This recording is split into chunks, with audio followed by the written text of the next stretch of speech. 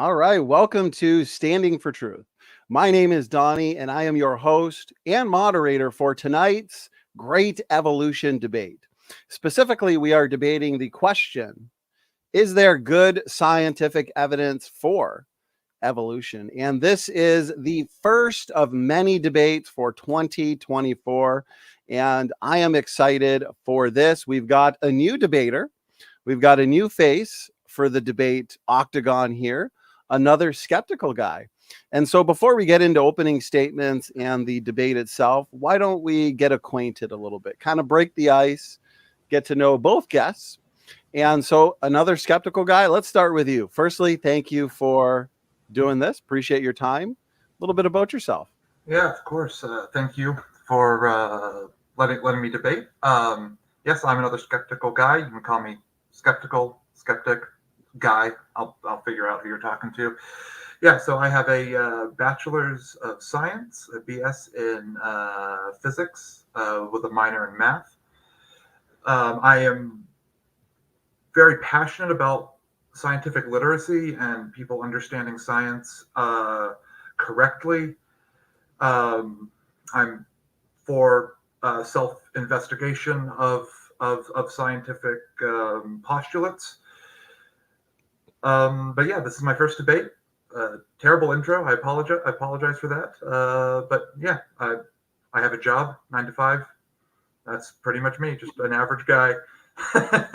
Average skeptical guy. So no, I appreciate it. That was a good introduction. Hopefully this is your first of many, as we do certainly enjoy debates around here on Standing for Truth. So appreciate the intro. Dr. Dino, great to have you back. Brother, you're certainly no stranger to Standing for Truth, nor debates in general. And so it looks like this is debate number 340. So Kent, how have you been? A little bit about yourself. And then just, you're good. Yep, doing great. My name's Kent Hovind. I've been a Baptist preacher almost 50 years. I taught high school science and math, including physical science, for 15 years. I believe the Bible is true, and evolution is one of the dumbest and most dangerous religions in the history of the world. Shouldn't be taught in public schools at taxpayer expense, that's for sure.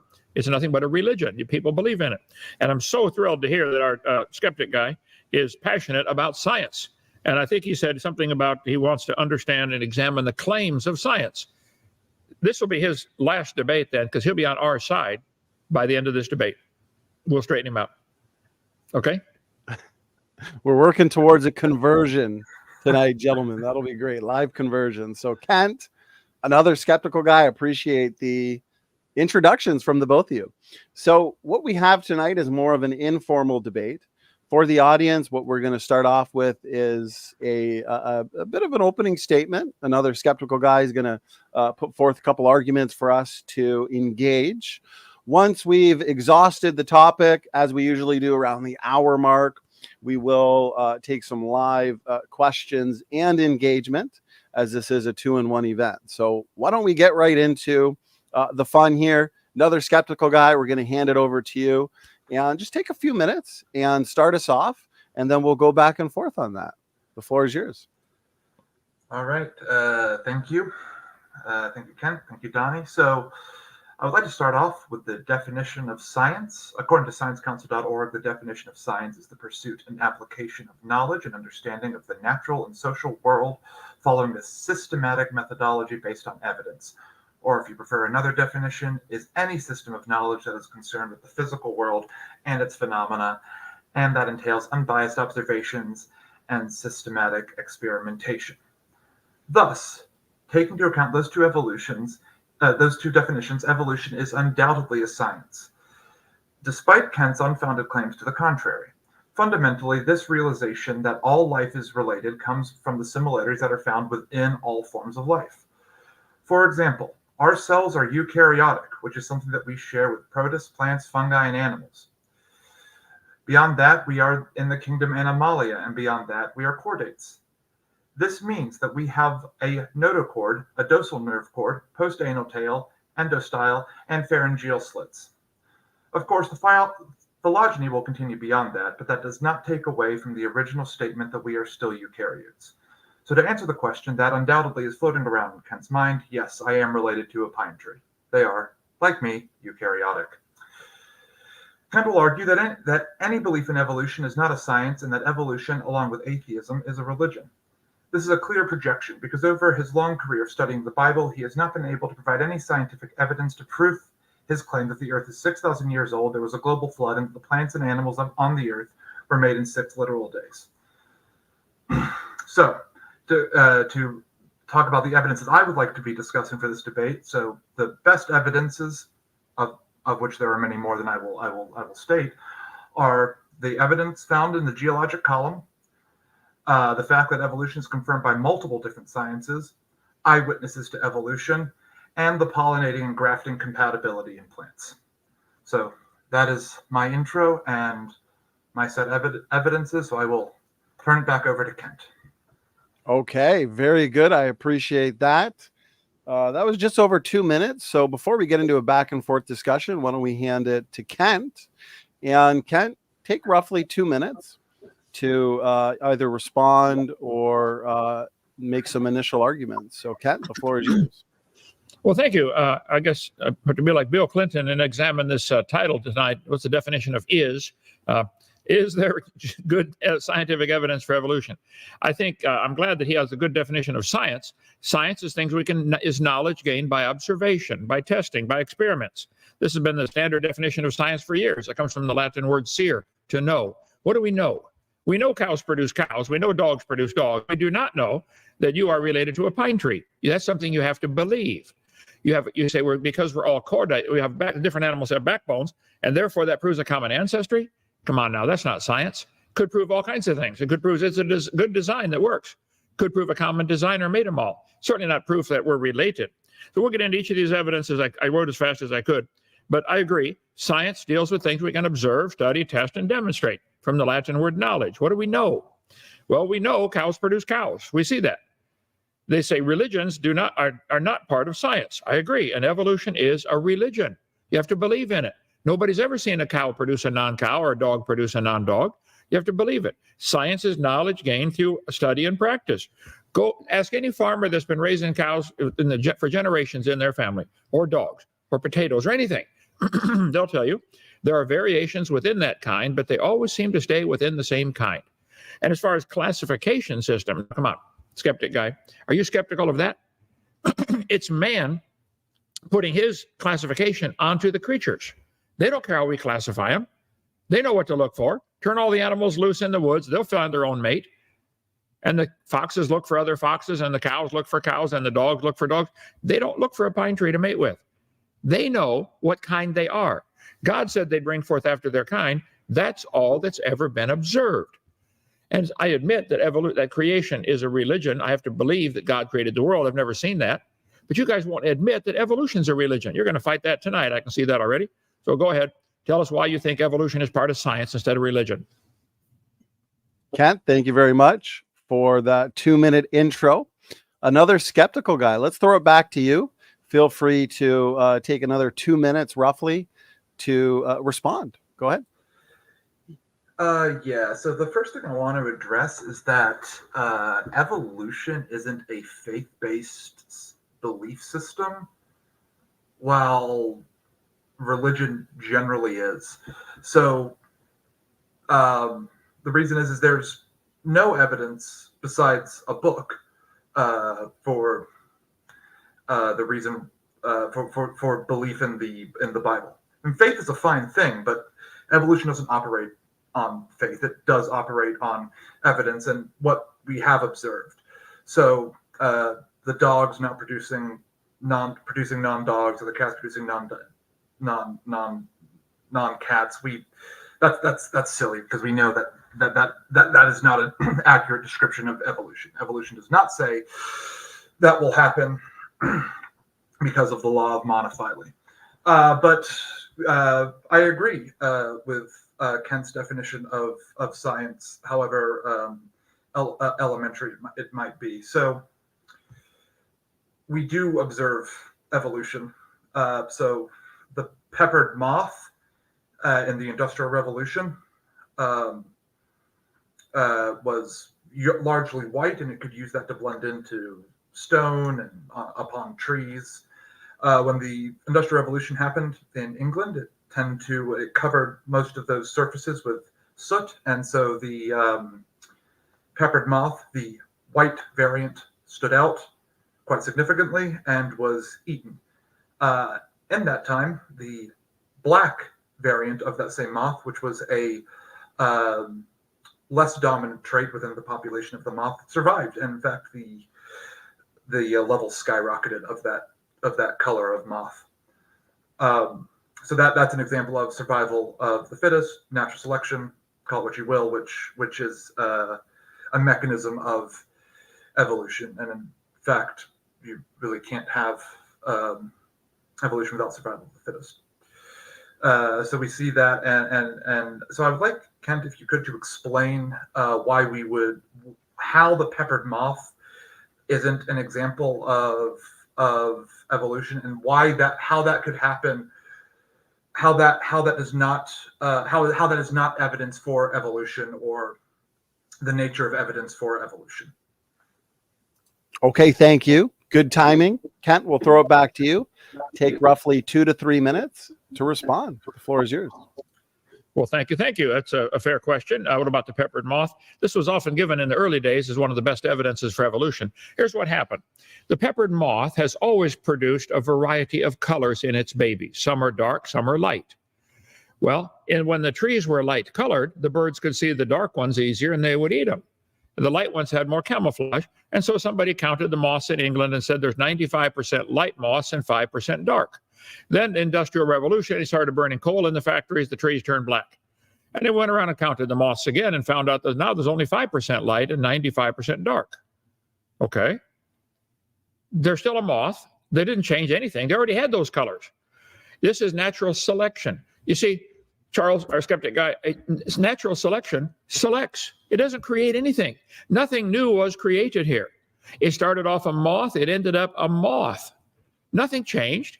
That's not evidence that the moth came from an amoeba and were related to pine trees. So this is one of the lies I cover in my textbook. It's in all the textbooks in my seminar. It's in all the textbooks, though, as evidence for evolution. Tulsa Zoo still has a big display showing how this is evidence for evolution. Here's a biology textbook, evidence for evolution. This is not evidence for evolution. It's evidence for natural selection. It's evidence the designer of those moths was really smart. He gave them the ability to produce a variety of babies, so some will survive whatever background they land on.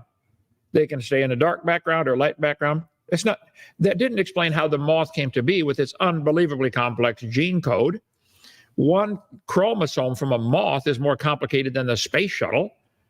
And you think it happened by chance? The fact that, see, natural selection or artificial selection, either one, they both select. They don't create anything. But you want to give it creative capability. So definition of evolution is one that definitely needs to be worked on here. Evolution, the textbook says, the process by which different living organisms are thought to have developed and diversified from earlier forms. Okay? The gradual development of something, especially from a simple to more complex form. We don't see this, okay? Evolution is a gradual process that changes place over many generations, during which species of animals and plants and insects slowly change some of their physical characteristics. This is dreaming. This isn't observed. We see selecting the dark moths or selecting the light moths. That's not creating anything. That's not evidence for evolution. Evolution is defined as a change in inherited traits of a population of organisms through successive generations. I believe what happened with the peppered moth, the Industrial Revolution darkened the trees. The dark moths survived better, more camouflaged against the background of the tree. The birds couldn't find them. And so when they cleaned up their factories over there and the trees turned light again, the population shifted right back to mostly light moths. And today, it's mostly light-colored peppered moth. But today, they still have some dark ones. This is part of the normal gene code of the moth. It's got nothing to do with evolution. Sorry, try again. All right. Thank you, Kent, for that roughly 2 to 3 minute response. Another skeptical guy, let's hand it back to you. Feel free to respond or rebut any point you'd like to. Yeah, so absolutely. There were two populations of moths, and the white ones were eaten and the black ones stayed around. So that same mechanism is the same mechanism of how evolution evolution works. They're the exact same mechanism. Both of those processes are the same. The trait there of the black colored moth was more suited to the environment in which the moth lived than the white colored, right? So if the Industrial Revolution continued in the same level that it did, with soot covering everything, then we would expect to see absolutely no resurgence of the white moth, except in very rare cases, and a continuation of just the black moth. So that is a specific trait naturally selected to continue the line of moth, because every species, everything in nature always wants to survive. That's the goal of everything in nature, is survival. So that same mechanism could be extrapolated to explain how simple, primitive life forms, and Kent, I understand that you don't like the word primitive, but I'm just using that term to diversify it from saying multicellular life forms, primitive life forms, how they became multicellular, more complex. You have one trait or a mutation that is beneficial, like in this case of the moths, the white trait, the black trait, and then that carries through. So I don't know how you can really say try again to that point when the exact same when that is an observed mechanism that we see through many different species. With various levels of importance, like bacteria being more resilient against vaccines, or perhaps mosquitoes being more resilient to insecticides. So we see it in moths, we see it in bacteria, we see in all these things of a good trait, of a beneficial trait, continuing through the line and then staying with that species. Why you need a new flu vaccine every year, because it's a new strain comes, a new mutation, a new resilience, etc. It is evolving because it has a trait that is beneficial to that species that was not there previously, change over time, and now we need a new flu vaccine. So how can you say with intellectual honesty that that is not an example of evolution? Okay, thank you for that response. We'll throw it back to Kent. And then since this will be a few rounds of 2 to 3 minutes each, we'll transition into more of a free-flowing phase where we can ask each other direct questions and converse more so. So Kent, you have 3 minutes for a response. Go ahead. Okay, first of all, what happened with the peppered moth was not an example of a mutation. They already had dark moths and light moths, nothing mutated at all. The ratio of the population changed, a ratio of an already existing population of dark and light moths. Study it carefully. Nothing changed in the moth. The ratio of the population changed. You could find cities where the population is largely Native American, or largely African American, or largely Norwegian American, but it's the ratio of the population. So you're incorrect if you believe mutations had anything to do with the peppered moth. And there are no such things as a beneficial mutation that have been observed.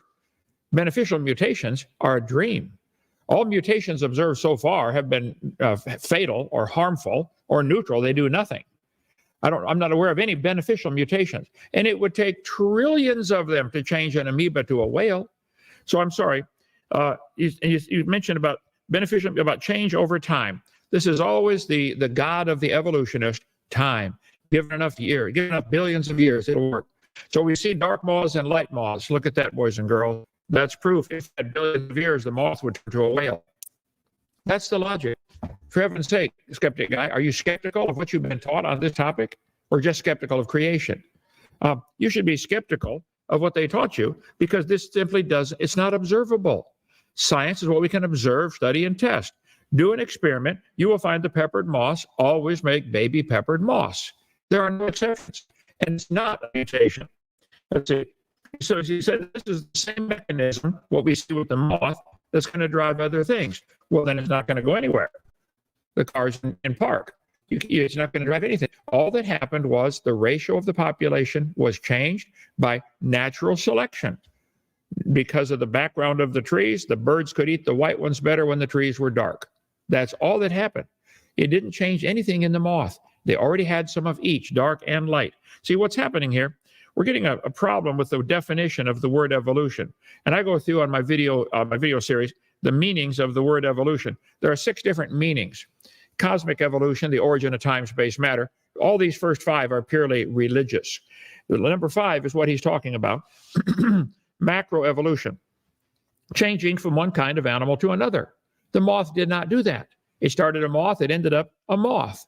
So I'm sorry, that's not evidence for evolution. And as far as bacteria becoming resistant to antibiotics, it's still a bacteria. You have a colony of bacteria, say you got 1,000 bacteria, and 50 of them are resistant to some kind of antibiotic. So the person takes the antibiotic, all of them die except those 50, because they already had a resistance. Then they take over and they make a bunch of babies, and now you got a whole population of bacteria that are resistant to the antibiotic. It didn't create anything. Some of them already had the resistance. It doesn't create anything, and that's not evolution. That's in that case artificial selection. A person taking antibiotic, killing off 95%, but not keeping the other 5 is the same as the peppered moth. You're right, it's the same mechanism, and it doesn't make anything evolve. But you guys have been taught, and you swallowed it. You should have been skeptical of that when they said this mechanism will change a moth to a whale over millions of years. You should have been skeptical of that. The other one, used insecticides. You spray insecticides to kill the mosquitoes in your yard. Let's say you got 1,000 mosquitoes, and 100 of them have a natural resistance to this insecticide. They've already got it before you started spraying. You spray the population, all of them die except those with the insecticide resistance. Then they make all the babies for the next generation. And after a couple of times of spraying, your spray does no good. And you're wondering what happened. The mosquito evolved a new resistance? No, some of them already had it. I'll tell you what, get your 1,000 mosquitoes and see if they're resistant to a sledgehammer. I bet you'll find none of them are resistant to a sledgehammer. You will wipe out the population if you can get them all. So the insecticide and bacteria antibiotic and the moth, what you've given so far is evidence of amazing design. God gave the creatures the ability to produce a variety of offspring.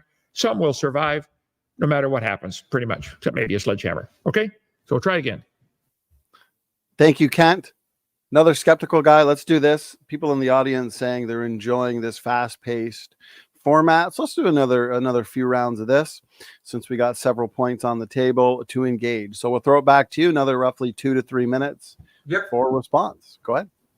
Sounds good. So I don't believe I said that what happened with the peppered moth was a mutation. I did say mutation, but not in reference to the peppered moth. I believe I said that was a trait. So, right, you have a population of mosquitoes. You spray them with, so you've got 100 mosquitoes. You spray them with insecticides.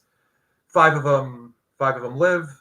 They reproduce, and then they produce another clutch spawn of mosquitoes with that same resilience in it, and that goes down the line.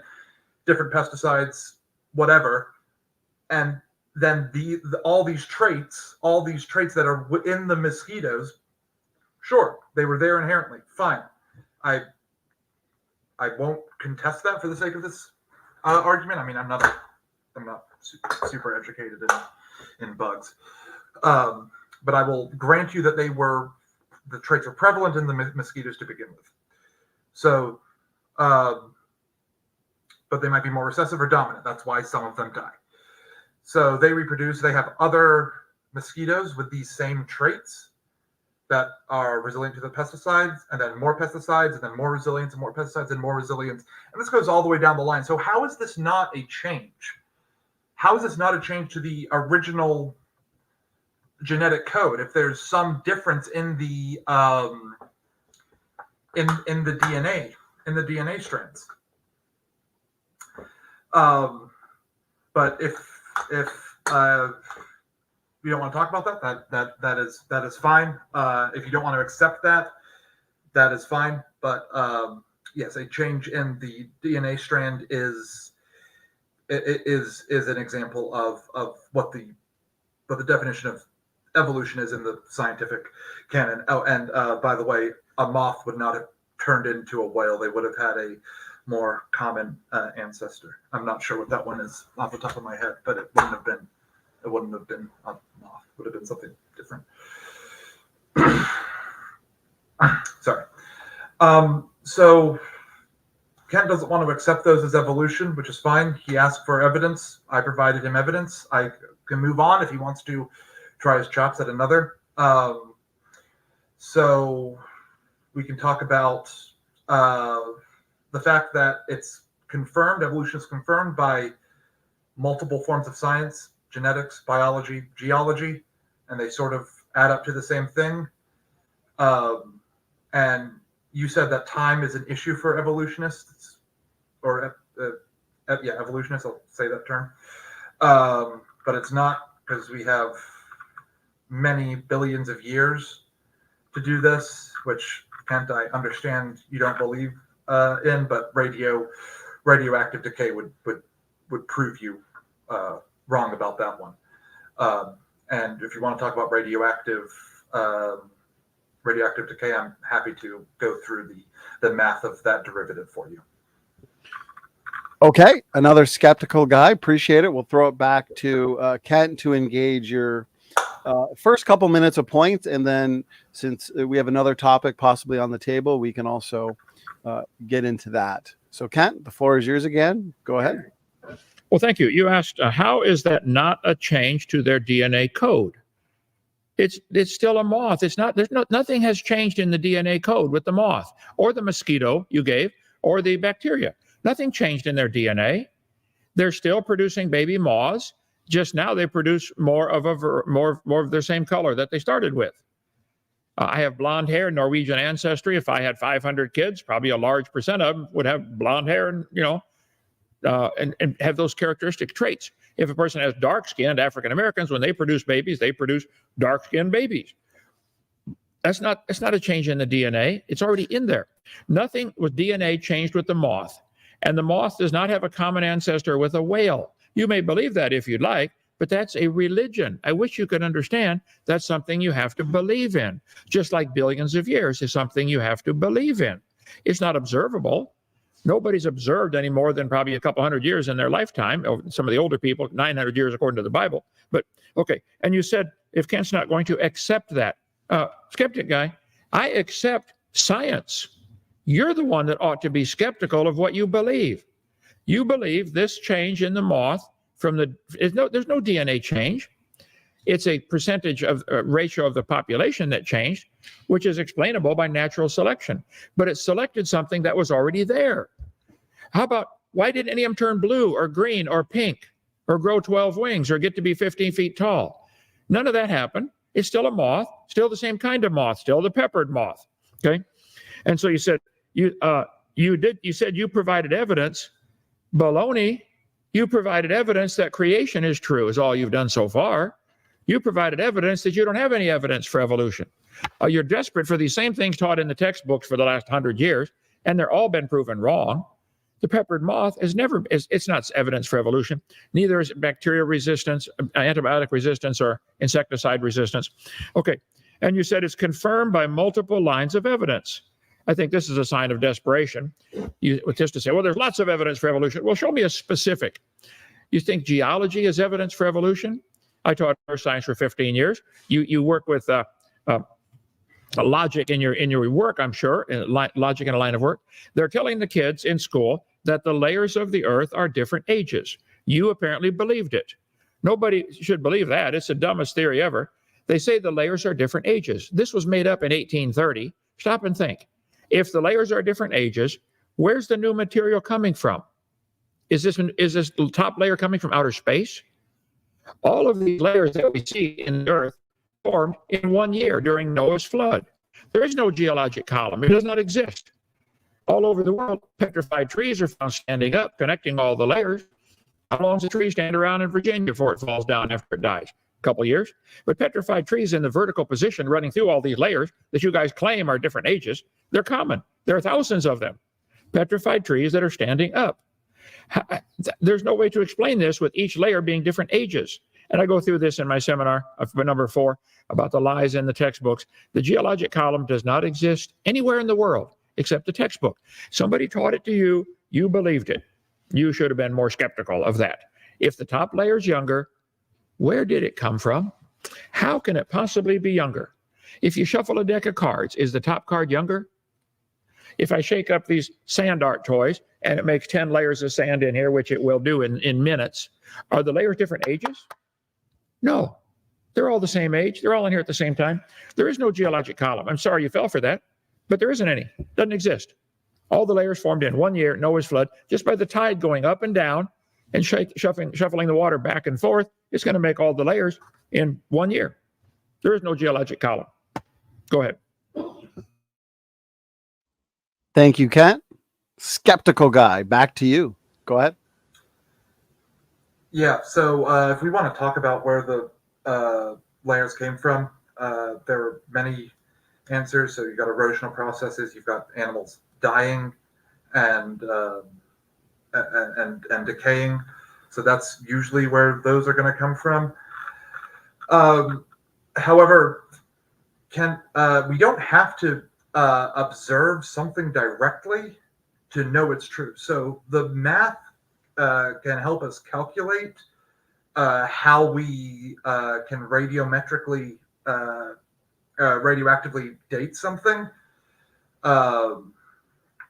argon, carbon, whatever, and we can derive those numbers, those half-life equations, those the radioactive decay constants. We can calculate those with just a little bit of knowledge of calculus and observation.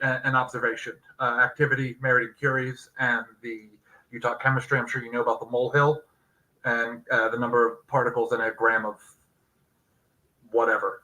So we can calculate those with pretty hard evidence based on observational science, which I know you like, I like. Math is also a descriptive force in which we understand the world, know science. So that's how we know that the layers are different ages, and the geologic column does exist. You can go to the Grand Canyon, you see all the layers. They have different ages. I know you don't like to accept that the Grand Canyon is different ages, but you can calculate it. I mean, you can with the correct instrumentation calculate the activity, calculate the amount that's there, and you can figure it out. And then from the math, we can extrapolate the age of the fossils. And that is, for my money, that is the best evidence of evolution, which is the geologic column, and the fact that we don't see certain fossils in certain layers of rock. And I don't necessarily know if you have an answer to that one.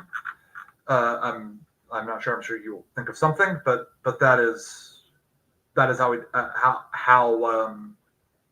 we know that the Earth is 6 million,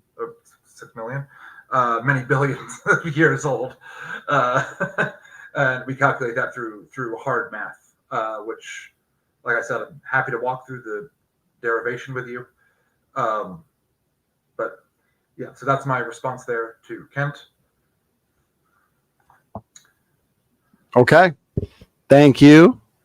Another skeptical guy, and Kent, we'll throw it back to you. Floor is yours. All right. Well, thank you so much. I happen to love mathematics. I taught it for 15 years. It's called algebra, geometry, and trig, and I'll be glad to do the hard math with you if you would like. But I think you're missing the logic part that goes behind. Let's take carbon dating, or potassium, argon, or rubidium, strontium, or lead-208, lead-206. All the dating methods, carbon-14, carbon-13, all of them are based on a decay of a certain element that is radioactive. I understand it pretty well. Let's take the logical part.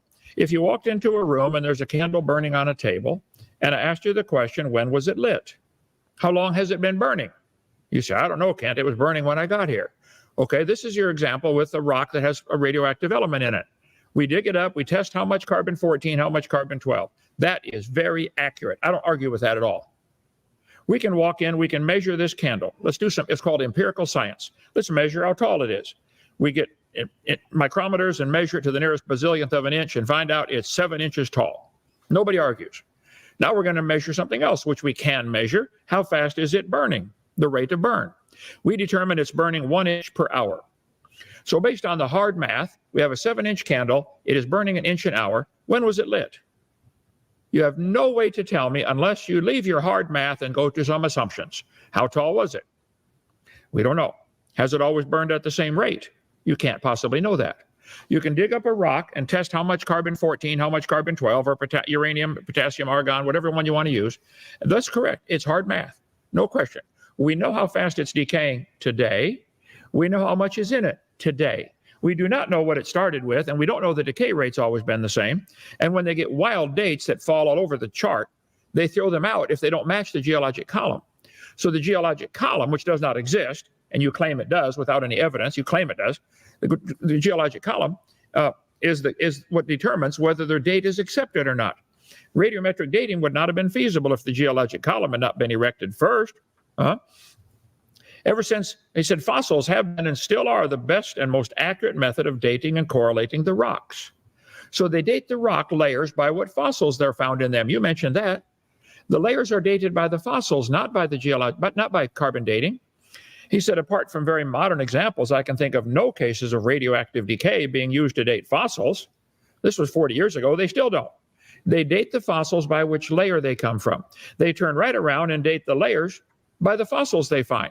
I'll give you another logical conclusion since you're skeptical. If clams are generally found at the bottom of the geologic column, and they are, and there is no column, but if they're found at the bottom, the logic from the atheist is, well, clams evolved first.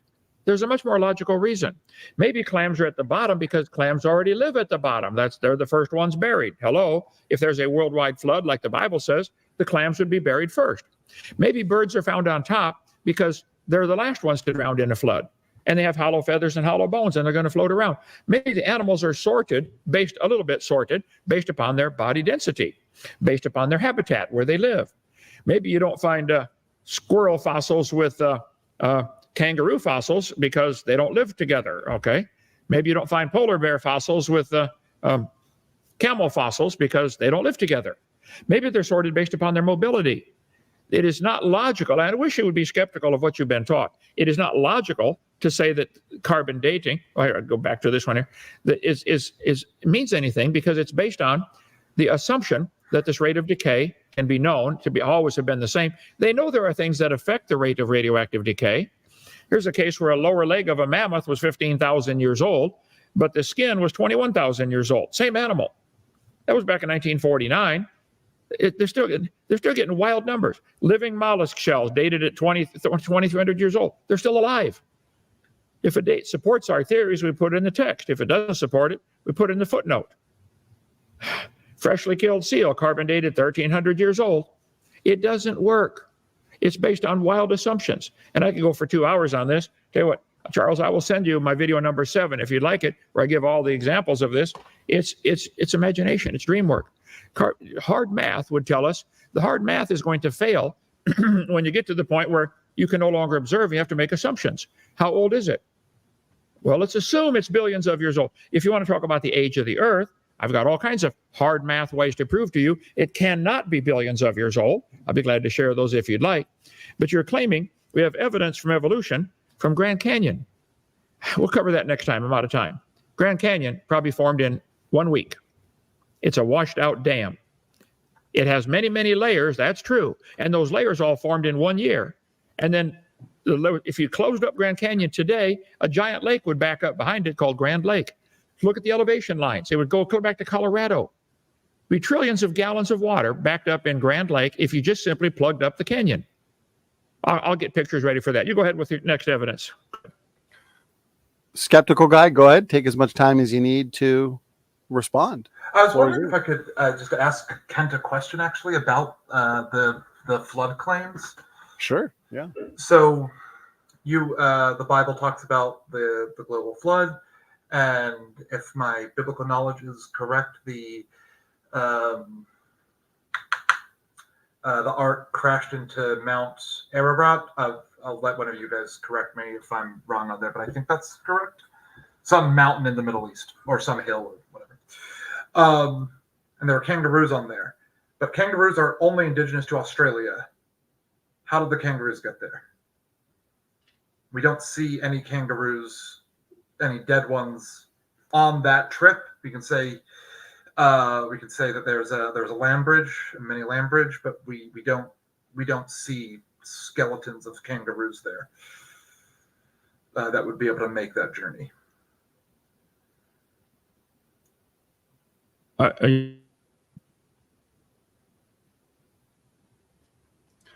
Donny, is it my turn? Yes. Feel free to respond. Sorry. Sure. Yeah, I should have said it. Yeah.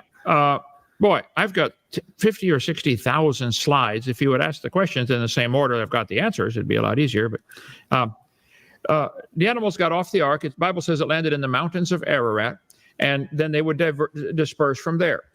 If you look at the globe, and I've got pictures of all this on my video number 6. I can't find my slides quickly enough, but people say, do you think the continents were ever connected? I say they're still connected right now. All the continents are connected right this minute. Some of the places are underwater, but they're still connected. If you took all the water off the planet, you'd see there's dirt underneath everywhere. Okay? But they're separated by water. Well, yeah. But between Australia and Vietnam, if you Google, just look at the continental shelf. The water in here is about 40 feet deep. If you lowered the oceans at 200 feet, everything would be connected. The English Channel is, 30 miles wide between England and France, and only about 100 feet deep from here to the back door. If you lowered the oceans a few hundred feet and froze all that water, if you made the ice caps bigger, which we know they were bigger, there's evidence clear down to Kansas City that there was ice age. If the ice caps were bigger, that makes the oceans smaller. That makes the continents larger, and the animals could walk anywhere. Between Russia and Alaska, the Bering Strait, it's 60 miles wide, only about 100 feet deep. The oceans average 12,000 feet, average. Lowering the oceans 200 feet and freezing that water, sticking it on the North and South Pole, larger ice caps, shrink the oceans, enlarge the continents. I think the ice caps were huge at the end of the flood. And I cover in my video series where the ice age fits right into the beginning of the flood. When they got off the ark, they could walk anywhere. You could walk anywhere. Wouldn't we expect to find fossils, bones of kangaroos at making that journey? Fossils don't form today. How many animals died in the last 50 years? How many animals died in the last 5 years? Colonel Sanders killed millions of them to make chicken sandwiches out of them. So none of them fossilized. Animals aren't fossilizing today. Show me an example where we find mass graveyards of fossils. There's no been enough time for them to lithify. Fossils don't form at all unless they're buried quickly under the right conditions. I think Noah's flood probably made nearly all of the fossils in the world in 1 year. Fossils aren't forming today. Show me where they're forming. There are herds of elephants, mammoths that are found fossilized. Thousands and thousands of mammoths, giant mammoth graveyards. So show me where they're happening. You don't expect those bones to lithify and become fossils? Animals die. Why would that? How? Yeah. So my question with that is, why would that not be the case? When we find bones, we see them fossilized. Why would we expect a different process to happen? Why would we expect it not to happen now?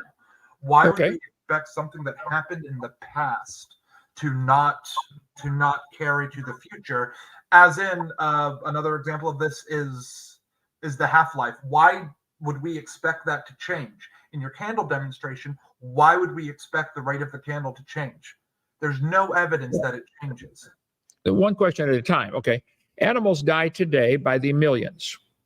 They are scavenged. The animals drag the carcasses all over the place to find fully articulated skeletons, all the bones still together. Thousands of dinosaurs are found buried in the drowning position with their neck arched back like they're trying to get one more breath. Their neck is up. All the bones are still together. If they had died and just laid there for even a week, they would have been scavenged. The buzzards would have picked people off, picked bones off. They wouldn't be articulated skeletons. There are millions of fully articulated skeletons. They had to be buried alive or buried quickly after death and preserved from scavenging. Animals today die and they're scavenged, and the bones themselves rot. We dumped a bunch of cow bones off here in our part of our tour, 2 years ago. They're already decaying badly. They'll be gone in 3 years. They'll turn to dust. And fossils don't form unless they're buried quickly. Noah's flood is the best explanation. But you're missing a bigger picture here. I'm not demanding that all the taxpayers pay for my religion. I believe Noah's flood is true, but I'm not demanding that be taught in public schools. You guys believe the kangaroos are related to mosquitoes, and you demand that be taught in public schools at taxpayer expense. We're all paying for your religion. I resent that. I'm going to fight that till I die. If you want to believe in evolution, you want to think kangaroos and mosquitoes are related, you believe whatever you want. But don't call it science, and don't put it in the public school textbooks. It's not science. It's a religion. You believe in that stuff. These family trees you guys teach are pure propaganda. So people who are Christian and believe in evolution have two religions, or does one discount the other? Well, people can believe all sorts of things they want. People can believe crazy things, okay? You can be a Christian and believe in God and still believe some of the dumb things you were taught. Sure. That's why I'm here. I'm here to straighten you out, okay? So with your castle bone demonstration, have you tried exposing them to heat and pressure and see what happens to the fossil, what happens to the bones for a long period of time? We know we know animals, petrification can take place in a few years under heat and pressure, like you said.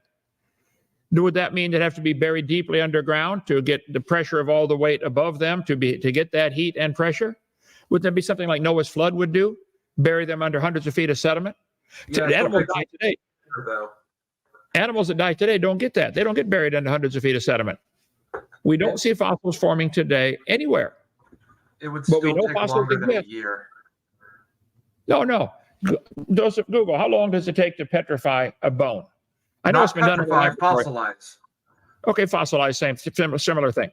A bone can be petrified, turned to stone, I think in less than a year, under heat and pressure. But you're not going to get that when it dies and lays on top of the ground. You're going to get scavenged. It's going to be dragged all over the place. They're going to chew the bones up. So get my dog out there. To the thing you said about the dinosaurs, arching their heads, gasping for breath. Do we see that in all fossils that are found? Or only some? Because if there's a worldwide flood, I would expect it to be all. And if it's not all, then something is very weird, or that dinosaur just died before that. Okay, well, I hope you're still skeptical of what you believe also. If there was a worldwide flood, billions of animals would be buried, and some would end up on top. The ones on top are likely to be scavenged. The ones that are buried are likely to fossilize. I think you'll find a mixture of both because of Noah's flood. To say that the Noah's flood is invalid because some of the bones are not still articulated it's not logical reasoning. No, it is. When you try to drown animals, no one. I couldn't understand a word of that. I said, if you try to drown animals, you would expect them to all try to gasp for breath, would you not? Well, they might have died for various reasons before. They didn't all die by drowning. The Bible says the fountains of the deep broke open. There might have been volcanic activity burying them in hot ash. I'll watch the video when I get to heaven and find out what happened exactly. Bury them in hot ash, and then the hot ash would have been. Actually, Kent, before you answer that, I want to pause just for 10 seconds. Skeptical guy, can you do me a favor and click the settings button right next to it's right on the StreamYard, right next to where it says present? Yes, I can. Click the settings, go into the audio. I noticed you got that nice headset, so I want to make sure that the audio is coming through the headset. Can you click the? It's probably doing my camera. I think it sounds like it. Is that better? Yes, a lot better, and I think that's going to help. Your viewers, and to you, Kent, and to you, Donny. No worries. It happens frequently, actually. So that should reduce any echo or anything like that. Your mic just evolved. So if you can you reiterate your last point in question, and then we'll throw it back to Kent to respond? Yeah. So my question was, Kent, you mentioned them being buried in ash, but then since the since the flood happened so quickly, wouldn't all the ash have been washed away by the flood? Or is it some special ash that doesn't get washed away by water? Okay, I think during Noah's flood, there'd be a variety of things happening at the same time. I think there are volcanoes going off right this minute. Right this minute, there are probably, 200 volcanoes right now going off someplace in the world, and they're producing ash clouds that are settling within an effective radius of that volcano. Sometimes they go for miles, sometimes they go for, not very far. And so the animals that are buried near those volcanoes will be buried in ash, but 20 miles away, they won't be buried in ash. How can you not get it? Part of the world, the whole world was flooded, and there's volcanic activity at the same time. At the same time, there's underwater mudslides happening because the crust of the earth is broken up. The flood would do all kinds of things. A worldwide flood would be catastrophic over the earth. Some would be buried and drowned in water. Some would drown and float and end up getting scavenged. Some would drown and get buried and end up getting fossilized. Get scavenged by what if all of the other creatures are underwater? Well, bacteria are still going to be around. Bacteria weren't involved in this. Bacteria certainly scavenge all the carcasses that landed. And insects aren't mentioned as going onto Noah's Ark. They could survive on floating log mats. But you're going off track here. We're not here to defend Noah's flood. The title of the debate was, is there evidence for evolution? And your only counter to the evolution is Noah's flood. So I'm going to bring it up. If you're going to bring it up, that's fair game for it to be questioned. Oh, okay. But the topic of the debate is there evidence for evolution? For you to be skeptical of Noah's flood, you're welcome to be skeptical, whatever you want. But you're off topic, because now I don't have to defend the Bible. I'm not demanding it be taught. You guys are demanding that evolution be taught in schools. You're demanding that all the kids are taught that they're related. Well, I'll show you here. Family tree. Here we have everything, and all the many forms of life on earth are descended from a common ancestor.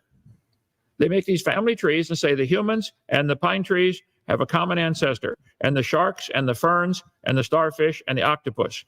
Do you believe this chart represents science? Yeah. Okay. Here we have a protozoa turning to a biology teacher. This is a public school textbook. Are you trying to suggest that evolution says one protozoa turns into one person? No. Trillions of protozoa turned into all the millions of people we have today. It's the same idea. It's still stupid. All trillion of them turned into? Oh, brother, come on. Why don't you be skeptical of what you're saying right now? Did single-celled creatures slowly evolve into humans? Textbooks say they did. Do you believe they did? Yep. Where's the evidence for that? Has anybody ever seen a single-celled creature, be it a bacteria, protozoa, amoeba, whatever? Has anybody ever seen one of those turn into anything other than a protozoa or a bacteria or an amoeba? Nobody ever seen this. I do believe we see in some algae single cells becoming multicellular. Well, the algae becoming multicellular, what happened? The algae became a colony that worked together. I think we've seen human beings get together and make an army. Okay, they're still individual human beings. It was single-celled creatures. And you think these single-celled algae getting together to make a colony is going to somehow turn them into a whale or a butterfly or a human? This is religion. This isn't science. Ask your question again. If I believe that, I'm just going to reiterate, and you can tell me if I've got it. Do you believe single-celled creatures, whichever one you want to start with, protozoa, amoeba, bacteria, I don't care. Do you believe single-celled creatures evolved into humans, like this chart showed? Yeah, over billions of years. Yep. Okay. Where is the evidence for this?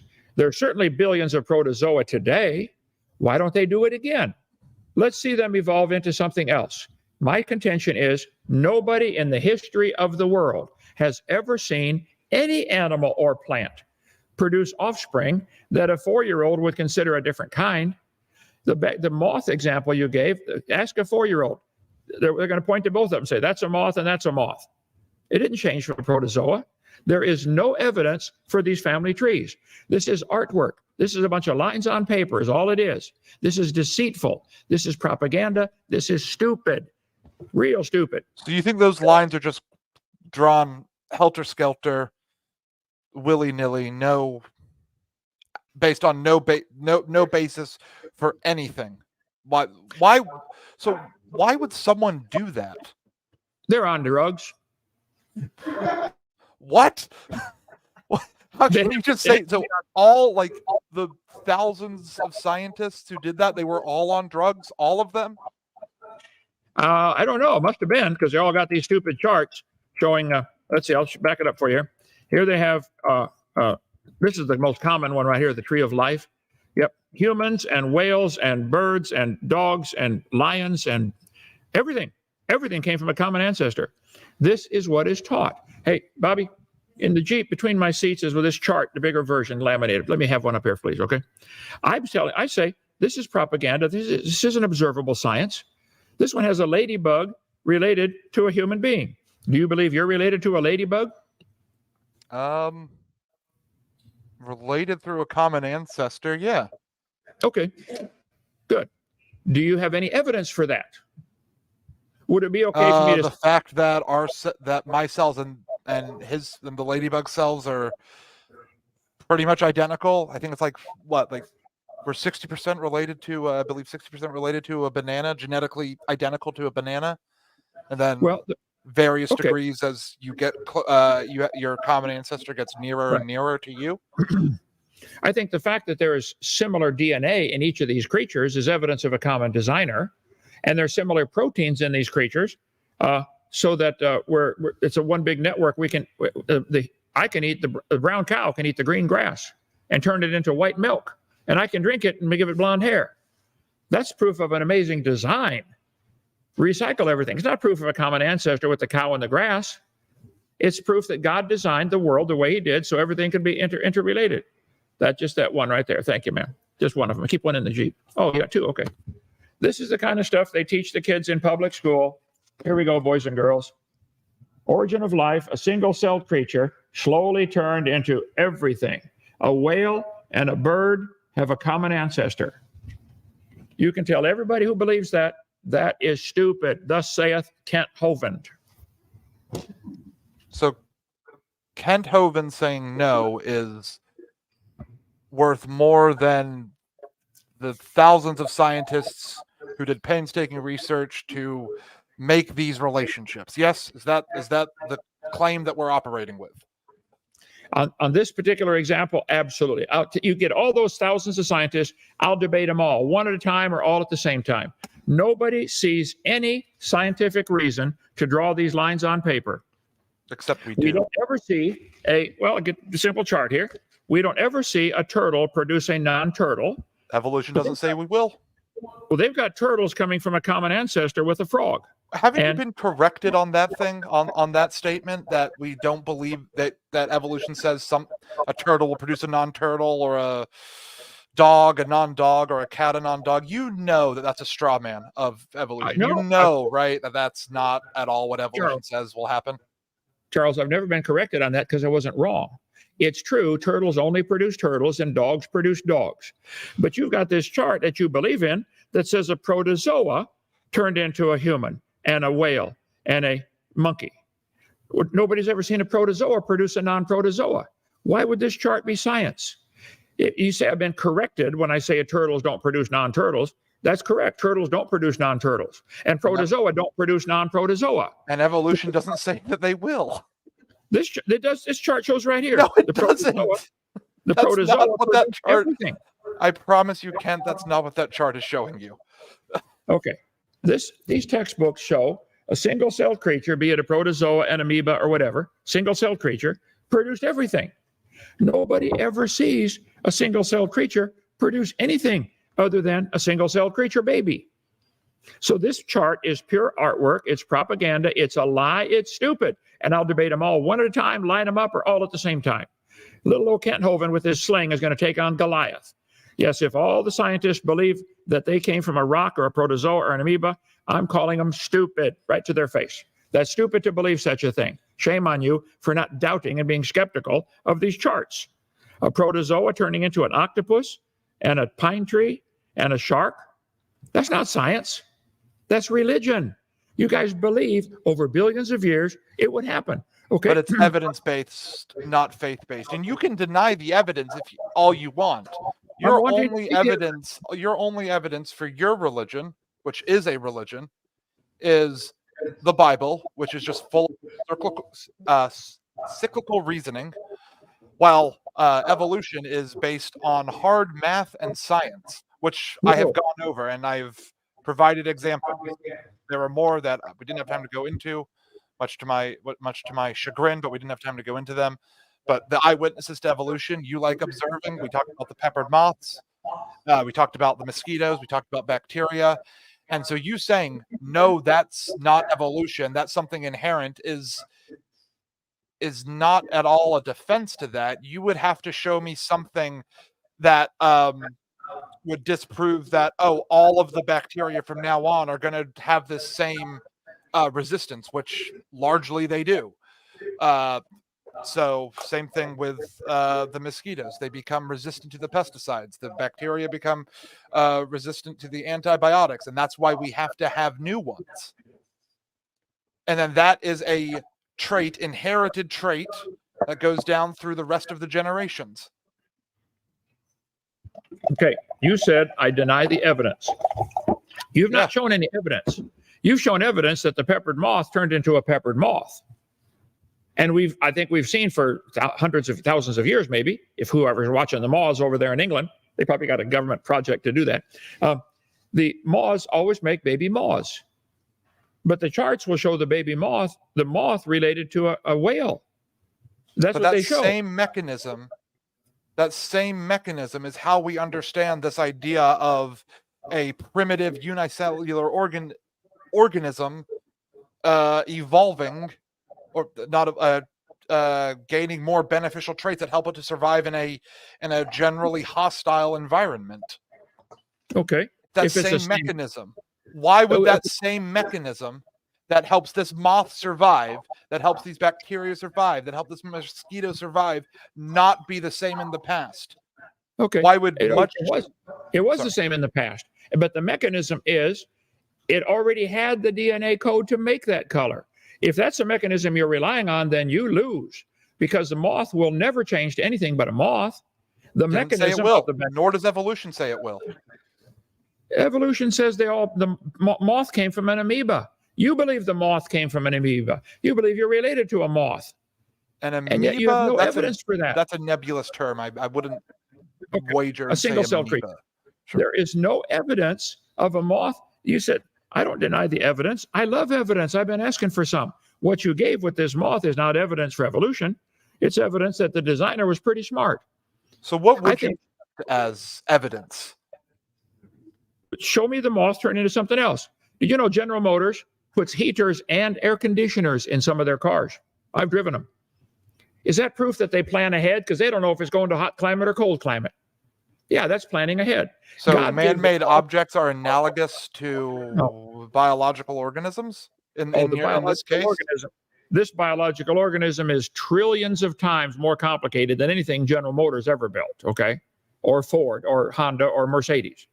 The peppered moth is more complex than the entire space program put together. The peppered moth DNA, the DNA is a 6-foot strand coiled up into a little bitty tiny ball that copies itself, makes a replica of itself. Google DNA replication.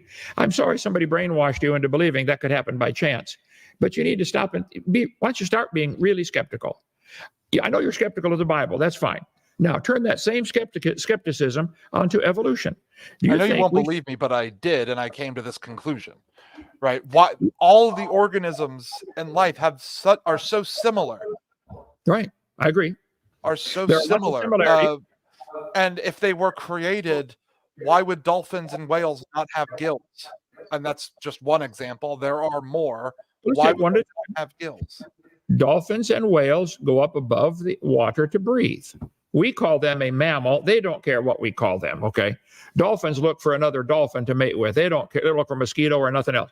So this whole classification system done by Carolus Linnaeus and other people, kingdom, phylum, class, order, family, genus, species, it's all man putting his classification onto the creatures. They don't care. Did you say that they're not mammals? They don't care. We've decided to make a list of qualifications for a mammal, and they fit that qualification of our list. But they don't care what we classify them. Whales and dolphins are considered mammals by man's classification system. Now, dolphins classify humans as stupid for believing they came from a rock. That's how they classify us, but they don't tell us that. They just get up and laugh at us. Watch them. Watch Flipper, okay? You believe you came from a rock. So these family trees are not science. This is artwork. This is somebody drawing lines on paper. There is no scientific evidence of any of this. It's propaganda is all it is. If you wish to believe it, that's fine. I don't care. Believe what you want. So don't call it science. So let me just get some biblical understanding here. God created everything and said it was perfect, right? Yes, that's a general idea in Genesis before the flood. God said everything was perfect, but let me qualify. I think God gave all of the creatures an amazing DNA code that has a great flexibility. Dogs can produce big dogs or little dogs. I think man has selected those genes to make little useless chihuahuas and great big Great Danes, but there's a limit. They're never going to get a dog as big as Mount Everest. Okay, there's a limit. They're never going to get a dog as big as a whale, but there are animals. A physical limit or a biological limit? I don't know. There's certainly physical and biological limits. We don't see this. But we know there's still a dog. Ask any dog breeder. They'll tell you, sure, there's 339 recognized breeds of dogs now in America, and they probably had a common ancestor called a dog. But they want to make these charts and say the dog is related to the crab and the pine tree. That's not science. It would be science to say the Chihuahua was related to the Great Dane. I'll go along with that. There are, 8 different kinds of squirrels that probably had a common ancestor called a squirrel. So what about dog and wolf? Are those related? Would you say I those think are dog, related? wolf, and coyote. Now see, whether the word related, you got to be careful with that word related, okay? But dogs, wolves, coyotes probably had a common ancestor. That doesn't mean dogs and tomatoes do. Do you believe dogs and tomatoes had a common ancestor? Do I believe that?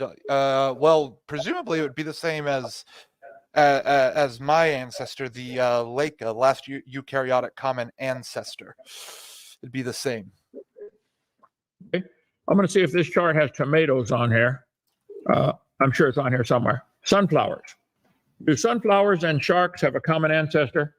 This textbook says they do. Probably also the Leica, last eukaryotic common ancestor. I didn't understand a word of that. Last eukaryotic common ancestor, Leica. Okay, eukaryotic. The fact that they're eukaryotes is, again, a common design of the cell structure. Does it have a nucleus wrapped in a membrane or not? Is the DNA floating freely in there? Does it have a cell membrane? Does it have a cell wall? Again, those are classifications man is putting on the creatures. We've decided to put the screwdrivers over here and the hammers over here. But why do we classify them like that? You say it's willy-nilly. I say it's not.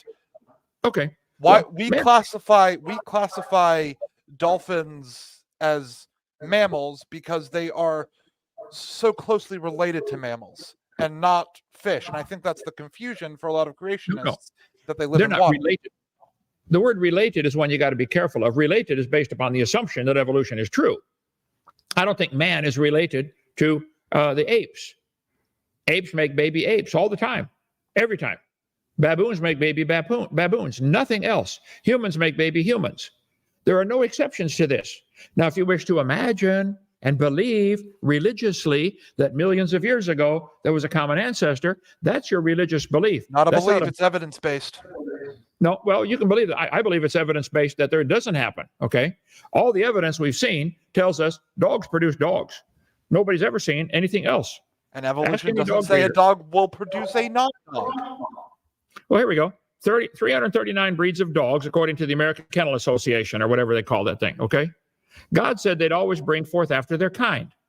God said this 24 times in the first 7 chapters of the book.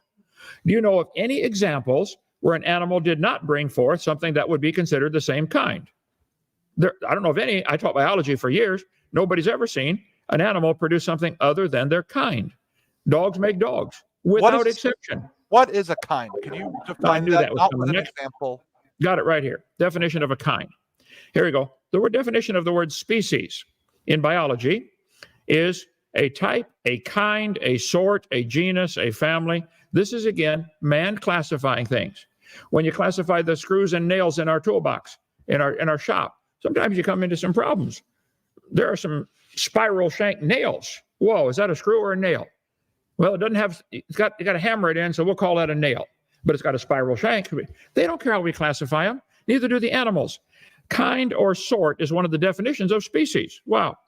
A group of animals that actually or potentially could interbreed in nature. So a species is a kind. Species Well, species and kind are very similar. But see, the word species is man's classification system. There are 26 different definitions of the word species. I've got them all right here if you'd like to read them. Definition of species: an organisms that can reproduce naturally with one another. National Pornographic. Okay. Species, Webster Dictionary, a kind or a sort. Wow, look at that. They'll tell you species. So you told me what a kind was, what a kind is by defining the word species. Okay, I'll tell you what the kind is. According to the Bible, they can bring forth. A dog and a wolf can bring forth a baby, a puppy. A dog and a pine tree cannot. A dog and a squirrel cannot. A dog and a dolphin cannot. So they're different about kinds. Clade, like a clade, right? Yes. Well, again, clade, kingdom, phylum, mass, order, family. How do you want to do a family? It doesn't matter what we call them. They know what their kind is, and dogs always produce dogs. To this day, scientists struggle with the definition of a species. They're fighting over the definition. Scientists struggle to determine what the species is. What is it? There's no general agreement among biologists on what species are, says a biologist at Southern Utah University. At last count, there are 26 published concepts in circulation. What is a species? They still don't know. I don't have to define a kind. I'm not asking the Bible to be taught in public schools. But you guys are claiming that these charts are somehow science, and we should teach this to all the kids, that they're related to a ladybug. Would it be okay for me to step on a ladybug? That'd be okay, wouldn't it? Would it be okay for me to step on you and kill you? I mean, there are many religions that say it's not okay to step on a ladybug. Oh, well, I think they're crazy, okay? I hit them all the time with my car. If they're dumb enough to get in the way of the windshield, that's on ladybugs. Them. Sorry, I thought you said you hit people of other religions with your car. I was very confused. Well, see, this is where would it be okay? Would it be okay for you to go next door and kill your neighbor's baby and eat it? No. Well, the lion does it to the zebra every day. Sure, yeah. And we kill cows every day to eat them. Well, hold it. They got right here on this chart, zebras and humans have a common ancestor. How come it's wrong for humans to go next door and kill the baby and eat it, but it's okay for the lion to do that to the zebra? What happened here?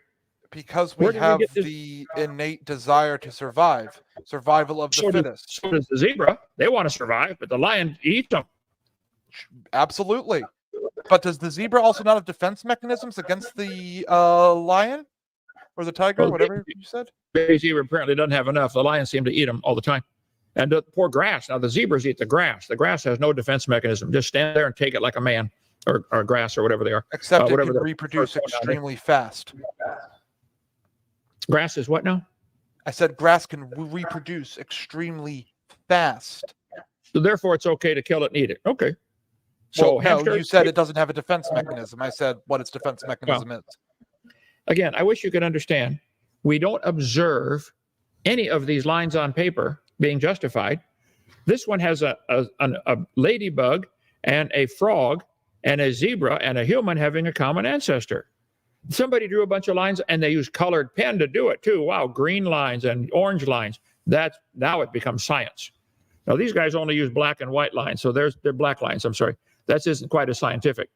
But they have the protozoa, the protists, turning into the fish and the humans, everything. You guys believe this. The title of the debate topic tonight is there evidence for evolution? Who is you guys? I want to know who this nebulous you guys are. Skeptics? Evolution believers? Atheists? Are you skeptical of these charts at all? Absolutely. Good. And they get better. Isn't that wild that they get better with every publication of a scientific textbook? Well, they get more color. They get better. That one that you just flashed by was from 1994. That I'm going to go ahead and say that's a little bit out of date. I didn't hear that. It's a little bit out of what? Out of date. I think the year said 1994. This one? No. I was on your slide. You flashed back. It said 1994 or something. Okay. Well, I got the 1994 textbook. It hasn't changed. There's a 2020 textbook. I can show you. They're still teaching the same thing. This textbook said in 1994, all the many forms of life on Earth are descended from a common ancestor. Do you still believe that? Has that changed? Do they still believe that? Yeah. Then what are you worried about the date for? They're still teaching it. It's still the same stupid idea. Okay, but the evidence contained in the books, the charts that are just, according to you, randomly drawn, which aren't randomly drawn, they're backed up by the evidence, by the phylogeny, by the genetics. It gets better with increased instrumentation, better technology, et cetera, et cetera. So I don't know why you keep harping on the textbooks and saying that, oh, they say this. It's like, sure, but sometimes it gets a little better. Sometimes that's the nature of science. The nature of science is it naturally changes. It's a self-correcting process. Creationism isn't. I will tell you, the artwork is getting better. The printing is getting better. We now have high-resolution printers, and so they're telling the lie more accurately as far as better printing and better colors, and they got sharper lines on the paper, but it's still stupid. Nobody sees a cow produce a non-cow. Sharks make baby sharks. There are no exceptions. How many times do I have to say I agree with you that a cow won't produce a non-cow? Will you stop saying it? Evolution doesn't say that will happen. I don't say that would happen. No one teaches that evolution says that will happen. Why do you keep saying the cow non-cow thing? Because they've got the cow connected to a ladybug and a snail on their charts, and yet they don't reproduce anything other than a cow. How can cow you not connected through what? Another cow? Is it another cow? I don't think it's another cow. Do you think a cow came from a non-cow somewhere back in the distant past? Come from? That's a weird word. So like, descended. According to the law of monophyly, it's never going to outgrow whatever it was before. That's why trees and me and you and all animals are eukaryotic. How can you not see the contradiction of what you just said? If they can't outgrow their ancestry, how did the amoeba outgrow Is it still his? a eukaryote? Well, here we go. They got the amoeba, the protozoa, whatever you want to use, protozoa, amoeba, it doesn't matter. The single-cell creature turned into everything. This protozoa outgrew its ancestry. Wow. Or are they all still eukaryotic? That means nothing. That means a cell structure thing, the eukaryotes. So they got the same cell structure. That doesn't prove a common ancestor. You're completely avoiding the question, Your Honor. This witness is evading the question. Do you believe the protozoa turned to all these things on the chart, and did it outgrow it's no longer protozoa? You're saying, well, it's still eukaryotic. Protozoa? Are we back on once again? I am not a microbiologist, so I could not tell you if we came from a protozoa or an amoeba, but I'll say single cell, I'll say eukaryotic cell. We are still all eukaryotic cells. Well, battleships and forks are both made of iron. Does that prove they evolved from each other? Man-made. They are man-made. They are not biologic. They are not. Well, whether it's man-made or God-made, we don't see these changes. You guys believe that the humans and the fern ought to have a line drawn between them. You believe the shark and the fern and the starfish and octopus had a common ancestor. I'm just saying that's not science. Here we have, is there a cow on this one? I'll tell you what, I will draw my own chart and put a cow on there just for you, okay? The cow, they've got it related to everything. Cows, mollusks, slugs, butterflies, spiders. This isn't science. This is propaganda. I'm sorry you fell for it, but it's all nothing but propaganda. It's a chart that somebody drew. We don't ever see protozoa produce non-baby protozoa. And some of them have a generation time of 8 hours. Get born, grow up, get married, have babies, 8 hours. You can see 3 generations in one day. So one scientist in 50 years could watch probably several million generations. I don't know, take 3 a day times, 365.244 and 2422, days in a year, counting leap year. And you can see a lot of generations in one lifetime. Nobody has ever seen what is represented by this chart. It's not science. You're supposed to present evidence tonight that there's scientific evidence for evolution. The peppered moth doesn't do it. The resistant to bacteria doesn't do it. The mosquitoes becoming resistant to pesticide doesn't do it. Well, they do, because they meet the understood and codified definition of evolution. I think if you studied the history of science, you would have to agree there have been hundreds of times where all the scientists were wrong. And like the Wright brothers said, we're going to get a heavier than air machine to fly through the air. Everybody said, can't be done. Everybody was wrong, weren't they? Everyone Well, did. no, the Wright brothers were right. That's why they're named Wright brothers. Okay, otherwise they'd be the wrong brothers. But they believed a heavier than airplane could fly through the air, and they did it, and they're still doing it. I had one flew over here today. So I think that there have been many times in history where all the scientists believed something that wasn't true. We have that example going on right now today. Not all, but a lot of scientists believe they're related to a protozoa. You tell them Kent Hovind said they're wrong. I'll straighten them all out. I'll debate them all, one at a time or all at a time. You haven't given any evidence tonight for this chart other than you believe it happened long ago and far away. You're relying on an unseen... Far away? Okay, long ago. That's an unseen force that time can do something that we don't see happen today. Well, we don't see it happening, but it happened in the past. Yep. Okay, that's a religion. And there is the nuclear physics proves that we have that much time. You don't deny that. The math shows that we do through derivatives, through a lot of calculus. Generally, we get that radioactivity constant, radioactive decay constant. Calculate the half-life. You go from there. Okay, so, for the sake of argument tonight, I will give you trillions, quadrillions of years. Okay. I think I can prove that's wrong, but we don't see any changes like this. We see the peppered moth that already had a resistance to the bird seeing it on light background.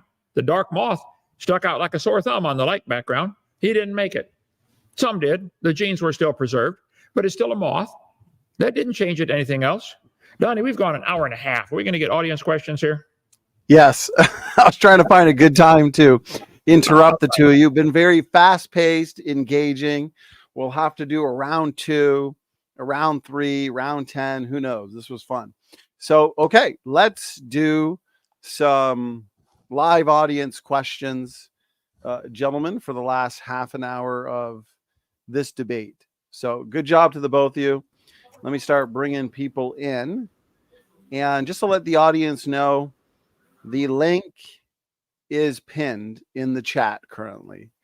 And so whether you're a creationist or an evolutionist and you want to come in for Q&A, you have a question or a challenge, an objection, something like that, please do click the link and just make sure to keep it professional. Okay, so what we're going to do is go around the room with the guests that we currently have. And I do want to make sure that we're sticking, excuse me, to questions. And so questions end in question marks. I just want to make sure we don't have any lectures or monologues or anything like that going on. And that way we can move around the room rather smoothly.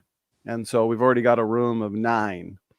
Okay, so let's start with first one in the room, I believe, is Robert Jenkins. So Robert Jenkins, appreciate you joining, and give yourself a real brief intro.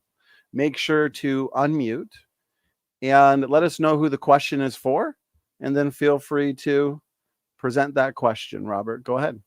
Oh, yes, sir. Gratitude, Donny Budinsky, and God bless you all, by the way. I hope you all have a blessed night. And I'm a young earth creationist, believer of Christ. You know, I strive to follow in his footsteps every day. And my question is for another skeptical guy. Ken Hovind, he gave an example about how, like, basically he was saying, the example was saying how just because two things have similarities doesn't mean they're related. And other skeptical guy, you said man-made, but that's irrelevant, right? Because the principle is that just because two things are related doesn't mean like they're the same or they came from one another. Did I miss the question there? Is he? Oh, I think Robert might have accidentally dropped. I think he's on his phone, but he is back. Just one second. Okay. Robert, we thought you got raptured there for a second, but you're back with us. Yeah, that would be awesome. But yeah, I'm back. I'm sorry about that. No worries. If you wanted to reiterate your question for skeptical guy, go ahead. Oh yeah, my question was merely how how skeptical guy, he was saying how what Kent said, Kent's example was man-made, but my response to that, my response to that in the form of a question is, don't you believe that's relevant? Because the principle still applies. Just because two things aren't related doesn't mean, I mean, just because his example was basically saying, just because two things are related doesn't mean that they came from one another or are the same. So I don't think I ever claimed that because two things are related, they came from one another. I believe my claim was that they will share some common ancestry. That is the claim. As for the man-made thing, why I think that's not relevant, I guess one of the biggest reasons for why that's not relevant is the cell story, not cell structure. The compounds in the in man-made objects and organic objects. You've got the you've got organic compounds, organic molecules in cells. You don't have that in inorganic compounds. Different lattice structures. You've got cyclocarbons in organic, and overall organic systems are generally more complex, and that's why we have inorganic strata before we have any organic strata. So it's that level of organization that differentiates the two, and why I don't think that it's relevant to the conversation. Okay, let's now hand it to Kent in case he had any thoughts. Kent, any thoughts, brother? I'm glad he said something a minute ago. I don't think he understood what he just said. Or organic things are more complex than man-made things. Yep. I agree. A single cell protozoa is more complex than a Corvette Stingray. Way more complex. Nobody with one brain cell functioning would believe the Corvette could make itself, but you believe the single-celled creature made itself over millions of years. Could the Corvette make itself over billions of years by rattling parts in a parts factory? No. You see that a man-made object has to have a designer, but you don't see that a single cell had to have a designer. Are you afraid of the designer for some reason? I don't understand. What are you running from? Afraid of the designer? I see no evidence of a designer. It's the organization of the organic compounds and the organization of the inorganic compounds that is completely different. Organic compounds generally have the ability to reorganize themselves, organize themselves differently. Inorganic doesn't. They can't do that. There are chemists who can probably give a more salient answer than I can, but that is my understanding of that, of why it's not relevant to say, because we don't see this with inorganic compounds, inorganic material. Therefore, we can't see it with organic material. It's apples and oranges, the two completely different fonts of chemistry there. Go ahead, Kent. I'm muted somewhere. Okay. Yeah. We don't. You said organic compounds can organize themselves. They can reproduce themselves. A Corvette can't reproduce itself. It can't organize itself. So the living things, every living thing that we see, from a protozoa to a whale, is so complex. Humans have 11 systems: skeletal system, muscular system, digestive system, balance system, reproductive system. They all are interrelated. They all work together, and you don't think it had a designer. But you look at a Corvette, which has, let's see, a braking system, a transmission system, a propulsion system, some kind of, and nobody would dream that made itself. But you think the human, which is a quadrillion times more complex than a Corvette, just made itself over millions of years.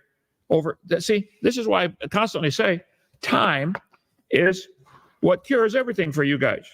You think over millions of years. Let's see, here's your God right here. Oh, magic ingredient, wrong slide. You think time is going to do it. Alt DV, sorry about that. Here is the magic ingredient for the atheist.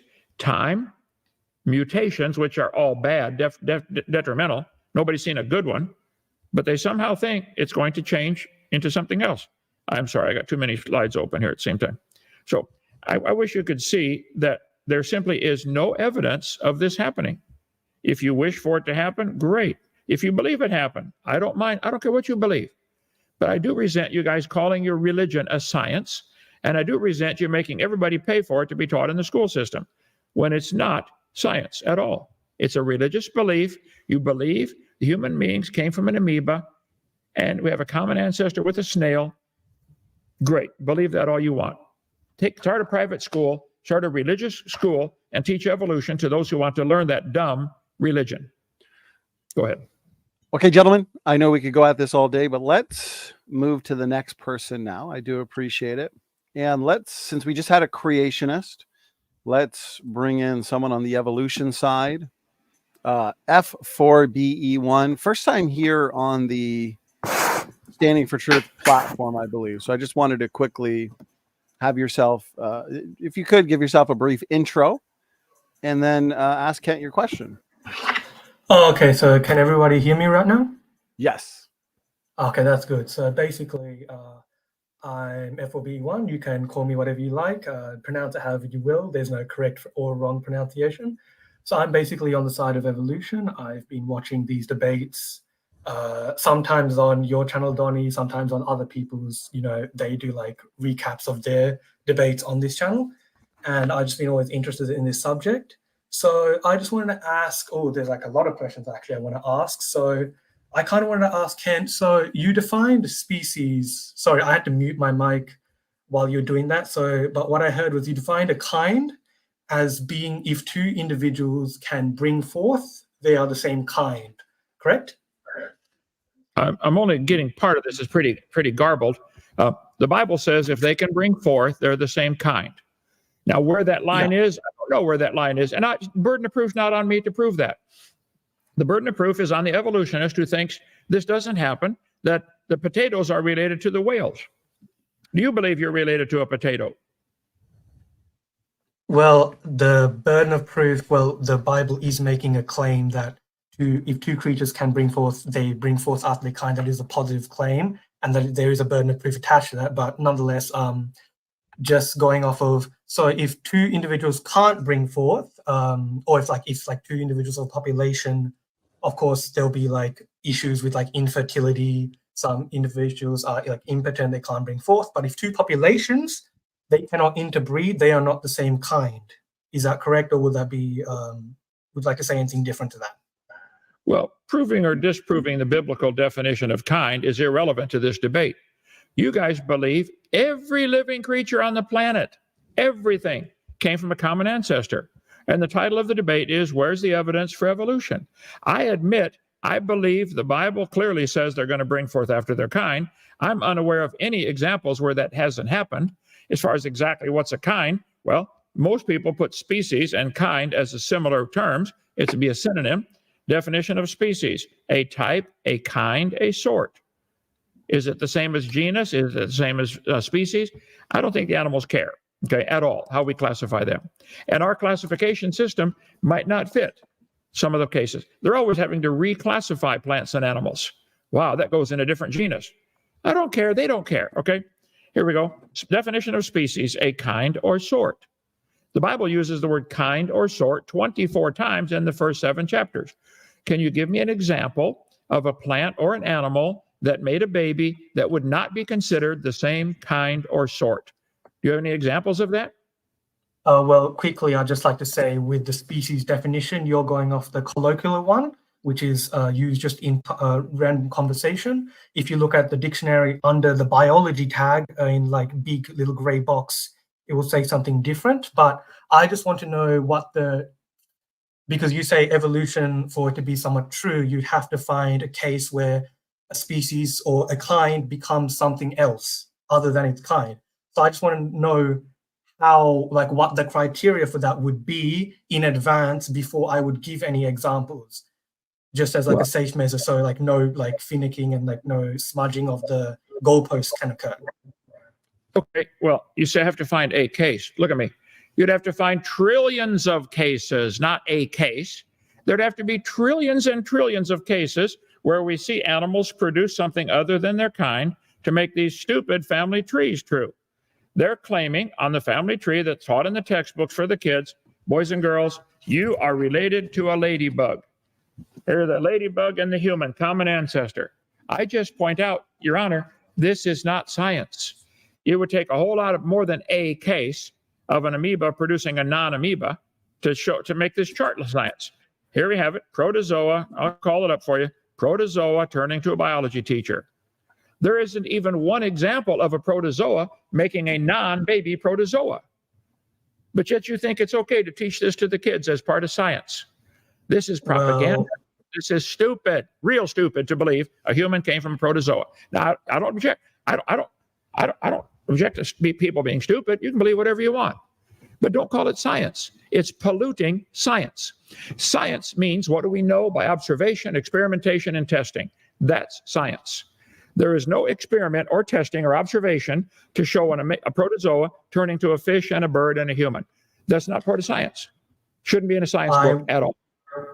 Okay, well, I think I might have an example of a species sort of specification that would align with not being in the same kind, but I'll just like a definition real quick, just like a concrete definition that a kind means that two populations or two groups or like individuals, if they can't bring forth together, they are not of the same kind.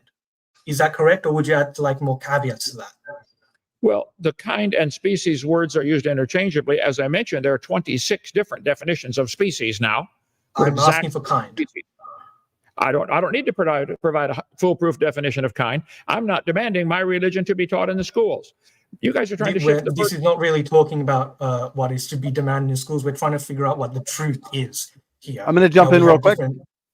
I appreciate the line of questioning just so we can move along smoothly and have enough time. Kent, let's throw it to you. We'll give you the last word since it's your question. Then we'll move to the next guest. Sorry. He was garbled in the British accent. I couldn't understand half of what he said. But there are no examples of any animal or plant ever in history producing a baby that anybody with a brain cell would think is a different kind or species. Man has decided to make this species definition. And we might say, wow, that's a new species. Well, that's somebody deciding that. Somebody decided a dog and a wolf are a different species. The dogs don't care. The dogs did not decide that. Dogs and wolves can interbreed. Dogs and coyotes can interbreed. Okay, it happened. Dog breeders will say there's lots of varieties of dogs. Big dogs, little dogs. Okay, biggest dog ever, 343 pounds. Okay, littlest dog ever, let's see, where's the littlest dog? There he is, 3.8 inches tall. It's still a dog, barely. And I don't think they're interfertile anymore because of mechanical reasons, but maybe technically they would be. But see, there are limits to the dog. There are limits to the dog, and they're still a dog. Dog, wolf, and coyote can all interbreed. I got charts on that somewhere here, but they want to put the dog and say it's related to a butterfly. Seeing a dog and a wolf, and somebody says, "Wow, we got to put that in a new species." That's a man deciding that. Okay, it's now a new species. It doesn't prove they're related to butterflies. Question everything. I agree, including evolution. They don't question that. Wolf diversity, 14 kinds of coyotes. Wow. All the dogs, wolves, and coyotes, I wouldn't argue. They had a common ancestor. But that doesn't mean they're related to sweet potatoes. But you guys cannot see how stupid that is to believe a dog and a sweet potato have a common ancestor over billions or trillions or quadrillions or quintillions of years. It's simply a religious belief. Darwin saw 14 kinds of finches. Yay, go Charlie. That's all he saw was birds producing birds. The beak shapes were different. Somebody decided to call them a different species. The birds don't care, and they're probably still interfertile. If you mix them all together, I bet they could all interbreed. If they've diversified enough where one cannot breed with the other, that still doesn't mean they don't have a common ancestor called a bird, but it does not mean they did have a common ancestor called an amoeba. That's where it is not science. Science is what we can observe. 352 species of pigeons. Wow. Who would have thunk it? They're still a bird. And they're limited. They're always going to be a bird. And they're not. That's not proof that the pigeons are related to the coyotes. I'm sorry. I wish you guys could understand. You have a religion. You don't want to admit that because then you can't demand tax dollars to pay for your religion to be taught. Start a private school, teach evolution to all those dumb enough to come learn it. Okay, thank you, Kent. Yep. F4, I know you probably want to respond, but time is moving quickly away from us. Feel free to email me if you'd like to. Oh, Kent, I see you waving, brother. Any one of these that want, come back for a second round, schedule a debate with them. I'll do a debate every day on your channel. Any one of them, bring them on. Let's do it. Let's make 2024 the year of all debate. So F4, feel free to reach out to me, and we can set aside just an hour and a half, 2 hour window or block for you and Kent to debate the topic, as currently we're just in a Q&A session. So F4, feel free to do that. And I appreciate you being here for some Q&A. All right. Well, thanks, guys. Okay, awesome. All right, well, we'll move to the next person then. And I'll reiterate what Kent said. We're looking for, actually, we're also doing a secondary debate challenge, Kent and I. Should evolution be taught in public schools? I put out a post the other day on it. If you're interested in debating that topic with Kent, please reach out to me. Standing For Truth Ministries at gmail.com. We'll set it up. Okay, so next on the panel was Echoing Erudite. So I appreciate you, EE, for joining us. Who's your question for? And feel free to present that question. Well, my question's for SKG, Skeptical Guy. Am I coming in okay with my audio? Yes, very good. All right, SKG. My question was, during your opening, you defined science as needing evidence, but I feel like you kept imposing imagination onto certain observations, like with the moth. So I wanted to know if you could provide any kind of evidence that would show evolution that doesn't require you to impose any imaginations and storytelling by appealing to unobserved changes over unobserved ages. So, excuse me. So you are asserting then that the moth or mosquito or bacteria, that is imagination, that they have the traits to survive in a hostile environment? Yes? They have the traits, but can you show me any reason to believe that they would change because of those traits and lead basically to a fish to fisherman evolutionary chain? Fish to fisherman evolutionary. Oh, I know what you're talking about. Yeah, so those traits became more dominant. And I do apologize because I'm not a geneticist, so I might be using the incorrect terminology here. They became more dominant, more prevalent, and thus they were able to survive in a increasingly hostile environment. So insecticides with the mosquitoes, antibiotics with the bacteria, the moth, that trait, the less dominant trait of the black moth, became far more dominant than the white peppered moth within that population size, right? But that's my point, kind of. Though what you're telling me is, it sounds like imposing imagination. You believe that this is going to lead to something that is not directly observed, and I'm asking if you can give any direct observational evidence. So we are observing it now. Why do you think that did not happen in the past? Why would what we observe now, is the same question to Kent, and I didn't really get an answer for it. The evidence that we have now, what we observe now, why would that not be the same in the past? Why would the half-lives be different in the past? Because we see no observation that would lead us to believe that the moth would ever change into any kind of higher life form. No observation that the moth would change into any other type of higher life form, but we see it changing and evolving. Or I won't use the word evolving because that's the word you have issue with. Changing to increase its survivability, increase its odds in a increasingly hostile environment. So you have one of those traits that becomes dominant. That in its code. What was that? But as Kent pointed out during the debate, the moth already had that stuff in its genetic code. What was it surviving from if it already had the ability to do that in its code? Oh, what was it surviving from? Well, because of the Industrial Revolution, soot covered more trees, walls, etc. So the white moth stuck out more against a increasingly darker backdrop. But it could So- already do that before the Industrial Revolution. No, well, a majority of them were white because that was what the landscape of England was pre-Industrial Revolution. Was more white walls, white trees, etc. Okay, so when it becomes a darker backdrop, more soot covering things, white will stick out more. Why does such a mechanism like that for the moth prove any kind of fish to fisherman evolution? How is that mechanism going to prove the unobserved? Because it proves that nature is selecting a trait to increase the survivability of a population of a species. Right?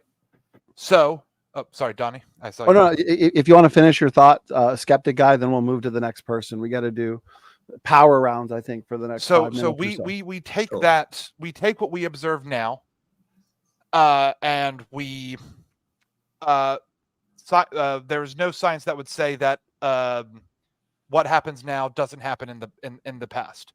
So that's my answer to your question. Yeah. Sorry. Okay. Appreciate it. Kent, did you have something quick you wanted to add in light of this question? Go ahead. I agree. What happened to the moths probably happened in the past. They always produced baby moths. They always had 2 different colors, and some survived. It might have been times where the trees got dark from a volcanic eruption thousands of years ago. In that case, the dark moths would survive again. So what happened today is the moths survived. Nothing changed. It still was a moth. Still had some dark, some light. The percentage of population changed, but the moth stayed a moth. He's right. It probably was the same in the past. It was still a moth. It was still a moth? Always been a moth. It was created a moth by God. They've always produced baby moths. Moths today are still producing baby moths. But you want me to pay to have all the students taught that a moth came from a protozoa. Once again, protozoa, single-cell organism, is that? Single-celled creature. Come on, knock it off. You know what I'm talking about. You believe the moth came from a single-celled creature, don't you? Yeah.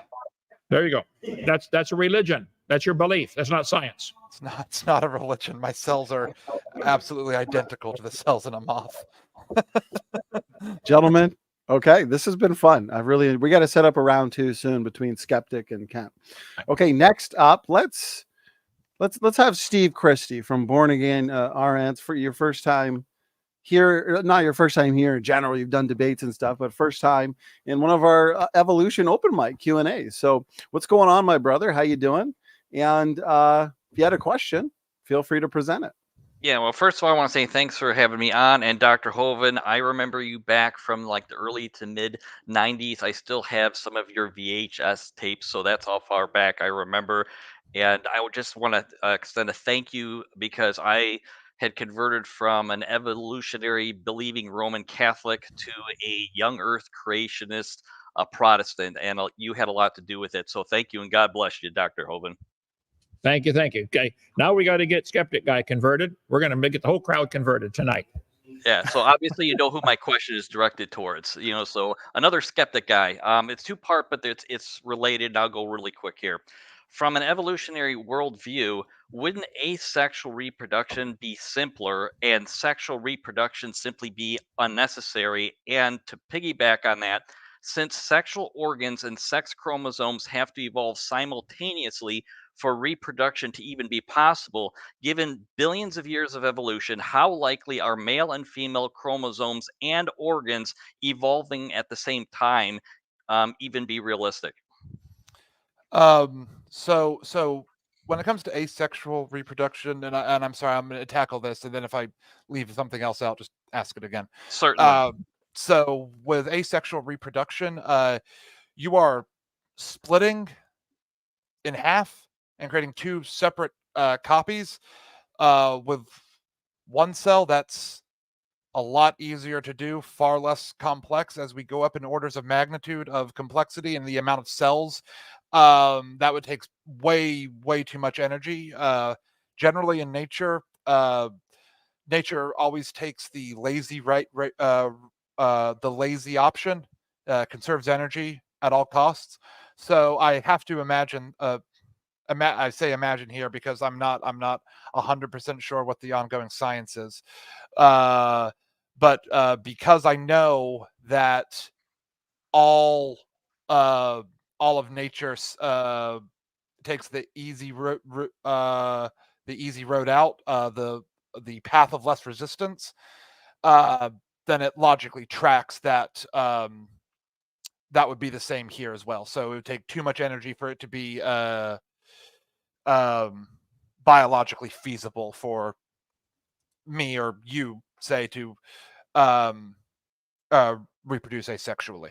So does that Yes, answer the first part of the question? well, what I'm trying to say is, let's assume that we evolved from single-celled organisms, and it just evolved and then became multi-celled organisms, but it still continued to be asexual. Wouldn't it just simply be easier to reproduce asexually than to reproduce sexually? In other words, why would there be a need in order to evolve into male and female? And then the second part is, they would have to evolve simultaneously, both the male and female sex chromosomes, as well as the male and female organs. So I thought I answered the asexual thing. It takes too much energy. And yet, over billions of years, it didn't seem to be a problem. Well, for large multicellular organisms, it's quite a problem. So, for example, in the reptile population, some reptiles are able to. I've got a leopard gecko. It can shed its tail if it's threatened, and it takes an incredible amount of energy for it to grow its tail back. Right. So that is something that it does in order to in do or die situations. It has to do that, but it's not efficient in terms of energy consumption. Same thing with asexual reproduction. To split all of your cells in half to create a new copy of yourself. And yet, by the at least from what I've heard, the contemporary evolutionary standpoint, that standard mankind has only been around for around 100 to 200,000 years. And I don't know how long we've been sexually reproducing, but for hundreds of thousands, even possibly billions of years, single-celled and even multi-celled organisms have been able to reproduce, assuming a much simpler multi-cell organisms than we are today. They didn't seem to have a problem with doing that, regardless of how hard it was. So what would be the point of sexual reproduction? And again, the second part, when they have to do so simultaneously, that is, evolve. And Skeptic, before you respond, let's see if Kent has any thoughts, and then we'll throw it back to you, Skeptic guy. Sure. Since it was your question, we'll give you a quick last word. And I'm done, by the way, Donny. Steve, great questions. I appreciate it, brother. Yeah, the question is excellent, and the answer is ridiculous. Male and female would both have to evolve of the same new species at the same time in the same place. So if you're going to turn an amoeba or a protozoa or a single-cell creature into a frog, for instance, you got to get the male and female frog to both evolve at the same time. See, if the male evolved millions of years before the female, you got a problem. If he evolved thousands of miles away from the female, you got a problem. If he evolved, they have to be evolved. They have to evolve male and female for every time. How many different kinds of animals are there? This has to happen every time, time after time after time. The male and female have to evolve at the same time in the same place. And they got to have all the equipment to produce the egg or the sperm to make a baby, and they got to be interested in each other. Why the cows aren't interested in the pine trees to mate with them? We got cows here. The male cows are looking for other cows to mate with. Bulls are looking for cows. They don't look for the dogs or the hamsters. See, this is ridiculous to believe, to imagine over millions of years. It could happen if we had lots of time. Time is the god of the evolutionist, and I think we could take a whole debate on time. But I'll give him trillions of years, quadrillions, vigintillions, okay? I'll give you all the time you want. It doesn't happen. We don't see it. It's a religious belief. Donny, my 2 hours is up. I work hard all day. I'm about done. Can you take over and handle them? Yes, I got your back, Kent. So that's 2 hours. And as always, 2 hours has flown by. Kent, and to the audience, we have many open mics and debates scheduled for January. Kent, you're going to be busy, brother. We're going to try and get you one, maybe two every single day. So we're going to let Kent get some sleep. He's had a busy day, and we will continue our open mic. I know there's those on the panel who have questions for Skeptic Guy, or even questions for myself. I'm happy to engage. So Kent, thank you so much for doing this. Brother, we'll chat soon. We'll get some more scheduled. Kent, Thank you. I appreciate it. I look forward to debating you again. Anytime. Bring it on anytime. Or come down and visit Dinosaur Adventureland. I'll debate you right here, or give you a tour of the place and get you converted right here. Don't have enough PTO. I don't have enough PTO for that. I'm sorry, Kent. Okay. See you, Kent. God bless. Thank you. Okay, Kent, God bless. Thank you for being here. We'll have to schedule a round 2, and we got to make it a full trilogy. Another Skeptical Guy. I would love that. Yes, and we will, because trilogies are always a ton of fun. We always call part 3 of a trilogy Endgame. So we're going to get there, Skeptic Guy. And to the audience, yeah, go ahead, Skeptic Guy. I'll just say, I know probably more people have more questions for me, but I also would like to get some water and decompress as well. But I am happy to talk to anybody on email, or if you email me, I will give out my Discord, and which is always an open invitation for anybody to PM me. Donny, you have my email. I'll put my other email. Can I just put that in the chat now? Is that okay? Yes, feel free to put it in the chat. Skeptic Guy, if you could do me just a huge favor and stick around for one more minute, because I do feel obligated. I think it's Sean. He's been waiting patiently to ask you just one question. If he could ask you a quick question, you give a quick answer, and then we'll let you get out of here. Of course, I'm happy to answer. Okay. Honestly, the other guy actually did kind of ask my question. It was basically just going to be the proponents of evolution often run from abiogenesis questions, and they just grant themselves life. So that wasn't going to be my question, but I'd like to ask how they got diverse male and female populations from self-replicating cellular life without just a story. Well, I think that was pretty much covered. Yeah, if you want me to give an answer, or perhaps re-explain what I've already said, I'm happy to do that. But I believe the answer most likely relies in energy. I mean, we could all agree that nature will always take the conservation of energy. That's a physics concept.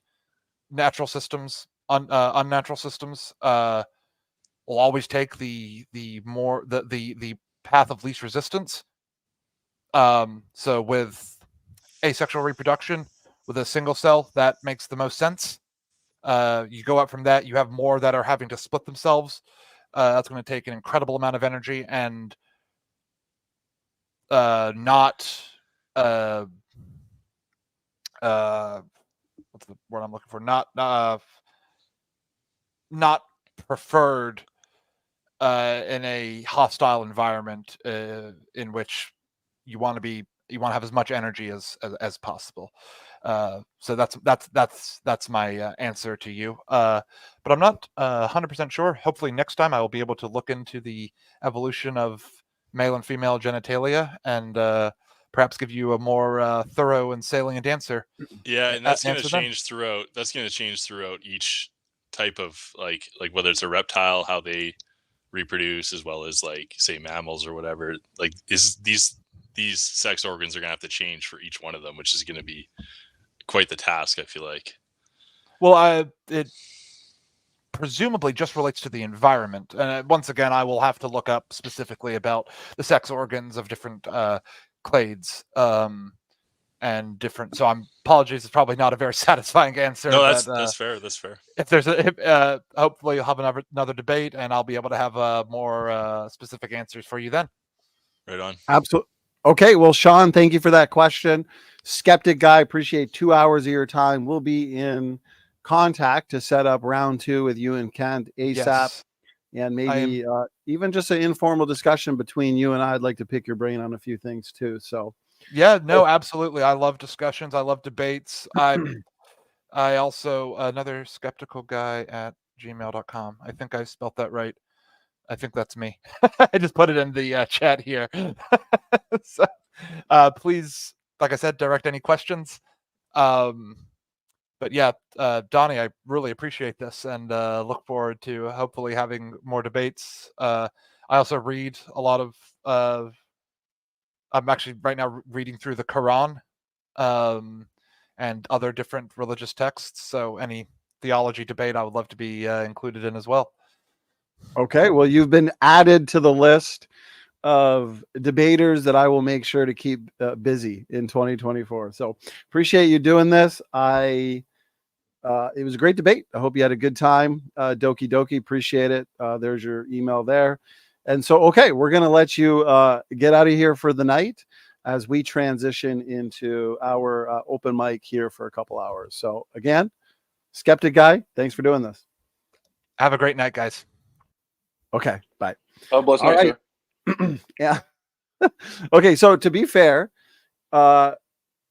Andrew is as far as I know, the only evolutionist currently on the panel. So he's kind of in the lion's den, which means I'll leave the room open. Steve, I think I just saw your message that you're getting out of here. So God bless you. Steve, you're one of the best at engaging Roman Catholicism. Kent's one of the best at debating evolutionism. You guys got to team up one of these days, Steve, you and Kent. That'd be great.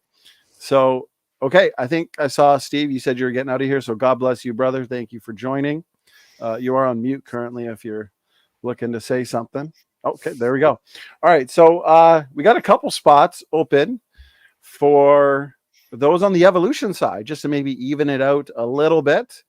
So what we'll do is start with Andrew.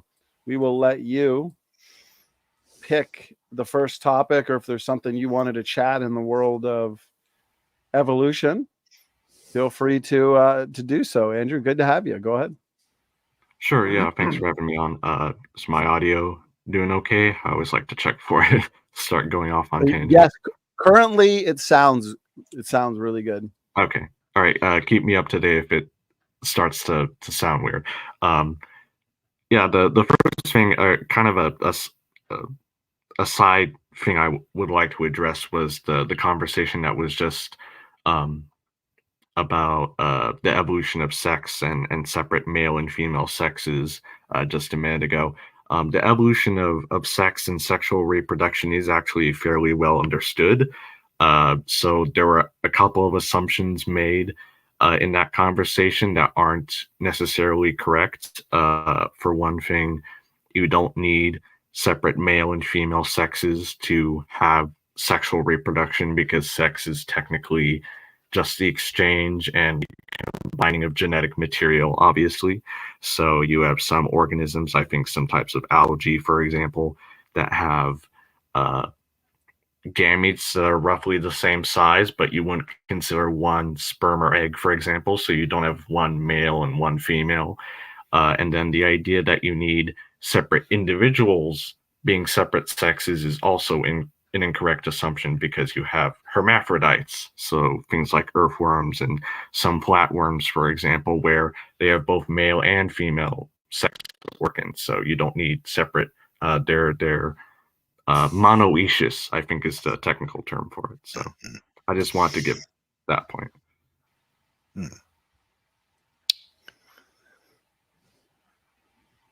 Neff, I think I hear you. You unmuted if you wanted to. Yeah, I'm unmuted. Hello. Neff, good to have you, brother. Hello? Can you hear me? Hello? Yes. Yes. Can you hear me? Okay, yeah. All right. Just Good. making sure my mic is working. I'd say it's not well understood. I'd say it's well philosophied about, which is everything about evolution is well philosophied about. Their stories and their speculations and conjectures, which are then transformed into science fact. But I have a question for you. Let me set it up. So late 20th century science, from say the 1950s onward, has produced an awful lot of understanding of DNA, genetics. There's much to be learned, but there are some things that we certainly do know are well established now and have been for the last couple of decades at least, since the 80s or 70s. And this is what we do know.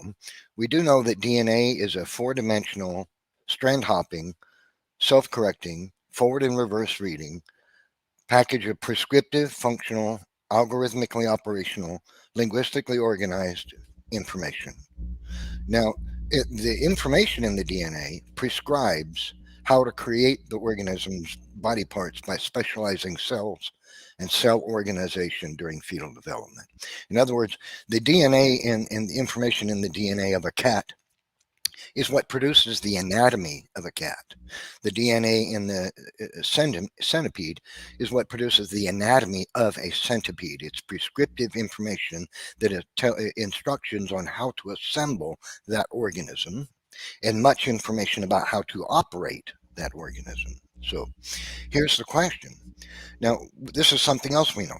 We know that prescriptive functional information, algorithms like algorithmic information search, replace, and repair processes like in DNA, and linguistics like semiotics, phonetics, semantics, punctuation, syntax, grammar, epibetics, and semiotics are all properties of DNA. So this is what we do know. We know prescriptive functional information, we know the algorithms, and we know semiotics, which is the application of meaning to a symbol and interpretation of meaning from symbols, and grammar. These require mental processes to be produced. They're produced by intelligence, a mind. All examples are traceable to a mind, right? Because a mental process, contemplation, thinking, forward thinking, thinking about the future, planning, these things are necessary for the creation of prescriptive functional information, algorithms, and linguistics. Now, so since these are facts about DNA, how is evolution possible? So the question really is, if for evolution to be true, material processes, not mental ones, have to be able to create prescriptive functional information, algorithmic processes, and linguistics. How is it possible for evolution to be true since mental processes produce them, but material ones do not? Is that your final question? That is my question. Okay, I would say because DNA and the mechanisms revolving around DNA are not fully linguistic. They're not like language as in humans use them. They're a lot more flexible than that, and it is in that flexibility that variation necessary for evolution occurs. Well, essentially what you just said is, well, evolution can do it. You didn't give us That's a reason not what to I believe said. it. What we have to have is a reason to believe that these things, which are immaterial, prescriptive functional information is not a material thing, has no mass or dimension. You can't put it in a mayonnaise jar and say, see, look at it. It's not made of any substance. It's an immaterial thing. And this is proven by the fact that information isn't bound to its medium. So I could read the Bible to you, I can type it up and send it to you in email, I could write it on the beach with a stick in the sand. In each case, the information doesn't change one bit, and yet you receive the information through a medium. The medium is different, the information remains the same. Because the information isn't made of anything physical. DNA were to have some unphysical informational component. So let's just grant that, and I don't fully accept that, but let's just grant that. Then all that would imply would that it would have an unphysical agent behind it, right? But that wouldn't necessarily mean that evolution isn't true. Like, you can still have an unphysical agent that got the process started, for example, but that has no bearing on the question of whether that those changes can occur. So I don't honestly see what the point of your question is here. No, really, it would, because you see, evolution can't proceed by repeating or recombining the same information endlessly. You'll never get from the genome of a dust mite the genetic information to create a lobe-finned fish or a bird. Wow. Because it's limited information. It's specific to a bird. For evolution to occur, there has to be a continuous input of new genetic information, because the information on how to make a human body does not exist in a cat. It does not exist in a dust mite, and it doesn't exist in a dinosaur, right? See, so you have to have a new information created. But mental processes create information. Well, the same developmental programs exist in all those animals, essentially. So it's just mainly differences in expression and timing of expression. No, it's new information, because you can't, as I just pointed out, you can't re-express in different ways the same information that's in a dust mite's genome and get a human out of it. It's not possible. The genes necessary to make a human don't exist in a dust mite. Well, we know where new genes come from too. So that's the point. So the genes would be information, right? DNA is prescriptive, functional, algorithmic, linguistic information, right? And mental processes produce those things, not material ones. Where do So the new how- genes come from? Well, they can arise de novo and by duplication events. There are many different types of duplication, obviously, but essentially. But when you duplicate Duplication a is the gene, new. you're just duplicating the existing information. You're not creating new information. Well, that's creating the template for a new gene. Subsequent mutations refine that gene. Well, that's the claim. Think about it, Nobody's like ever Andrew, documented that if in I were to, science. because I've got a book here, right?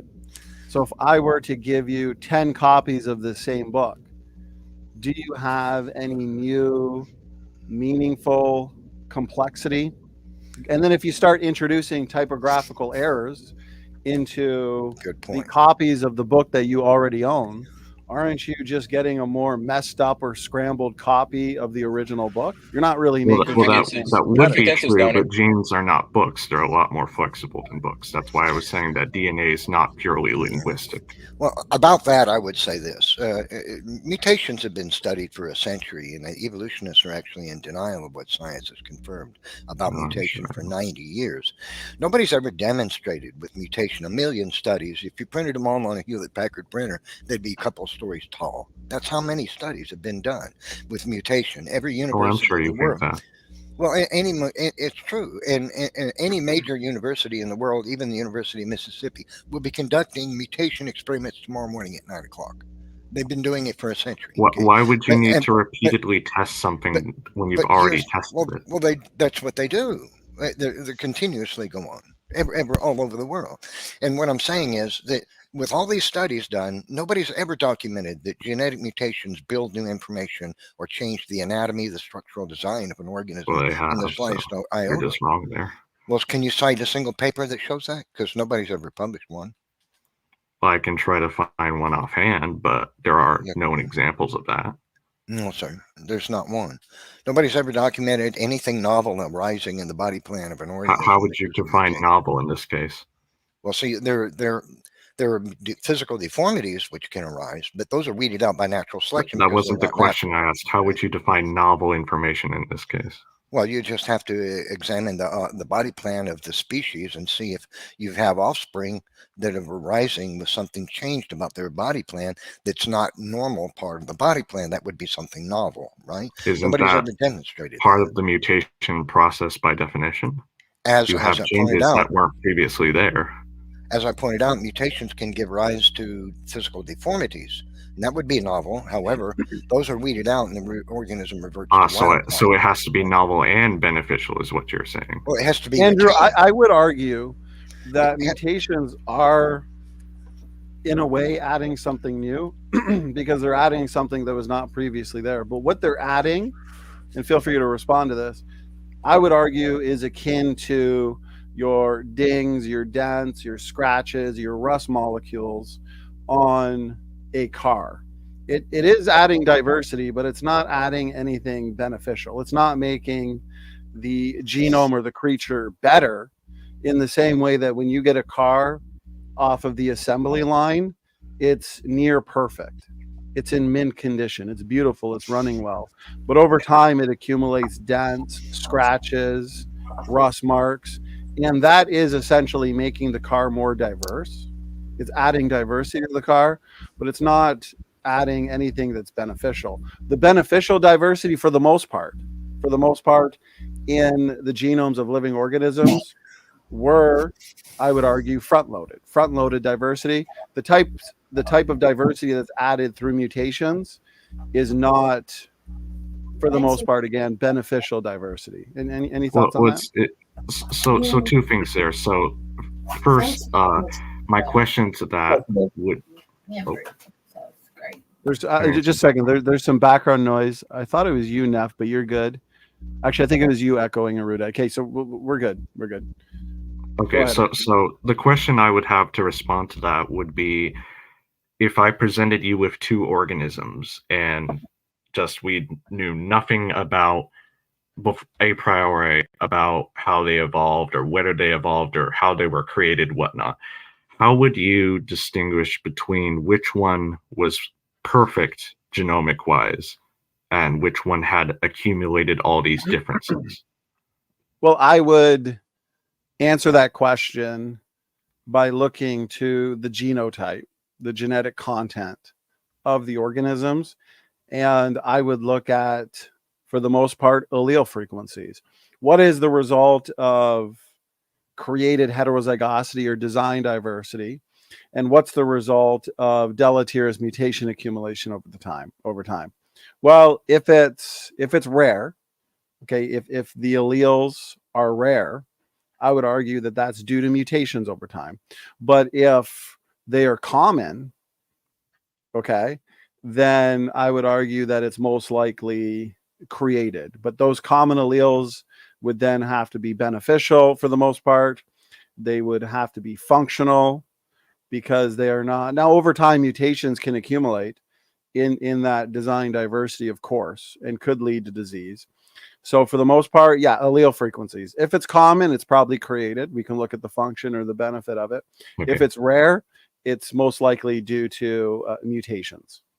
So then you brought up design diversity here, and that gets to the second thing I wanted to ask you. So in my view, and I think the view that has been expressed by other biology YouTubers out there. So for example, Zach Hancock has a very good video on this subject.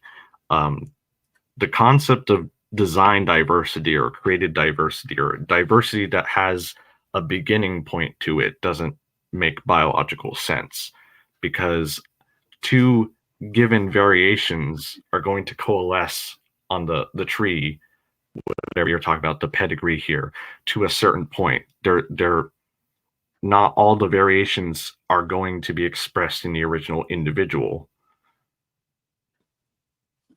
A lot of the design diversity is in recessive form.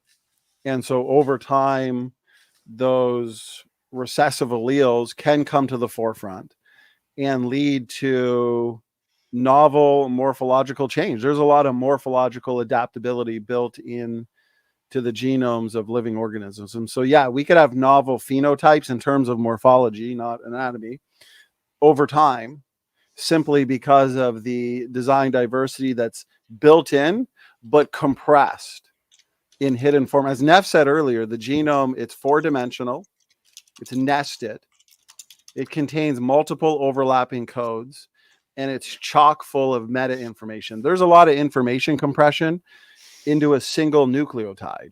And so, yes, over time, as organisms move out and adapt to various environmental conditions, novel phenotypes can come about, but it's simply based on variability that was built in, that was there in the first place, Andrew.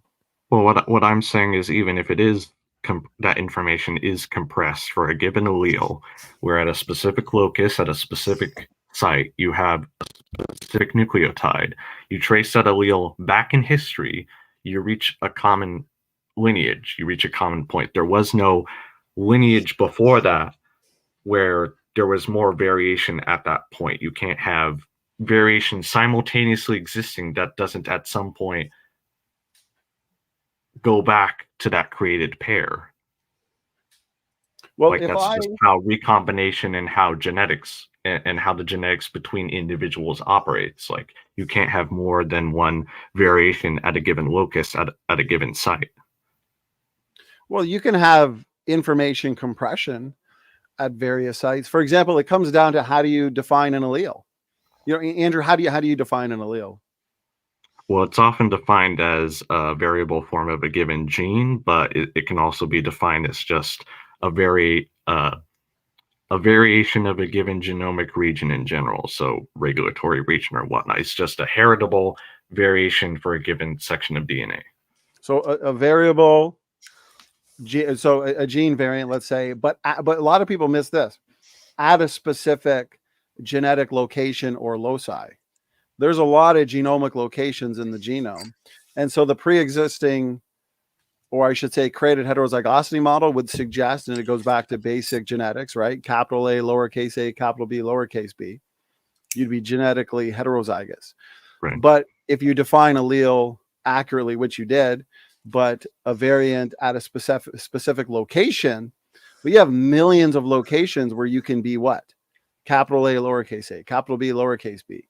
And so you're genetically heterozygous rather than homogeneous at millions of DNA positions in the genome.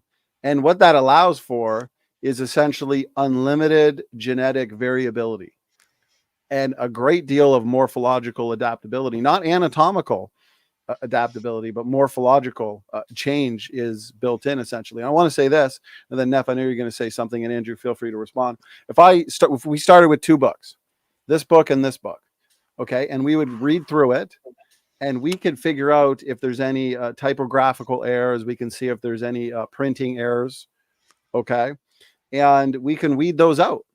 And now we know what the original books look like. Okay, so for the most part, these books are not going to have any typographical errors, and so we can figure out what the original writing is by the author, and we can do that in the genome as well. We can look to common alleles versus rare alleles, and we can remove rare deviants, and we can come to a close approximation to what the original genomes were. It's a lot easier to do in uniparentally inherited DNA, like mitochondrial DNA and Y chromosome, because there's no recombination. Yeah, Y chromosome, a little bit of recombination at the tips, but for the most part, no recombination. So it's not as messy. But we can certainly do it in the same way that I know that these, for the most part, these books, these are the original letters, words, sentences, and paragraphs that the authors intended, that they put there. That's a good point. Donny, you pointed out something critically important that I repeat often, is that evolution would require anatomical change. You can't get a lobe-finned fish to become a land-dwelling creature with lungs and legs from a lobe-finned fish without anatomical change. All the steps of evolution, all the alleged transitions require anatomical change, continuous anatomical change. Morphological change is seen everywhere. I mean, a Chihuahua skull is shaped differently from that of a collie or a wolf, right? But that's just shape. It's still a dog skull. It has all the same features of a dog, the same number of teeth, of the same shape in the same location. It's still the anatomy of dog. Right? So evolution requires anatomical change, not morphological change. And evolutionists will point to, well, look, this is differently shaped than that one, or it's got a bigger fin. Great. Show me how you get a fish to become a land-dwelling creature by telling me it's going to get bigger fins. See, that doesn't help. See, so, and as for the alleles, I would point out that changing continuous changes to allele frequency actually causes some genes to become dormant and others to become prominent. It actually causes a slow continuous loss of genetic information by getting genes turned off. That's how you get a Chihuahua from a Great Dane, or rather from the original dog, is by turning off genes. You're not adding genes, you're turning off genes. The dog will have genes, alleles that say, make the dog X big. And another allele says, no, make it X big, or we can make it this big. But you're turning off the genes that say make big, and all you're left with is the ones that say make. See, and that's how you get a Chihuahua, but it's still the same anatomy, right? But evolution requires new information continuously that doesn't relate to size, shape, color, and pattern, but to physiological novelty, anatomical change. And there's no mechanism of that. There's no documentation for it. And we know today mutations don't cause the creation of this information. Morphological change will not help the evolutionist. There must be anatomical change for evolution to be true. That's right. Very good. Andrew, though, I want to be fair, since there's a lot of points on the table from me and Neff. Neff, excellent point. Andrew, go ahead. And then I know from my understanding, I've been vetting people in the private chat. I think there's at least 2 other panelists that are on the evolution side. Kind of a free-for-all as we're in the open mic section. So feel free to rebut anything, insert things, add points. For now, let's start with Andrew, and then we'll kind of go from there. Okay, more of a free-for-all. Go ahead, Andrew. Hey, Donny, can you let me jump in here at one point after this? Yeah, you as well, Josh. We're going to get you in there too, brother. Good to have you. Yeah, so before I respond to what Neff said, I found a graphic that might help allow me to better illustrate the point I was trying to make. Do you mind if I share my screen? Sure, yeah, go ahead. You know we love screen sharing around here. Sorry. Neff, as Andrew's doing that, I'll let the audience know. Neff, it's great to have you back in the debate octagon. You're going to be here at the end of the month. You're going to be debating Grayson from Base Theory, Intelligent Design versus Evolution. I'm pumped for that, brother. Yeah, I'm looking forward to it. Thanks for setting that up. Yeah, my pleasure. Andrew, your screen is being shared. It's a little bit laggy. It's currently blank. Oh, Andrew is about to share his response right now. Oh, okay, I'm just trying to make sure I didn't miss it. Yeah. Your screen is shared, Andrew. All right. Let me know when it's showing up and if you can see my mouse. Yes, it's moving a little slow, but we can see it. Can you see it moving? My mouse moving around. Sorry, my internet always gets laggy for some reason. Yeah, it's lagging out your audio now too because of the screen share, but we can get most of it, Andrew. So feel free to, as best you can, make your point based on the visual. Yeah. So what I was trying to explain it. So this is the basics of coalescent theory, right? So each of these, let's just imagine these dots, colored dots, represents a different kind of allele, a different variation nucleotide at a given site, whatever you want, but just any variation in general. So for a given variation, you're going to track it back through the pedigree of a population to a certain common ancestral point, right? At that point, Andrew, let me stop you there. There's no other variation at that site, right? Let me stop you there real quick. Just want to make sure that the audience and the panel's on board with us, because once we start getting into coalescent theory, it gets kind of technical. So you're saying we're taking two genes, two copies of a gene that descended basically from a common ancestor in the distant past, and you're saying through coalescence we can trace those genes back to the original ancestor. Right. Yeah. So this is right. Yeah. So this is just a single population. So let's just say this is a population of humans going as far back as we can trace them back to the created Adam and Eve, basically. So yeah. Does that make sense? It's if you're doing coalescence with these copies of genes in autosomal nuclear DNA, is that what you're doing here? Just for any variation in general where there's recombination happening. Right. So that's key, recombination. And so we're looking to autosomal nuclear DNA. And so we are going to have different starting points, the evolutionists and the creationists, because the majority of variation found in autosomal nuclear DNA, we would argue as creationists, or I would argue at least in terms of my model, that is created diversity or created heterozygosity. You would say that these I'm trying to use all that to try and to get to that point. Okay, go ahead. I'm kind of leading up to that. Okay. Yeah. So yeah, I'm saying, so imagine this line right here, this line of dots right here. This is the created kind. So right, they have a given variation or a given two variation at that specific site of that allele, right? So that is inherited along a given line from both lineage for all these different lineages. But that created moment, no other variations exist at that particular site. They may be present in the rest of the population, or in this case, not present at all because there's only two created individuals, but they aren't inherited because there are only two individuals involved. So there may have been created variation present at that moment, but it's not passed down just due to the way the lineages inherit that variation, whether it be due to mutations or created differences in their DNA.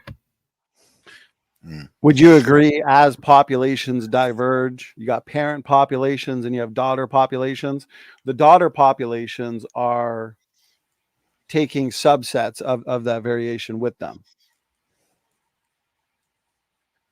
Well, like how do you have subsets of a given variation when only a certain amount of variation already exists at that site.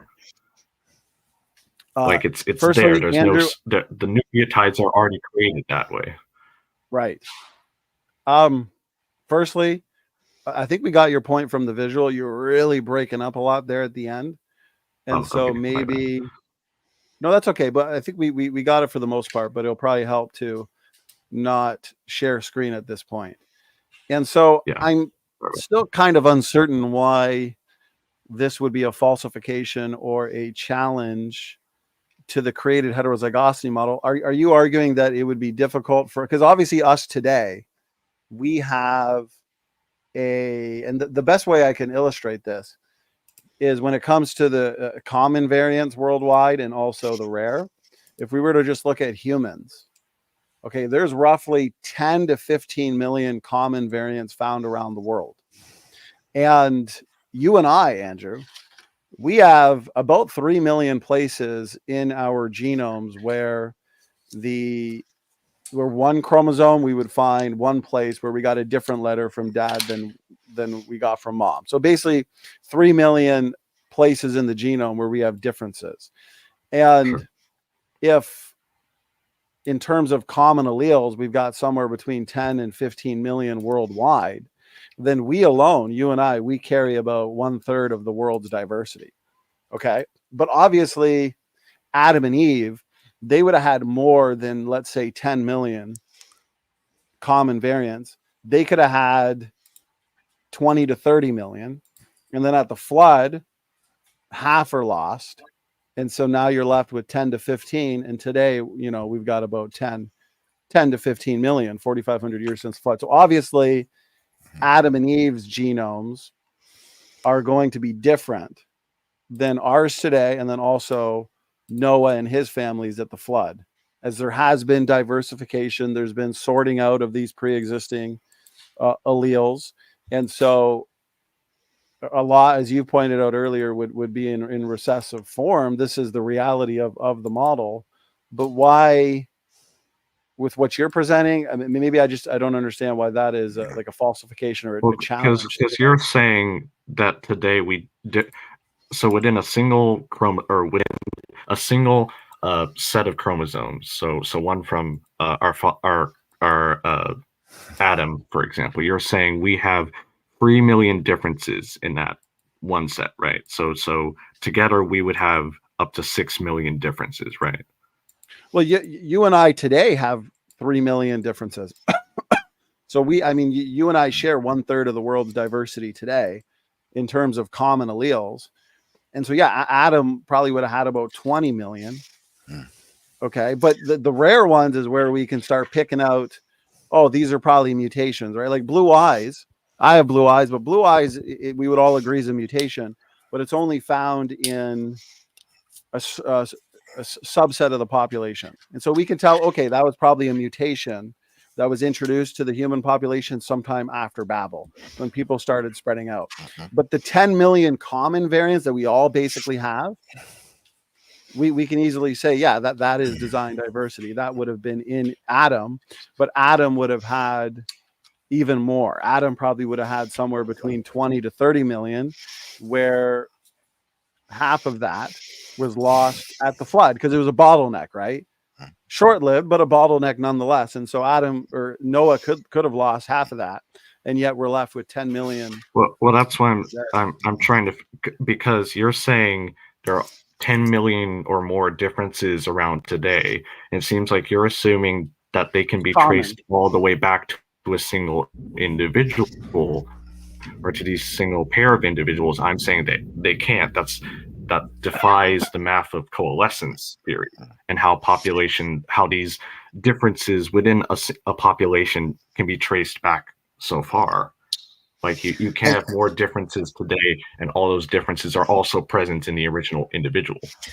Hey, Donny, I'm going to have to get off of here. But before I go, let me take your time. Let me make a quick comment real quick before I go. I have to get off.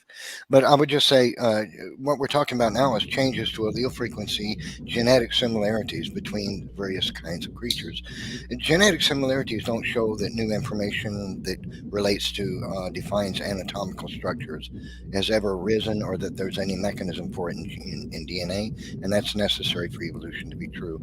By the way, continuous changes to allele frequency get certain genes turned off while others become prominent, and that's a continuous but slow loss of genetic information, and it's genetic entropy. Actually, over a period of thousands of years, continuous changes of frequencies of alleles in a population causes a continuous loss of genetic information, and that's well documented even by the evolutionist camp. So changing allele frequencies in a population doesn't introduce information, it restricts it. So that certainly doesn't support evolution. I got to go. It's been a blessing to be here. Thanks, Donny. Appreciate it. God bless you, Nephilim. You guys God have a bless good one now. Thanks. Thank you. Thank you. You made great points. You made glorious points, you and Donny. Thank you, sir. Bye-bye. Hey, guys. I wanted to go ahead and jump in here. Donny, if you're listening, this question is going to be for you. And then the evolutionists can probably try to respond to it. So I don't think neither the evolutionists nor the creationists provide adequate evidence towards their position, because I think Ken Hovind mentioned that there's that he would agree that all dogs come from one common ancestor. So I'm just trying to kind of figure out how this happens, because right, the evolutionists will say that dogs evolved over millions of years. The creationists would say that there was one dog that was brought onto Noah's Ark, or a pair of dogs that were brought onto Noah's Ark. But I don't see any evidence to support that one pair of dogs would produce all the generic variations that we have now. So I think what I was kind of understanding from this subject is that those, like Adam and Eve, would have had all the genetic diversity in them.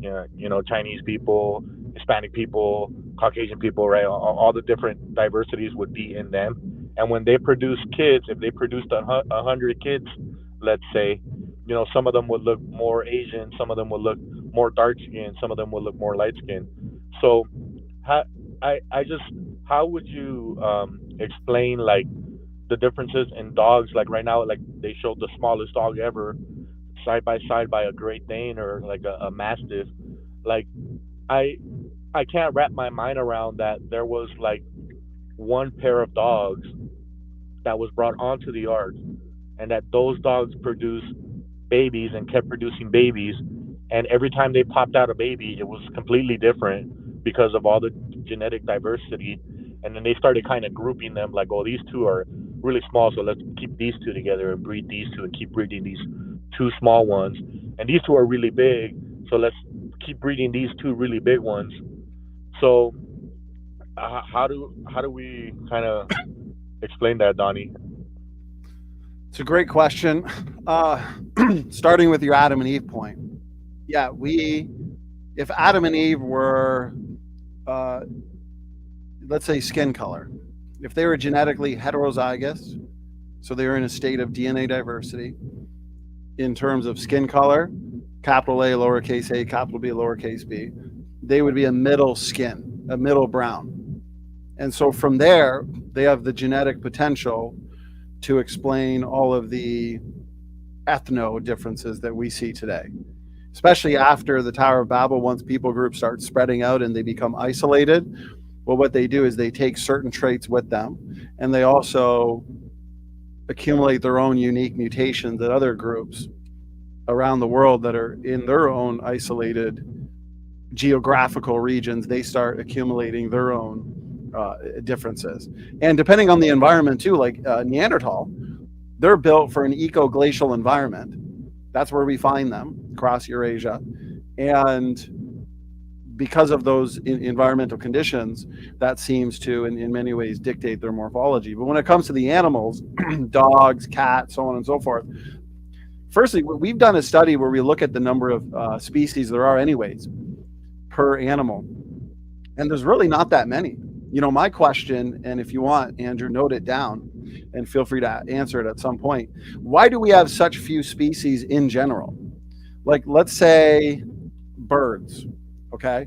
This says 10,000. The most up-to-date, I think it's about 17,000, but it's almost nothing. So if you take birds, the evolutionary story, birds, let's say they evolved somewhere between 100 and 300 million years ago, okay? From theropod-like dinosaurs. Well, today we're already seeing examples of new bird species formed in real time. Okay, there's on the Galapagos Island, we've seen, look at a new bird species has evolved. And this was in 2017. There was a new paper in 2023 that came out discussing this information as well. And so we're seeing new bird species form in real time. But you're telling me that birds evolved over 100 million years ago, and yet all we have is 10 to 17,000 species? That fits more in line with the biblical model, where you have birds coming off of the ark and speciating, because when we actually look at the genotype and we see what is resulting in these changes, yes, we see the morphological changes, but what is dictating these changes? What's happening on a genetic level? It is a reduction in allelic variability. It shifts in more heterozygosity to less heterozygosity. And so the pre-existing variability, it's being sorted out over time to create new variations. That means these species are hitting walls. Look at lizard species, less than 5,000. Bats, there's only 1,200. Rabbits, 29 species. You know, you can go through all these. Felids, there's only about 37 species. And so, yes, to what you were saying, Josh, you have, let's go bears. You have a bear archetype that comes off of the ark, okay, that has pre-existing DNA differences. And from those pre-existing DNA differences, you get your 8 different bear species, you know, 7 or 8 different bear species. And all it takes for speciation are breakaway populations. So you have a larger population, a smaller population breaks away from that. They become isolated. They start inbreeding. Genetically, you get shifts in heterozygosity to homozygosity. Once you get enough genetic distinctiveness from the parent population, you get a new species. But all of this is due to a reduction in allelic variability from a more heterozygous ancestor that came off of the ark. So we're not adding anything novel.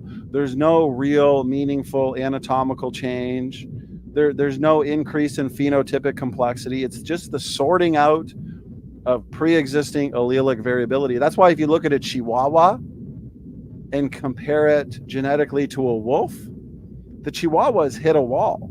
You're never going to get 2 Chihuahuas and create a wolf. But you could take 2 wolves, and over time, the allelic variability that's present in wolves, you could get a Chihuahua. You could get all of your domestic dogs. But you're not going to take some of these domestic dogs that have lost a lot of allelic variability and potential for change and get a wolf, because you'd have to be going backwards. And that's simply not possible. So does that answer your question somewhat, Josh? It definitely does. Yeah.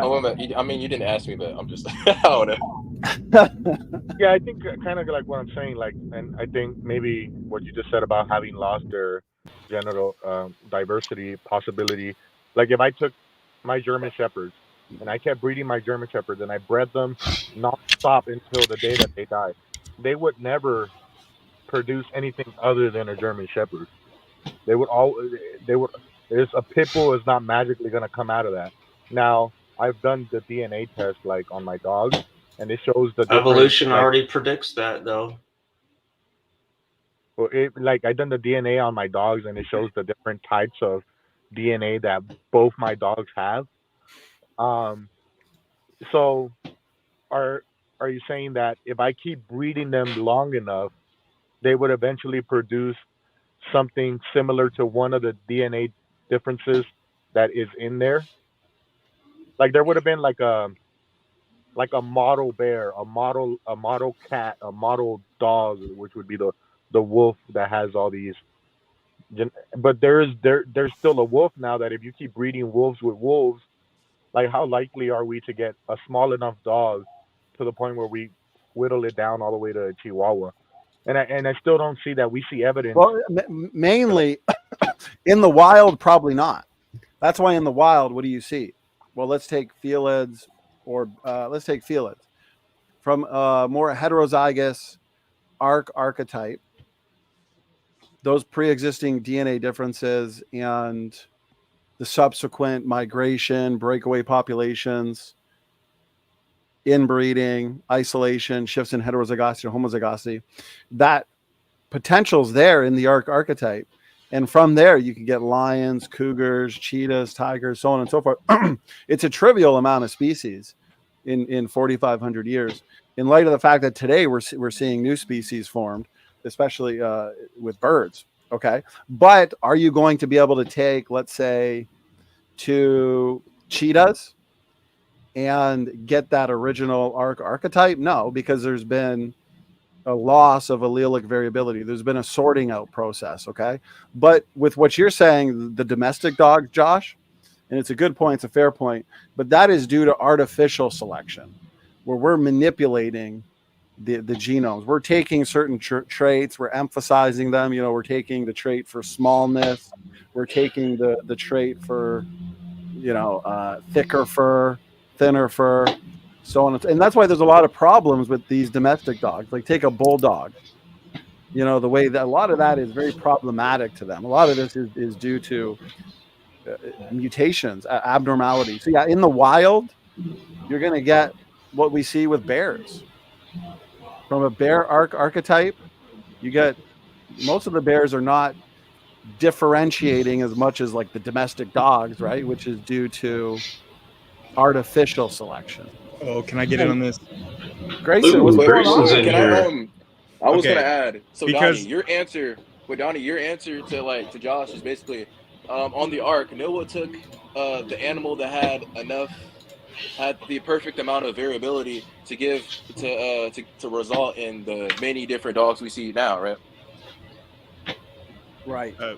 So can I get in on this? Okay, because Donny mentioned dogs and bears, and I was highly triggered because I want to know from the creationist perspective, right? Since you say that there was a dog kind on the ark and there was a bear kind on the ark, but evolution would predict something a little bit. Hey, Grayson, hold that thought. Hold that thought.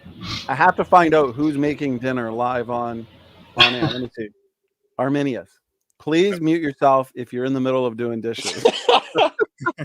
Let's get in the habit, people. If you're not talking and you have a lot of background noise. Sorry, it's the kids in the background. I'll mute myself. No worries, brother. No worries. It's completely fine. So my point was just that from like a phylogenetic perspective, right? Dogs and bears are pretty closely similar genetically. So evolution would predict that we should find fossils of bear dogs and dog bears. That would be a prediction. That there would be no reason to predict such, mosaic creatures in a creation model. But then when we actually look, we find fossils that are dog-like bears and bear-like dogs.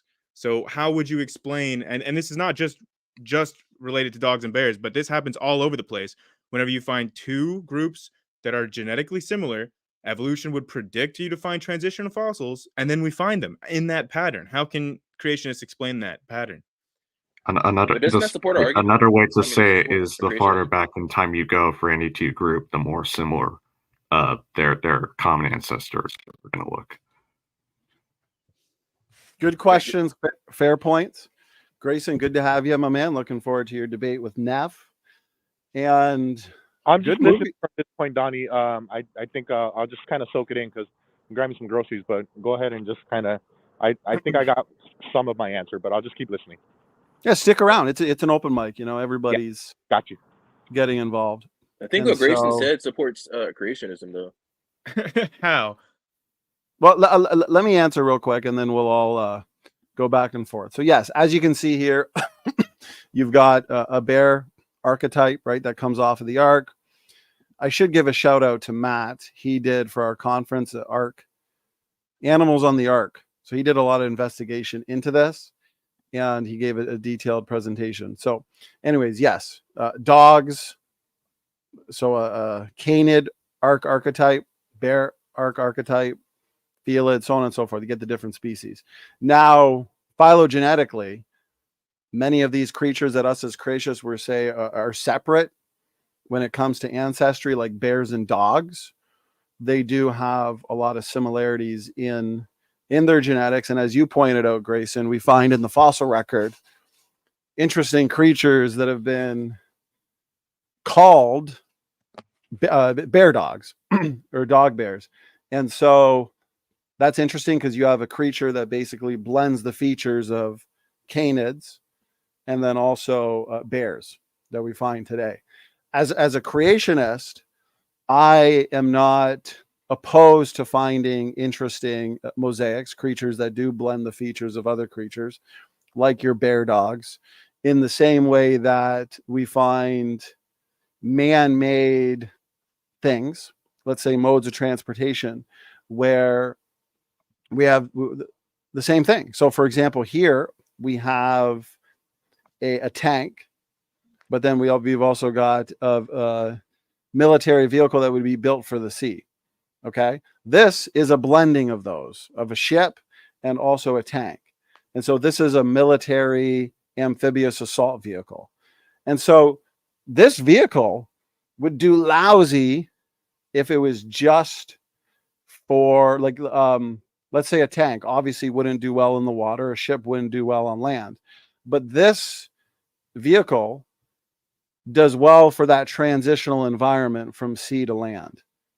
Okay, so yes, it does blend the features of two different vehicles, tanks and ships, but it's designed that way. And so I think in the fossil record, we do find a lot of interesting creatures like your synapsids, therapsids, bear dogs.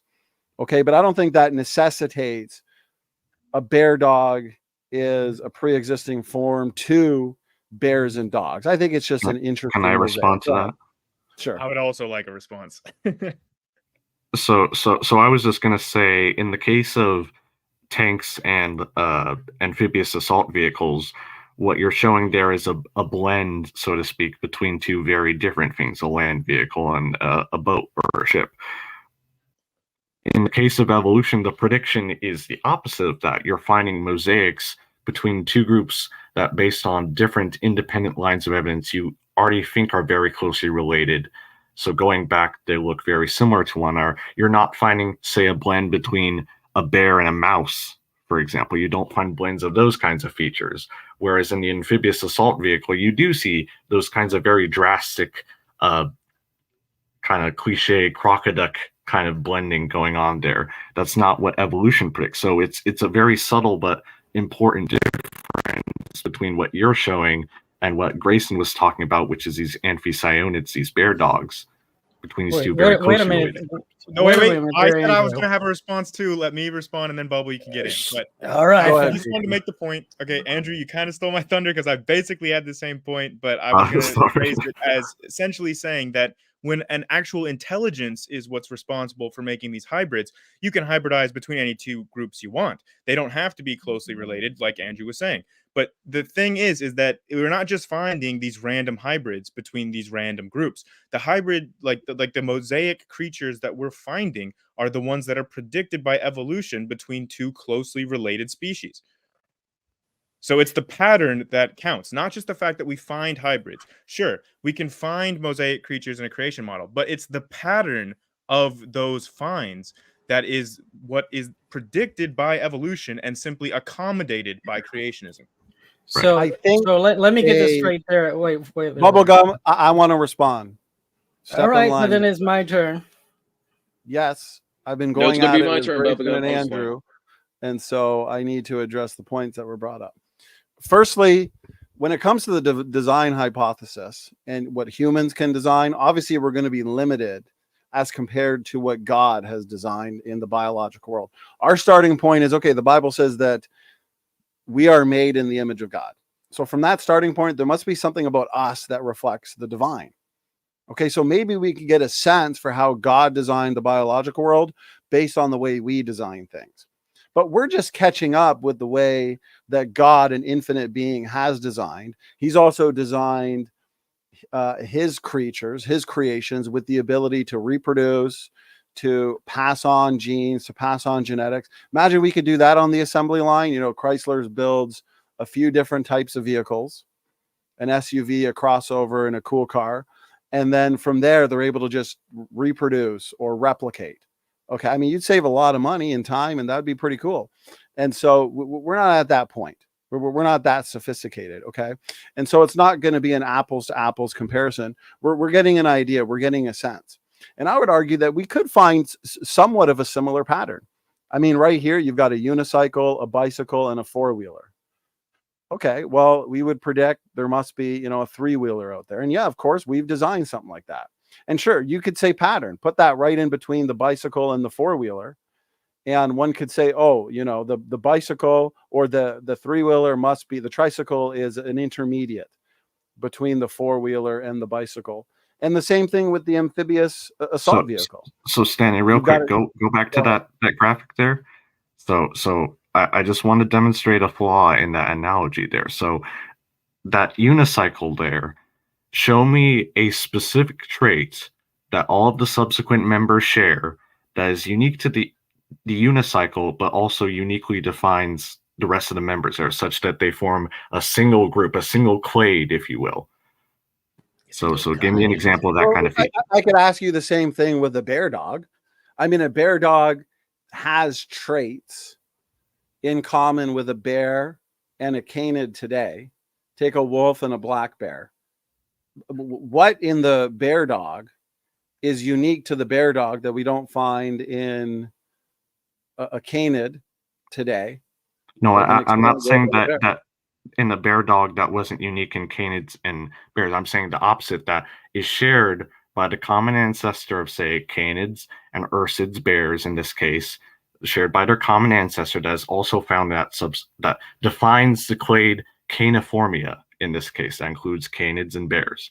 Find that same kind of feature for the unicycle or the car or whatnot in any of these supposed analogical analogous phylogeny. It's a good question. It's a fair question.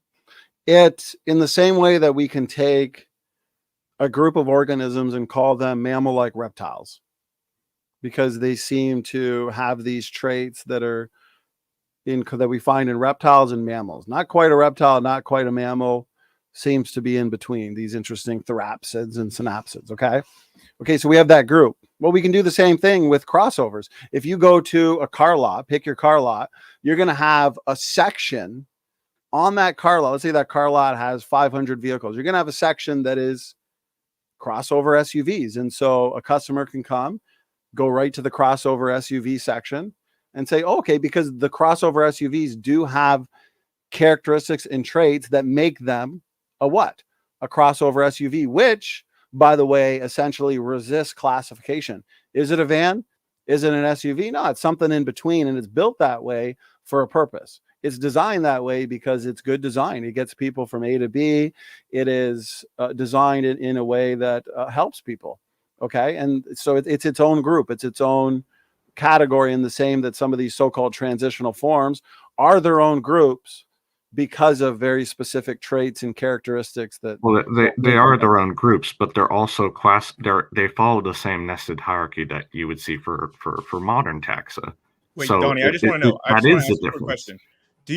Donny, do you think, or do you accept that we can predict what kind of mosaic fossils we should find beforehand using like evolution and phylogenetics? I think you can make some predictions, but then other predictions would not come true in the way that you'd like it to. I mean, you're going to disagree with this. Feel free to respond. Like Tiktaalik, for example, the famous fishapod. You guys predicted it in a certain area in a certain time, but years after it was discovered, they found tetrapod foot tracks somewhere between 20 and 40 million years, according to evolutionist time, prior to Tiktaalik. saying that true tetrapods existed before Tiktaalik, which I would argue fits the creationist model because we have these interesting mosaics overlapping with other creatures, like your Tiktaalik, which is a fishapod, you could say, exists in an overlapping way with what? Fish and amphibians. Okay. All right. Is it my turn now? Theory that says intermediate species have to go extinct once a different species evolves. Right. I understand. I understand you can accommodate for it, right? I'm not saying it falsifies the evolutionary hypothesis in terms of transitional forms. I'm just saying it's more so agnostic. We see true tetrapods before Tiktaalik, and we would argue, yeah, Tiktaalik is an interesting mosaic, but it exists in an overlapping way with what? But you the do agree creatures that you would argue are representing it as a transitional, fish and amphibians. But you do Not agree that, that at least its characteristics, its anatomy and morphology was predicted. Whether or not like Tiktaalik is the transitional ancestor or just a sister clade, I mean, it has the actual anatomical features that were predicted for such a transition to have, the mosaic qualities. Like it has a neck and wrist bones. I mean, come on, those were predicted. So you're arguing, I'll respond, Grayson, you take a quick response, Bubblegum, you jump in, because I know you've been dying to get in on this. So you're arguing because, Grayson, we have fish, amphibians, reptiles, mammals, right? Then the evolutionary model would predict, okay, we should find then a creature in the fossil record that blends the characteristics of what? Reptiles, mammals, because it goes fish, amphibians, reptiles, mammals. Or we should find a creature in the fossil record that blends the features of fish and amphibians, because essentially amphibians came from fish. Mm-hmm. Is that representing? It's not that ladder-like. It's more nested than that. It's not a ladder-like progression. You're arguing the pattern should reflect that we have these forms in between the major classifications we find today: Yeah. fish, amphibians, So reptiles. if I could just rephrase what you're saying, but I basically agree. It's just like when we look at all tetrapods today, like all tetrapods today are most closely genetically similar to lobe-finned fishes, like the lungfish.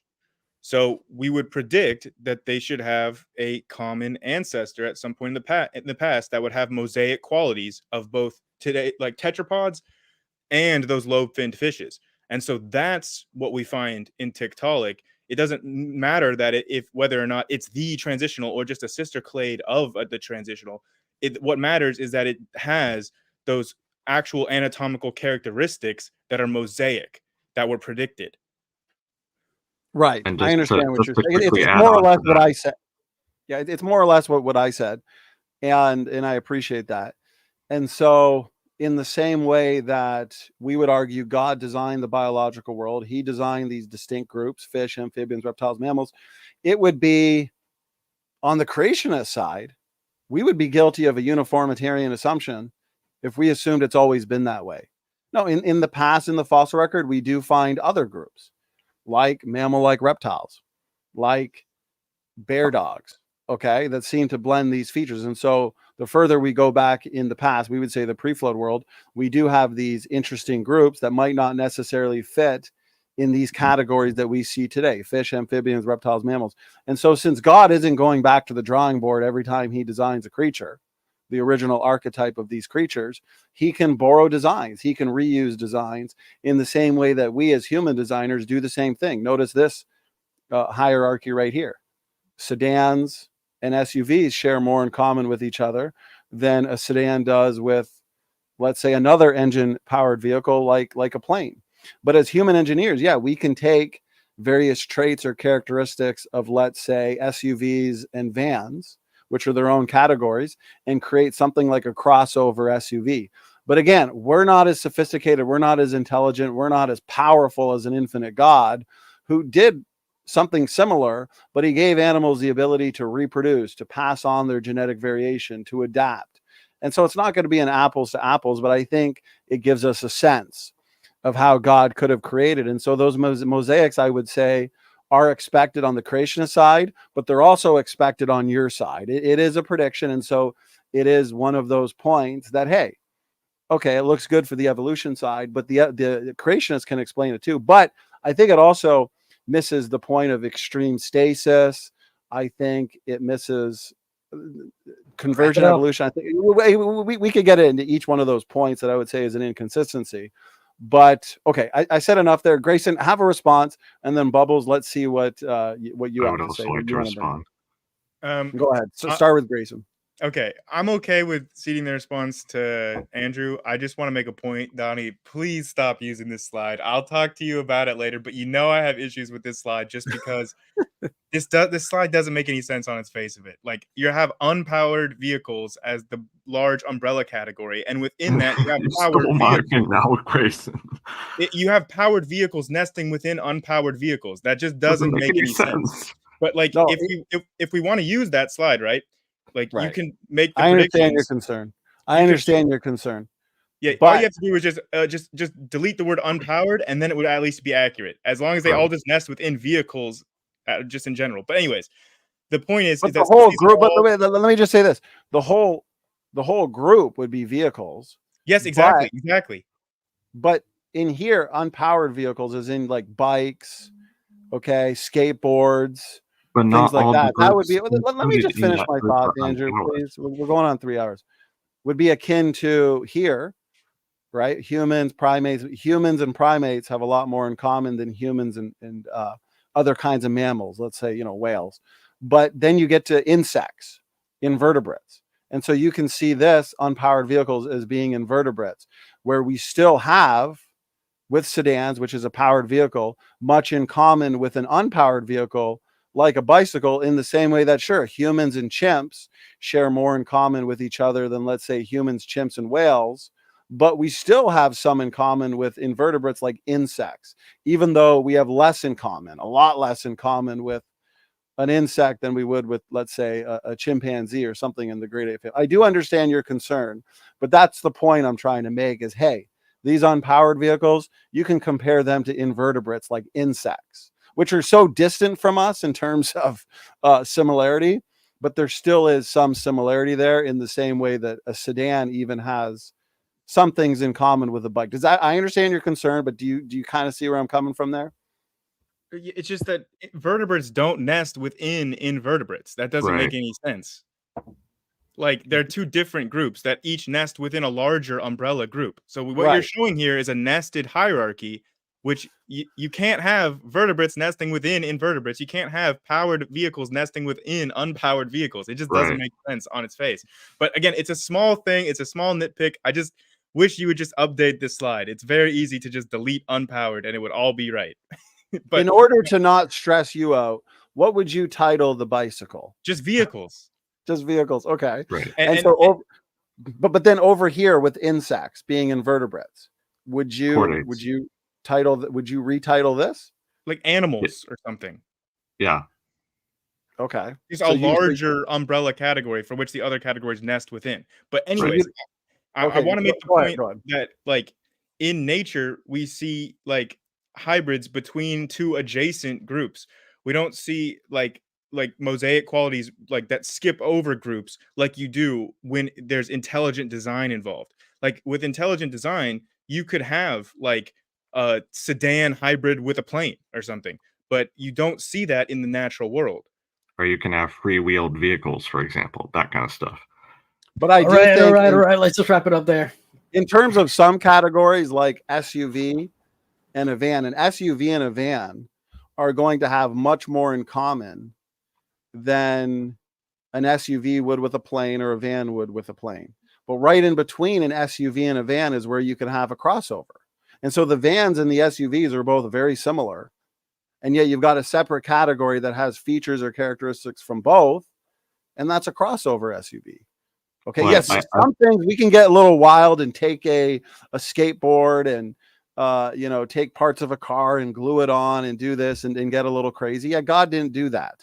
Okay. He's a little more sophisticated than us. He thinks ahead. He also created his creations to, again, reproduce, to pass on genes, to adapt. We haven't yet gotten to the point technologically to do that with our designs, but hey, maybe 1,000 years later we will. Go ahead. Well, So then, why All do right, you my use this turn. analogy for I for think what's I think greater? that Bubblegum's head It's is my going to turn, literally Andrew. explode if It's we don't let Bubba's him turn. Sorry. Yeah. So, Bubblegum, Okay. don't let me regret letting you go in here. Well, first off, I want to start off by asking you guys a question. You guys are familiar with a kids cartoon called Pokemon, right? Yeah. All right Pokemon then. sucks. So I got look. Right. I'm sorry, Bubba. All right. So would We you, all Robert? know Pokemon. Okay. Would you, Robert, say that Pokemon is a creationist worldview or an evolutionist worldview? This is stupid already. It's Just answer the question. it's the evolutionist because it sucks at creation rules. So Okay. What about you, Grayson? Do you think it's Pokemon is a creationist worldview or an evolutionist worldview? It's neither. It's a fictional world. Dude, Right. just go by the cartoon. You know what? I know it's Yeah, a cartoon. it's a dumb question. I'm not gonna give it an answer because All there right isn't. then, it might Andrew, be you play creative. along. Be quiet. Andrew, you play along. You think The Pokemon's closest noun to describe it would be metamorphosis, but I would agree with Grayson. It would be neither evolution nor creationism. so neither. Okay, what about you, There's not Donny? even a religion in Pokemon. There is. Why would you even bring that up? Just let him continue, guys. Be quiet. Right. What about you, Donny? Do you think Pokemon is an evolutionist worldview or a creationist worldview? Wait, Bubblegum, is Monsters Inc. a creationist or an evolutionist movie? Bubblegum, just continue playing. Don't entertain that. Monsters What about Inc. doesn't even. Digimon? Okay. Does Monsters Inc. talk about creationism or evolution? No, Neither right? does Pokemon. Pokemon does. If you actually watch the cartoon, it does. No, it doesn't. Yeah. It does. Yeah, have you actually watched the cartoon? Yeah. I watched it. Clearly haven't watched all the episodes because if you actually watched it, they do talk about creation.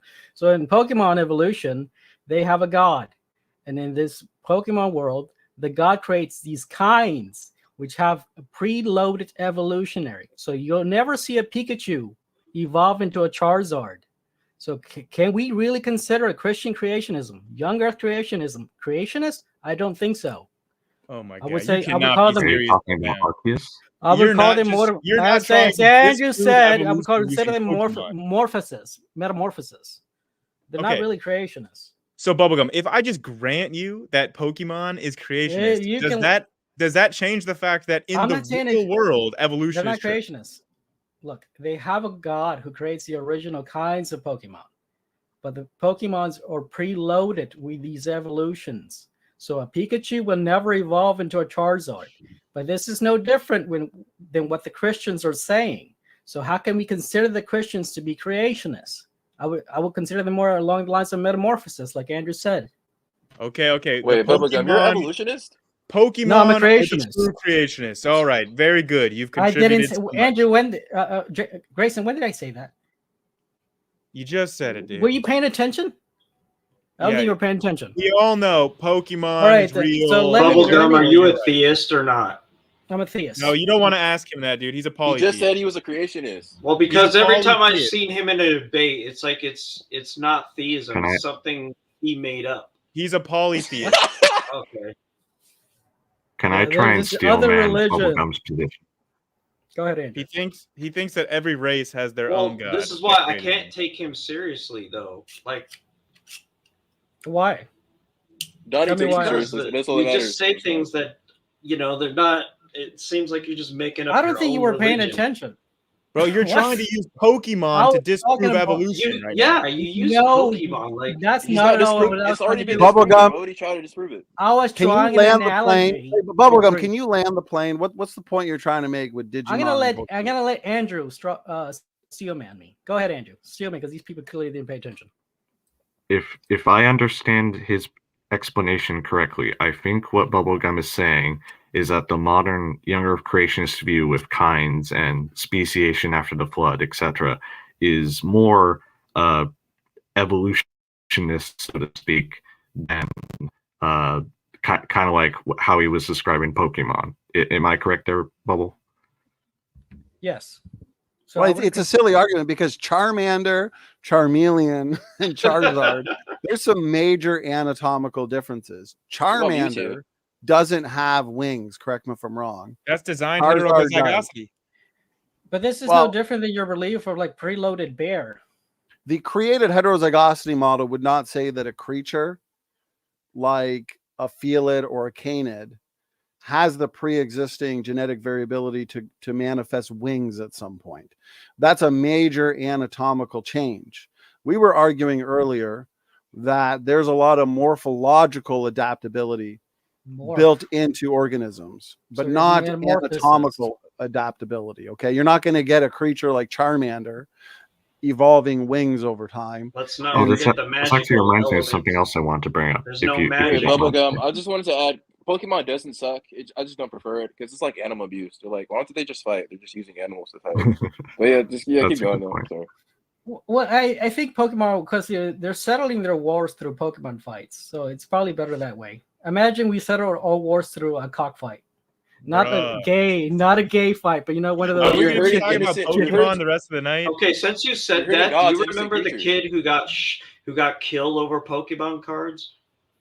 Hey, come on, We took zombies come Pokemon Oh pretty my God, seriously you just made back it in the dark. day. Yes, Oh my we gosh. did. Kids did get hurt. Anyways. Well, I guess evolution is disproved. Pokemon is real. Well, no, That is very now silly, I'm but gonna very now I'll sad at the address same your time. argument. So I'm sure there's somebody named Ash Ketchum out there. So Grayson was making the argument that since the bear and the dog share a common ancestor, you would see like a sister clade that has mosaic attributes of both. But like, what if we lack those mosaics in other animals that had common ancestor? For example, the bear and the ape. We don't see a mosaic of a hybrid of a bear Because and you an ape. wouldn't predict that. That's the point we were trying to make earlier. What? Yeah, bears and They're apes are not that related. closely related. You They're would not need closely. to look. They are. By your model, they are. No, They are Bubblegum, I'm not related. They're not More closely related, related more by bears and dogs. Well, because Andrew, and correct me if I'm wrong, you guys are saying you have canids, you have bears, and they can go back fairly recently to a common ancestor, which Right. you would say is a bear dog that connects the two. But Well, yeah, but there's a a common Where's the chimpanzee, bear ape? Where's the bear ape? but a chimpanzee and a bear, they're too far. According to the evolutionary story, they're too far distant to have The a common direct ancestor intermediate. between like a bear and an ape would probably look something more like a shrew, for example, because that's the Because ancestral it goes back morphotype further. of It those would go mammals. back further on the Right. Yeah, because exactly. it's not just bears and apes at that point. You also have to group, like if you're talking about their common ancestor, you'd have to group all the other things that share that common ancestor that Right, are not yeah. just apes and bears. In terms of transitional forms, you're looking at two creatures, okay, like let's say dogs and bears that go back to a fairly recent common ancestor, Mhm. rather than taking dogs and fish, which would go back to Yeah, it's a like way the distant. example. It's like the example with Tiktaalik, right? I didn't say dogs and lungfish. I said all tetrapods are the most closely related to lungfish.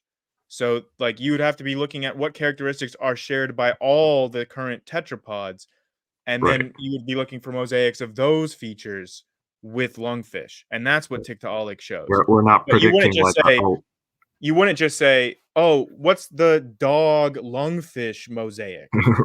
we're not predicting like a lungfish with bear paws, for So- example. That's Well, ridiculous. I want to bring something up because I mentioned something earlier when we were discussing this, and I think you guys just forgot to respond because I know you guys definitely have some kind of response. The number of species. Okay. We as creationists, we would argue that the number of species fit nicely within a creationist model. Okay, to take birds, for example, we got somewhere between 10 and 17,000 bird species today. We're seeing, and there was a paper recently in 2023, we were discussing it last time, Andrew, where on the Galapagos Island, they've documented new bird species in real time. Okay, so we're seeing speciation occurring quite quickly. So if we were to extrapolate that back, okay, 10,000 to 17,000 bird species in 4,500 years, that fits nicely. I can answer this. First, I should ask so I don't misrepresent. How long ago do you put the origin of birds from theropod dinosaurs? I think that it's like late, like in the Jurassic period. I think is Sometime in around. the Jurassic, it really depends what you're calling a Yeah. bird at that point, because there's so many transitional features at that point.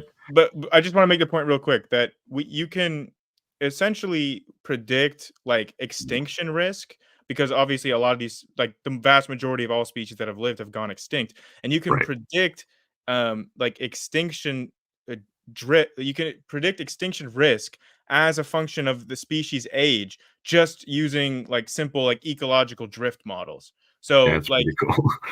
like ecological drift like pretty much explains like the age of certain of most species just as a general trend. But so if you're taking the origin of birds, let's say Archaeopteryx, you guys would say that's a transitional form. We got traits from theropod dinosaurs and also extant or modern birds. So you would, let's say 65 million to 100 million years ago, the origin of birds from theropod dinosaurs. Well, even with extinction rates, extinction events, today we're only left with 10,000 to 17,000 species of birds. From the flood 4,500 years ago, that makes sense because we understand today that speciation and adaptation can be rapid. If we start with design diversity and those DNA differences are built in from the start, then speciation is really rapid because the ones documenting these new bird species, they obviously are evolutionary scientists, so they don't believe in design diversity, but even they're admitting that speciation is happening rather quickly. We're observing it in real time. So take that back 4,500 years ago. Boom, it's easy to account for that. I just want to finish my thought. So it's easy to account for that many species. Okay, but for the evolutionist model, why is there only 10 to 17,000 birds? But you take it back 65 million to 100 million years ago, there should be hundreds of thousands of bird species. And I get there are extinction events, but how many extinction events do you have to invoke to explain why there are so few bird species today? And do you have numbers for that? Ecological most drift species can are account for extinct. a lot of this. Well, first of all, species is just an arbitrary category we made up. We'll categorize things into like this is this species because it's one sole category. So we can invent new species by simply stricken up the category. What fits that X in X category. Well, So they're literally just made up.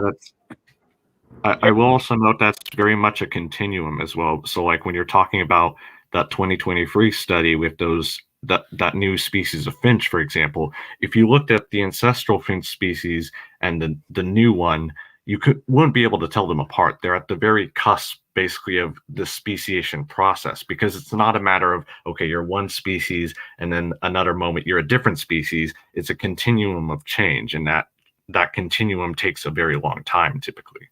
Well, this is just arbitrary saying, am I identical, like an exact copy of my mother? Of course not. Of course, it's going to be the mixture of those. Just to answer Donnie's question, like ecological drift goes a long way to explaining how you have like both periods of like lower diversity of species and increasing differences among like otherwise equivalent communities.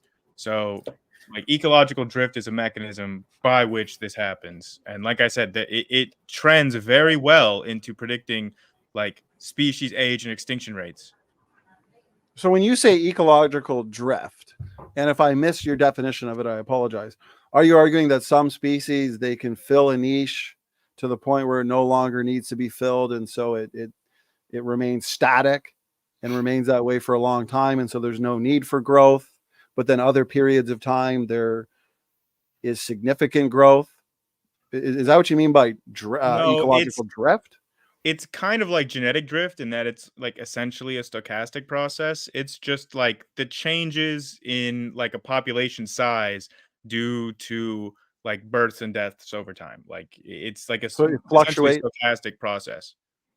So if there's an extinction event, will it fluctuate upwards for an extended period of time as it rebuilds its numbers and then becomes a little more static, stays at a constant number for more or less for a while?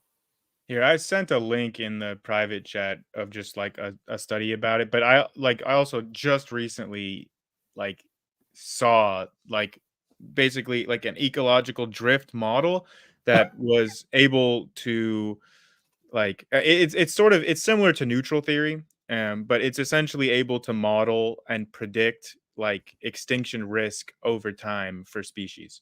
Because I'd like to see, because I would like to see a sophisticated analysis with numbers on whatever species. Name your species. Let's take bird species. I think Nathaniel Jensen has done a very good job accounting for at least the bird species and putting numbers and predictions and so on and so forth. But we could do the same thing with snakes, lizards. You know, there's not a whole lot of lizard species, 4,600. And I think with what Andrew said, because he makes an interesting point that yes, the difference between the new species and the parent species is pretty minor. And so the larger question is, should we even be calling it a different species?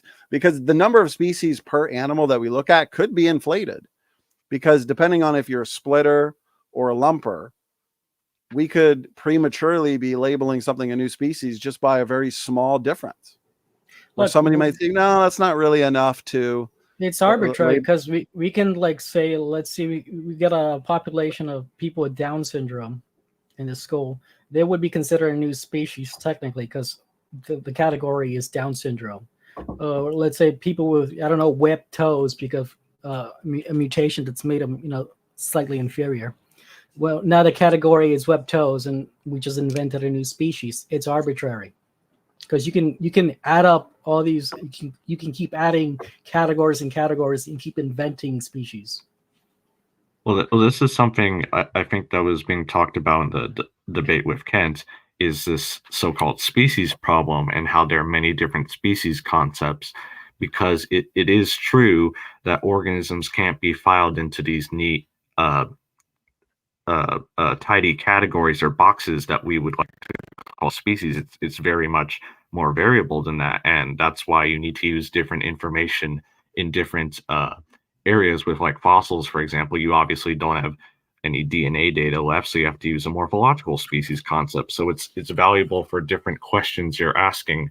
But since organisms can't be filed into these neat categories, that's more of a result of evolution, not like created kinds kind of thing. Well, look, since this line of thinking going down species, this wouldn't be evidence for evolution or against it because it's so arbitrary.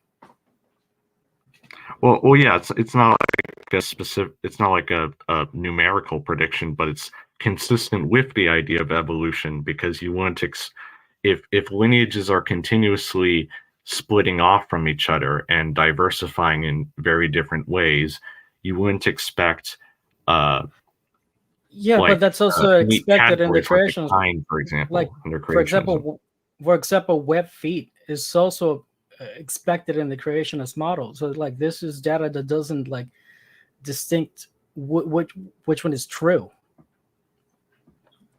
So you need some actual data that actually creates a distinction. So like we both expect there to be web feet. Well, in that case, I would just ask what would distinguish them then. What unique prediction does creationism make that hasn't been tested yet? For example, hey, Donny, I have a question.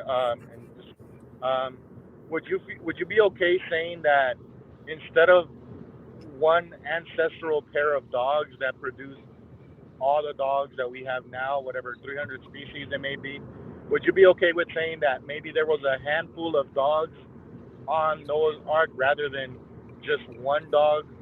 Like there was like some big dogs, medium dogs, small dogs, 3 pairs of like kind of diverse dogs that would have been interbred once the ark landed, as opposed to just saying that there was one set of dogs that produce Chihuahuas as well as Great Danes. Would you be okay with saying that, or would you still argue that it should all comes from one pair of dogs?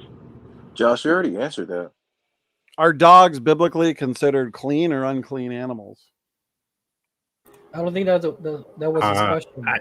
I have a thought about those dogs. Well, because I just want to answer real quick, because depending on if it's clean versus unclean, the Bible says take 7 pairs of some or 2 of others, right? Because so I think it would come down to, because I don't think there's an issue having 2 wolf-like ancestors as the archetype, with an incredible amount of allelic variability and potential for change to explain all the different species we see today, which are not a whole lot.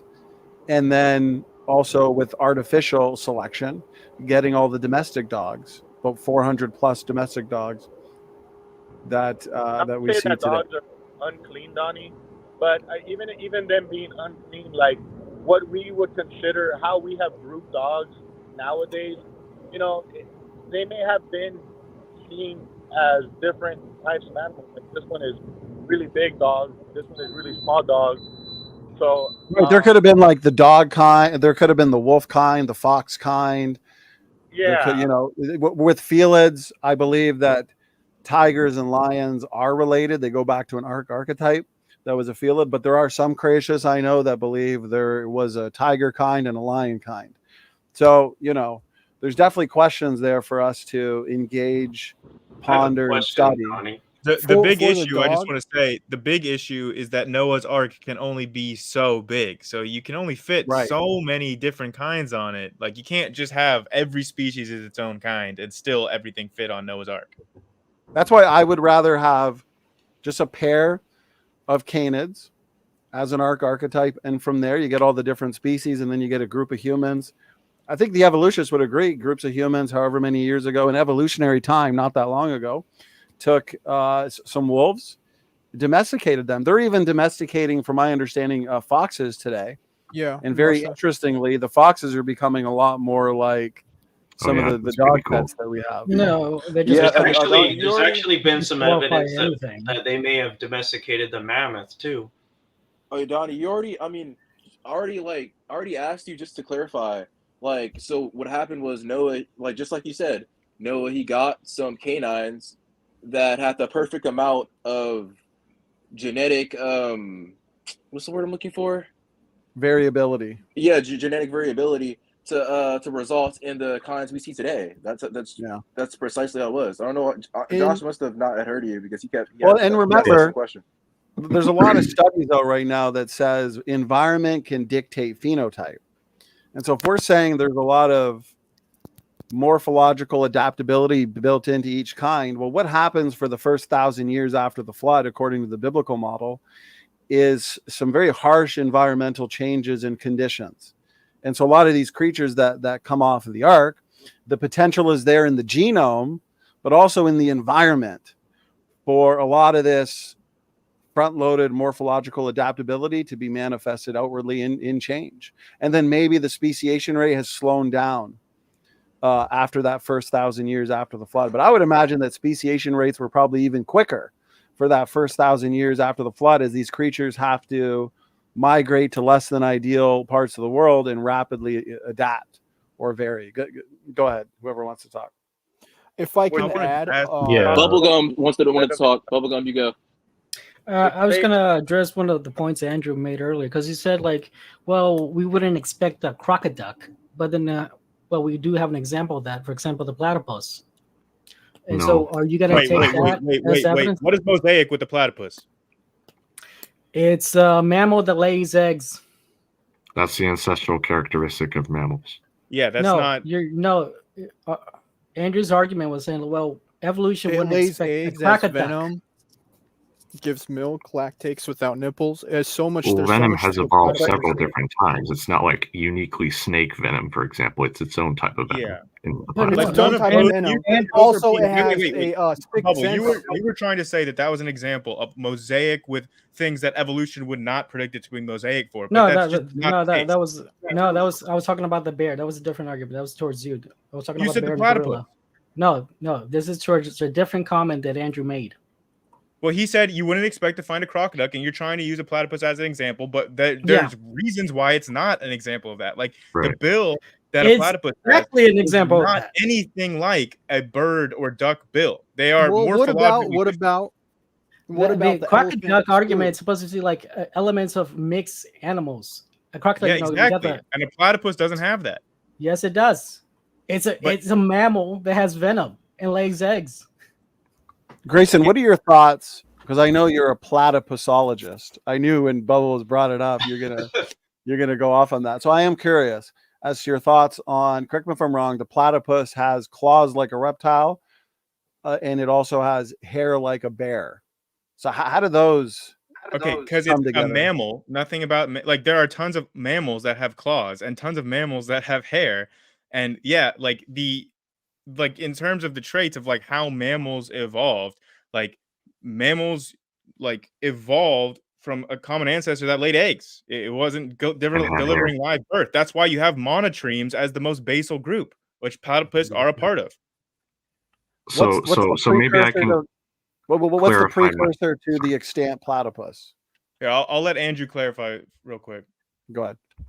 So I just want to clarify my original comment. So in the context of the crocoduck, looking at blending features of very distantly related groups, the blending you're concerned with here is blending of features unique to one group and unique to this other separate group, and putting them in the same animal, right? So you can have features that can change pretty easily, like the hair texture or fur or color, etc. If you have an animal that blends some of those, that's not really that important in an evolutionary context. Whereas if you saw like a mammal with distinct bird feathers, for example, that would be an example of a crocoduck kind of thing. The platypus doesn't really qualify for that. I hope that makes sense. How many mammals lay eggs, Andrew? The echidna does as well. Yeah, monotremes. There's like 3 groups of mammals. There's like placental mammals, there's marsupials, and there's monotremes. Monotremes lay eggs. So if there's only 2 kinds of egg-laying mammals on the planet today, there's 4. What's the other 2? We got the monotremes. There are many. Yeah, the monotremes have like 4 species today. Okay, somewhere around there. 4 types. But are taxonomists not just forcing these interesting mosaics into these groups where they might not belong? No, because they also have uniquely mammal features. These are not just like forced, like arbitrary categorizations. Like monotremes are all genetically more similar to each other than they are to any other types of mammals. Yeah, right. But just like in the design world, all SUVs are a lot more like each other than if you were to bring in, or crossovers, than if you were to bring in something else, an SUV or a van. So yeah, I get that there's a group, monotremes, that are all very similar to each other, but how can you not argue that they're an interesting mosaic? Well, because they're more closely related to mammals than they are to any other reptiles, for example. So, okay, any group, any creature on this earth that you pick any creature, it's going to have to, by definition, be more similar to another group and more distant to another group. Humans are going to have to be more similar to something, and then more dissimilar. So of course, this interesting group, monotremes, are going to have to be closer to one creature than another. My point is that. Oh, good. Go ahead. Yeah, I know. I just wanted clarification on what point you were making with this, because, like, yeah, my point is the categories are not arbitrary. Well, it's just expected on both sides that every single group on this earth, whether it's creation or the evolution model, that we're going to be able to pick another group that they're most similar to. So monotremes are most similar to mammals. Okay. So Donny, are you saying in any scenario you would expect a nested hierarchy? Like there's no biological scenario where a nested hierarchy couldn't have developed. Is that what you're arguing? Well, pick your creature. It's good. We can find out what it's going to be most similar to. And then wait, Donny, just because you can, for any species, you can find another species that's the most similar to it, that doesn't mean that you would have a nested hierarchical pattern. I mean, when Linnaeus first, I would argue it does. When Linnaeus first noticed this nested hierarchical pattern, he was shocked and couldn't explain it. And he challenged all his peers who, like, this is before evolution. He challenged everyone. How can we explain this nested hierarchy? It was a mystery until evolution. What? No. That's like historically. Well, if I was one of his peers, I could have explained it to him. Okay, are you saying the pattern of nested hierarchy is different than just saying these things should be more similar to these things, because you can have like humans. It's a logical necessity. It's a logical necessity. You can't define a dog by giving it the DNA of an alligator. So all dogs you're just have to non sequiturs at this point, Bubblegum. But no, it's a logical. That's not a non sequitur. It's a logical necessity. You can't define a dog by using alligator DNA.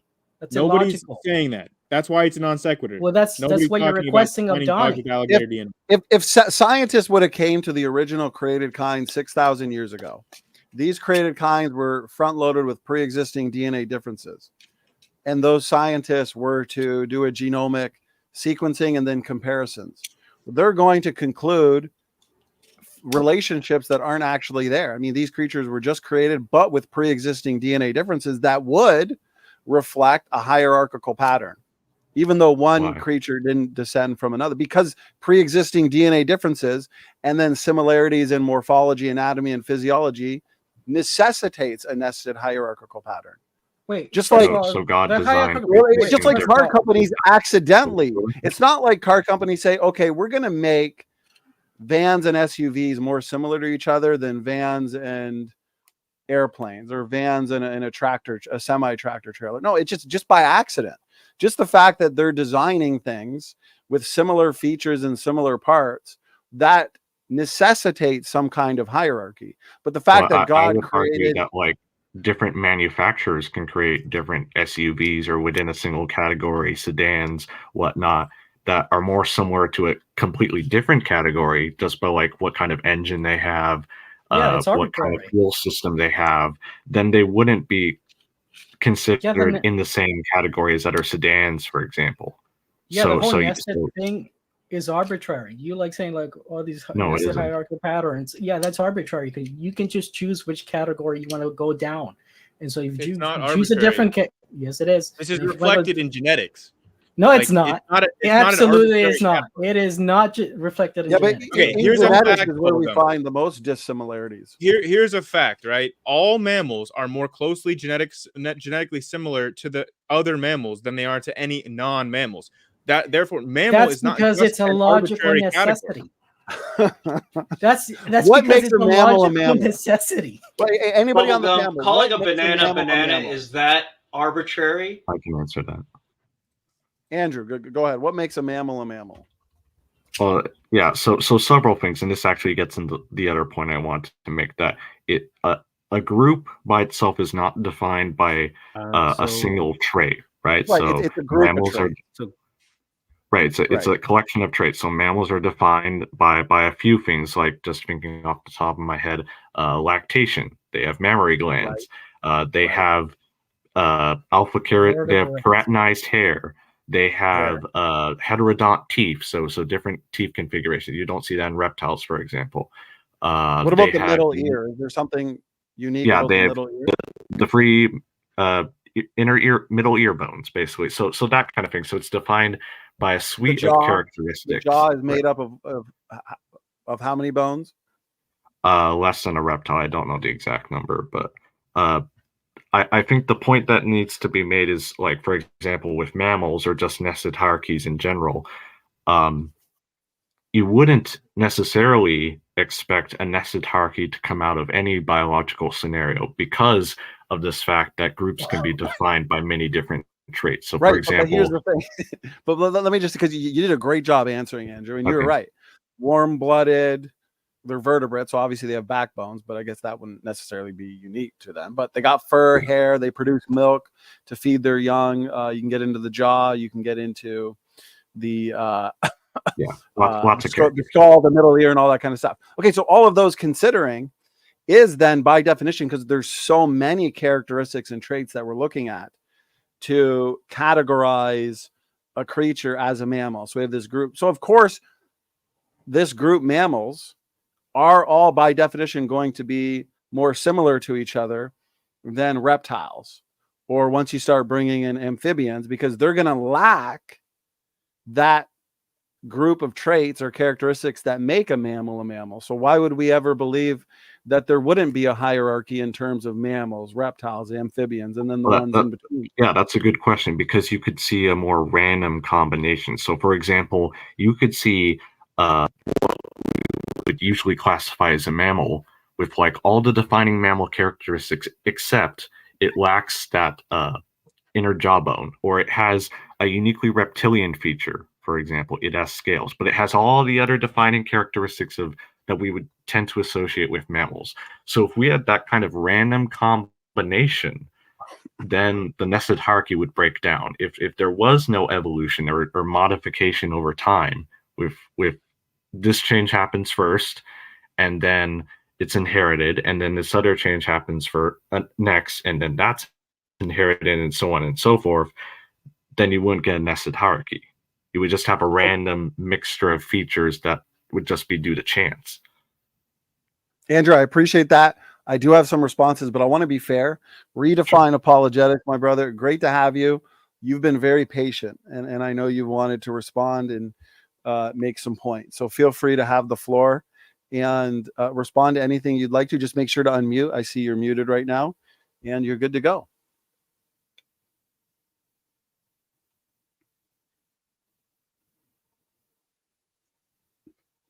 Are you able to hear us? Redefine apologetic. Okay. All right. I think I have a lag on my part, about 12 seconds, give or take. There's a question I wanted to ask. I guess I can hear you. I can hear you. Okay. So the question I have, if evolution, I don't believe in evolution. I say nothing evolves, but people call speciation evolution just so they can say, yes, we see this happening, and that is evolution. Speciation is not evolution. It's just something that people call evolution so that they can say, see, here's evolution. But my question is for those, I heard someone say that evolution predicted this and predicted that. If evolution is random, how can it predict anything? If it's random, a species that didn't have a wing could gain one wing and then gain another half a wing on the other side of the body, and then lose the wing that it gained on the right side of the body, let's say right, left, if it's random. So if the question is, if evolution is random, how can it predict anything? But someone was talking about the variety of dogs and the dogs that were on the ark. How do we get something like, how do we get everything that we have from the dogs on the ark? Well, this would pertain not just to the dogs, but to everything that was on the ark. And that is this: God, being all-knowing, he would have known what two pairs of dogs or birds or fish, what fish went on there, but cats, whatever was on there, he would have known which two to bring on that have the greatest amount of variety, that was going to lead to the greatest amount of speciation. I believe he brought the animals to Noah. So the horse kind, he would have known which two to bring together to allow for the greatest amount of speciation. Whether the dogs were clean or unclean, God knows everything. So he would have known, just like you know what you're going to get when you take a purebred shepherd and a purebred poodle. You know what you're going to get. God knew what he was going to get when he brought the animals to Noah. The ones that he bought, he would have bought them for the maximum amount of speciation, possibly.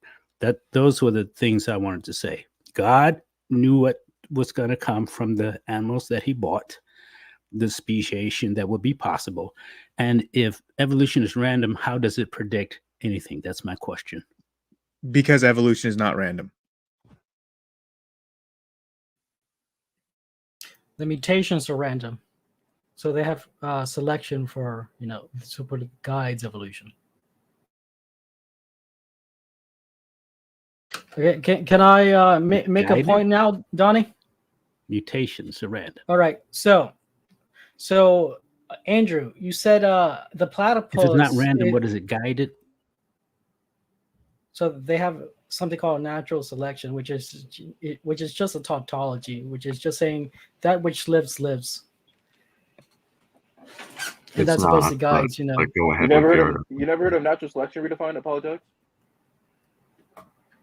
Have you ever been to science class? I'm just playing now. All right. So Andrew, you made the comment that the platypus is okay. It's okay if the platypus lays eggs, because again, I have a lag. I've heard of that, but I would say I don't believe in natural selection, even though most people do, and that is because in order to have nature cannot select.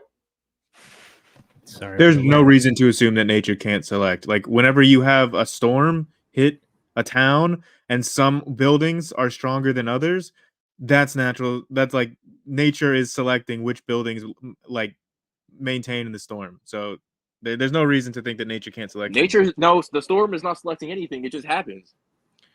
It's just yeah, saying the same thing with natural selection, dude. It just happens. So That's what you're saying verification, is is it it's not? chance. Nature cannot It's just by select. chance. Okay, It's so just you by guys are just chance. having it. This is just a language issue. Yeah, it Like, just this is happens. just an It's not issue of selection. semantics. That's You life. just don't like that I've attributed Redefine selection then. to What would a it be non-mind. then?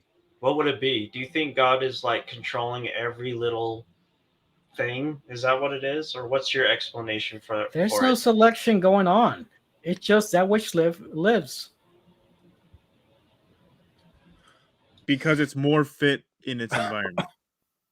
It's No. natural It selection is doesn't basically have to be life. fit. Well, I Donny just wanted to talk, hear Donny his talk. explanation for it, since he doesn't Yeah, believe in that's it. life happens. It only survives That's what because it it Yeah, is but that's fit. not It really doesn't- an answer, though. I mean, Yeah, that wasn't it's really an answer. But let basically Donny talk. differential reproduction. Who's reproducing the most? I would argue it's a fine-tuning mechanism that keeps a species as strong as it can be. But I think, Okay, and I'm correct me if I'm saying- wrong, Andrew or Grayson, you would So- define macroevolution as change at or above the speciation level or the species level. Correct. Sure. Okay. So I think the better question, though, is what is occurring on a genetic level? What is occurring in the genetic content of these organisms when new species come about? This goes back to the 2023 review of the Galapagos Island and the Darwin's finches. Wait, But in Donny. 2017, when they observed that new species of finch form, genetically, if I'm not mistaken, it happened due to a shift in heterozygosity to homozygosity. So it was losing allelic variability. And as a result, it was labeled a new species. But that's what we would expect as creationists from the flood. You have heterozygous arc ancestors or arc archetypes. And from there, you have the sorting out of this allelic variability to create new variations or new species. But these aren't uphill changes. Go ahead. There are multiple mechanisms that that explain speciation. Like polyploidy is one, where the chromosome number changes or even doubles, and then they're no longer able to crossbreed. But there's also other examples, just like ecological isolation. With like fruit, like strawberries, and where like the whole genome basically duplicates. Yeah, or like wheat, whatever. Like polyploidy has tons of examples. There's lots of flowers that have speciated because of such events. But there's also Artificially, or ecological just in the wild on their own. Yeah, in the wild, you can do this artificially, like we did with wheat. But yeah, it happens in the wild as well. But yeah, there is also like reproductive isolation. You just have like so many changes over time, just from two populations that are isolated from each other, that eventually the differences just become too great. Right. So let me usually address it's one a of small- Go ahead. Let me address one of Andrew's points. He said like that the platypus laying eggs is okay because the platypus came from a reptile. Is that correct there, Andrew? No, because mammals are not included in the reptile. Wait. Yeah, like bubblegum. You could just So, say that let's back it up. like Let's back it up. mammals evolved The from, platypus like, is a mammaliforms or like No, synapsids, and synapsids laid eggs. So no. Yes, this what is Grayson talking- said. So you're saying why this doesn't count as a crocodilic example, why the platypus doesn't count as a crocodilic example, is because even despite the platypus laying eggs, it has a common ancestor with reptiles. It came from a reptile, when its ancestor was a reptile, and so it's okay for the platypus to lay eggs. Is that correct? Okay, bubblegum. I literally just clarified this point. I don't know why you keep insisting on. No, I'm not asking listening to the Andrew. I'm asking clarification. Andrew. He agreed with my clarification.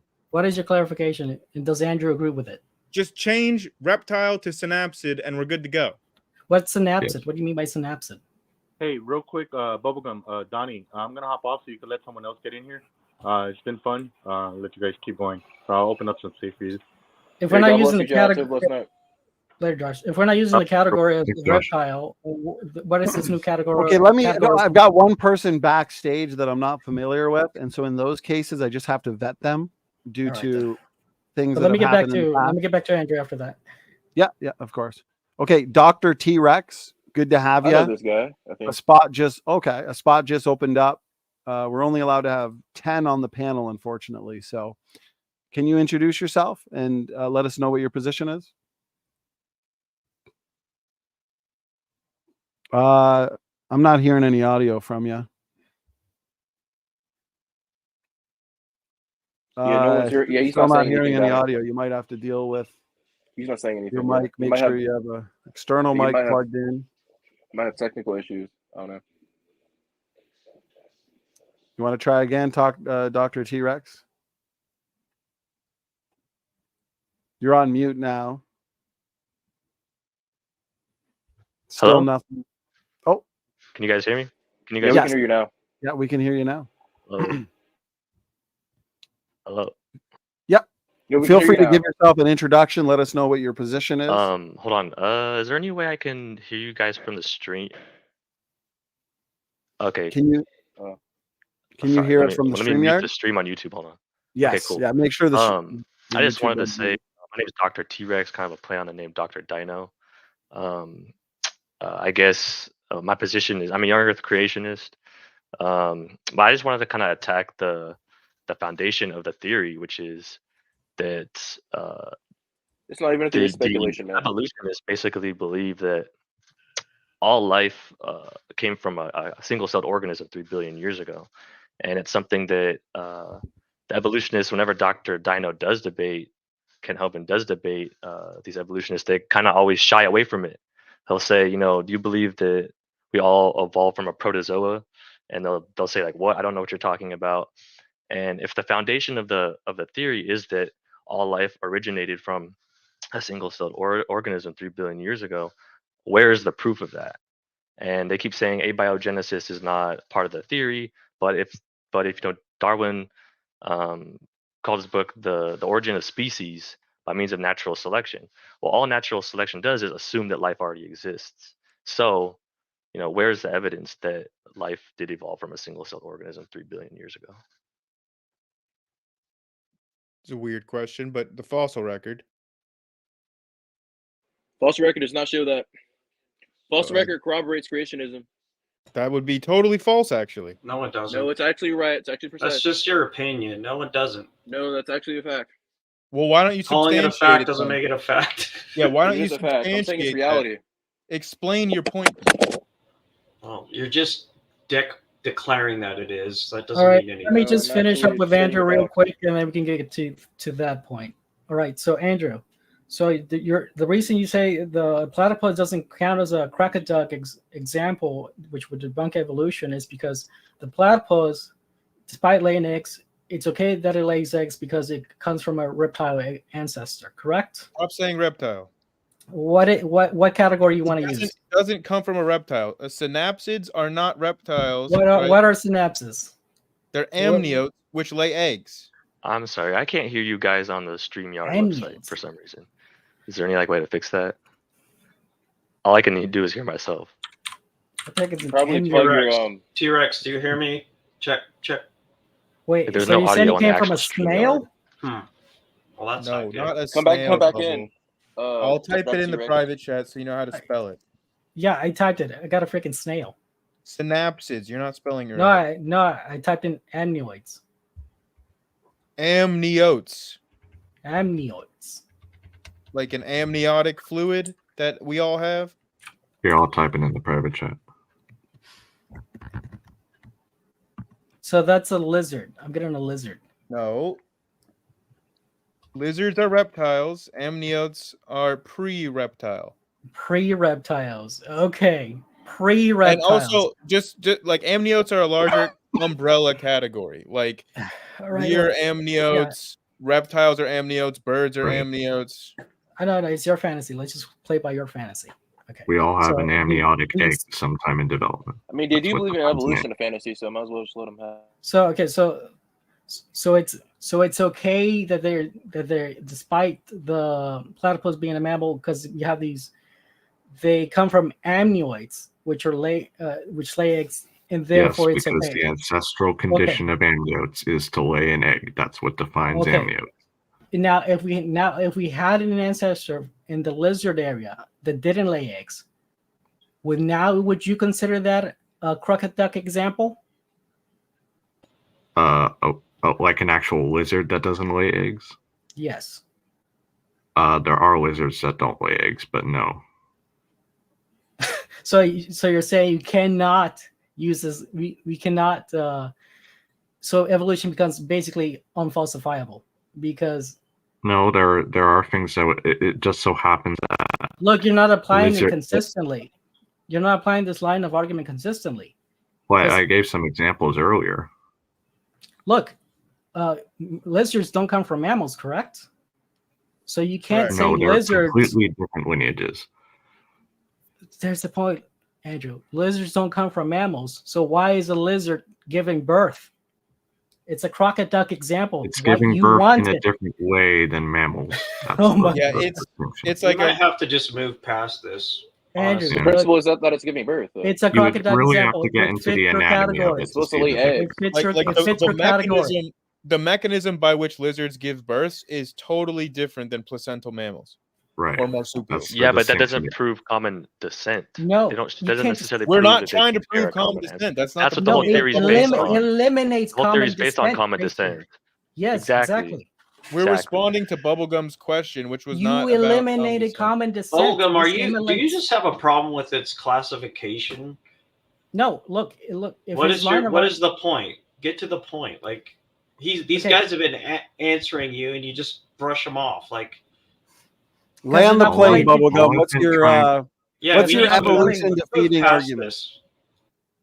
Andrew wanted a crocoduck example. I gave him a crocoduck example. He's not willing to take it now. And I clarified that with the crocoduck example, I'm looking for the exact same trait having evolved the exact same way in two different lineages. We see that the with lizard the doesn't meet that FOXP2 criteria. The platypus doesn't meet we that see criteria. that with a FOXP2 gene, right? That's a FOXP2 gene is a clear example of that. In what organisms? It's Are you just present trying in to the say that humans and it's present in the birds. Are you saying that convergent evolution is the same? You stop presupposing evolution. There's no such. You're presupposing evolution to justify to prove evolution. Well, maybe if you had just let me finish my question, you would have understood what I was asking. I was asking you because we would consider these things that you're bringing up to be examples of like convergent evolution of like traits. But when I give an example of crocodile, again, you still don't allow me to convergent finish. evolution.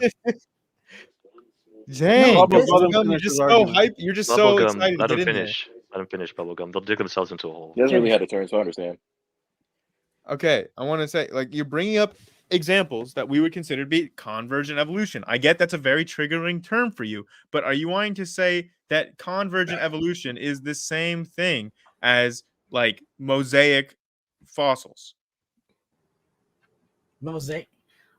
Look, when you're saying convergent evolution, this is just an attempt to explain away the crocoduck. I gave you when people are talking about convergent evolution, it's saying, well, how did this animal evolve the same traits as this animal when they're not part of the same lineage? That's the point. It is the same. It is. It's literally the same freaking gene. It's the same because they're not laying eggs; they're giving birth, right? Is that what you're right? But they're giving birth. I'm also giving another example. So but the principle is that they're giving birth. A reptile usually No, lays eggs. he already moved past that example. He's on the FOXP2 gene now. No, Andrew wanted what's more specific. I gave him something more specific. And is that gene found in any intermediate groups between birds and humans? So they have the same gene.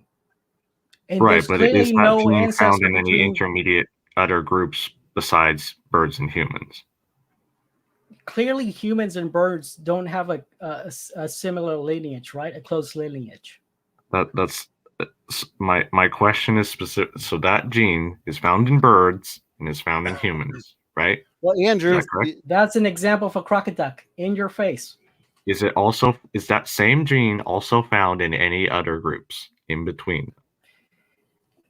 Yes or no? To my knowledge, it's not. It's an example of convergent evolution. Okay, that's what I want to clarify. Are you going to give up evolution now? What about Andrew? Not an example of a mosaic quality. Andrew, what about orphan genes? And I understand, we can get into de novo gene synthesis and gene duplication and so on and so forth. But is this not what a creationist would expect, that we have these taxonomically restricted but yet essential genes, okay, let's say in humans, that aren't found in chimpanzees, that aren't found in gorillas, and they're called orphans because where's their parents? As in, there's no evidence for the precursor genes that led to these orphan genes. Like if I were to show you 3 different books, I could show you sentences in book 1 that are unique to book 1, as in they're not found in the other 2 books, and so on and so forth with the other 2 books. And so we do have unique functional genes that are only found in one creature but not found in another, and no evidence for their evolution. Well, I would say that really isn't quick. strictly. I was Go ahead. incorrect. I want to specify I was incorrect. FOXP2 protein is also found in fish, reptiles like alligators, zebra finches, and mice, and like chimpanzees, and tons of other things. Okay, thank you. That's what I wanted to clarify, if it was found in any other groups. So what was I gonna say?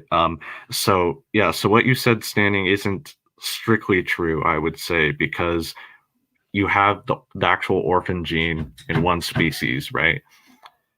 But in other species that we would consider closely related to it based on other lines of evidence, you find a gene that's homologous to it that doesn't actually code for like a functional protein, but codes for like an RNA that ultimately would fold up into that protein. So you do still have evidence of the nested hierarchy there. And yes, it probably a lot of these cases does go back to de novo gene origination, but you still have evidence for its evolution.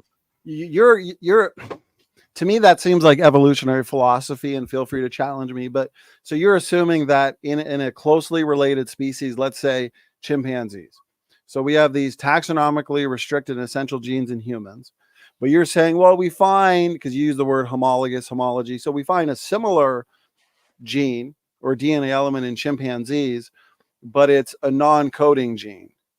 And so that could be, or give us an idea of what the ancestral gene looked like before it mutated or altered in a way that became the orphan gene that we're looking at in the human genome. Is that more or less what you're saying? Right, and it doesn't even have to be between like chimps and humans, for example. It can be between species that most creationists would consider a single kind, so like pigs or something. That non-coding RNA gene could be there for a functional reason, doing what it does. We know there's RNA products produced all the time and not protein products. You're assuming, or it seems like you're imposing on it, well, since we have orphan genes, now we got to find some homologous genes in closely related species and argue, okay, this is an example of what the ancestral gene would have looked like. But you haven't demonstrated that in the lab. We haven't observed that non-coding RNA gene mutate in a way where it's an essential gene that we would call an orphan gene in humans, for example. Isn't this a lot of historical reconstruction going on? Well, like you do have experiments though where they take basically gibberish nucleotides and mutate it in such a way that not like by random mutations, and it forms a de novo gene with a functional protein. So that has been observed. So you're arguing that in the lab, they've mutated a non-coding section of the genome and they've altered it in a way where it produces a functional protein? Right. Yeah. You have mutations in that region, random mutations, and it produces it now. That de novo gene now produces a functional protein or a functional product of some kind. Okay. What would be the best paper you could cite for that? I could try finding it offhand. Well, you don't have to do it. I don't want to put you on. Maybe just send it to me, and so sure, I could. Is this with fruit flies? I'd have to look at this. The specific paper, but I think Creation Myths might have brought it up at some point in one of his videos. So I'll have to look and see what specific paper he was mentioning and if there are any others like that. Yeah, I can send it to you if you want. I would definitely like to see that paper if the claim is that, hey, we've got a non-functional part of the genome, it's non-coding, or it's just producing an RNA product, and it's been mutated intentionally, I guess in the lab is what it sounds like. And the mutations or series of mutations altered it from a non-coding RNA gene to a functional protein coding gene, something brand new. Yeah. I'm pretty sure that's been observed, but I could be wrong. I believe I've seen this study too. I don't have it in front of me right now, but I believe like they just added like random inserts of just like completely random orders of nucleotides and onto like a coding gene, and just to see what would happen. And then like a pretty decent percentage of those ended up being more efficient and more functional than the original, just by adding like random information, basically. I think there might have been a different paper that, yeah, I'll have to look and see if which specific one it was. That could be a I can't different cite paper it off. though, too. But regardless of the evolutionist explanation for, I've heard de novo gene synthesis, like we're talking about non-coding regions of the genome, they can be hit with mutations and become a functional coding region or element, or, gene duplication, basically non-coding region duplicates, and then it's hit with a series of mutations, it becomes a functional gene, becomes an orphan gene. But the greater point is, the orphan genes that we see, the distribution or the patterns in orphan genes that we find across the biological world, they don't really have a consistent hierarchy. It's a little bit all over the place. Would you at least agree with that? In some cases, yeah. If I may, like, ask a follow-up question, then, if many orphan genes are found at the species level, then doesn't that also negate what you would say would be created kinds, a common ancestry within a kind, basically? Like, it feels like you can't have it both ways. That right there is a fantastic question. And I feel like we could do an entire orphan gene debate and discuss that. But yeah, that's the greater question of, okay, we see these taxonomically restricted and essential genes today in extant species. How can we trace those back to the precursor ancestors or the original created kinds? Because, and I'll show this visually, I think it's easier, because again, it's a really good question, is because we would all agree that there's diversification, there's variation, speciation. And so let's say from creation, right, you have humans that are created with certain sets of orphan genes, or take dogs, canids, they're created with certain sets of orphan genes. After creation, once they start moving out, or even after the flood, let's say 4,500 years ago, once they start moving out and you have speciation events, isolation, inbreeding, so on and so forth, you're getting the sorting out of the original orphan genes, right? Where maybe now you have lions with certain orphan genes that tigers don't have because of divergent speciation, so on and so forth, right? So yeah, those original orphan genes are now spread out in a way where they can be species specific. And so the question is, how can we take, let's say, species within the felid family, and take the orphan genes that are specific to lions, the orphan genes that are specific to cheetahs, leopards, and say which ones were all in the original archetype. Does that kind of make sense, Andrew, what I'm saying? I think so. I have some issues with it, but I, like you said, I think that could be a whole other conversation, and we have been going back and forth. Right, it would kind of be like this. So here on the phylogeny, you got humans, right? So they're created with all the different orphan genes. Then they move out, and let's just say after the flood, you get groups moving away, breakaway populations. You got Denisovans, Neanderthals, Erectus. Well, they're going to take subsets of the original genetic variability and DNA elements with them. And so that means Neanderthals could have their own orphan genes that, let's say, Floresiensis doesn't have, but their common ancestor over here would have had them. But so you're saying kind of like alleles segregating out, like individual orphan genes would be segregating out under your model, right? Because it isn't by definition that kind of how speciation or variation. I don't believe humans can speciate, but let's say, whatever the gorilla ancestor was or chimp ancestor, the breakaway populations are not going to have, there is going to be a sorting out process, correct? In speciation, we have the inbreeding, especially if you're reducing shifts in heterozygosity to homozygosity, like we're seeing in these papers, specifically the finch species.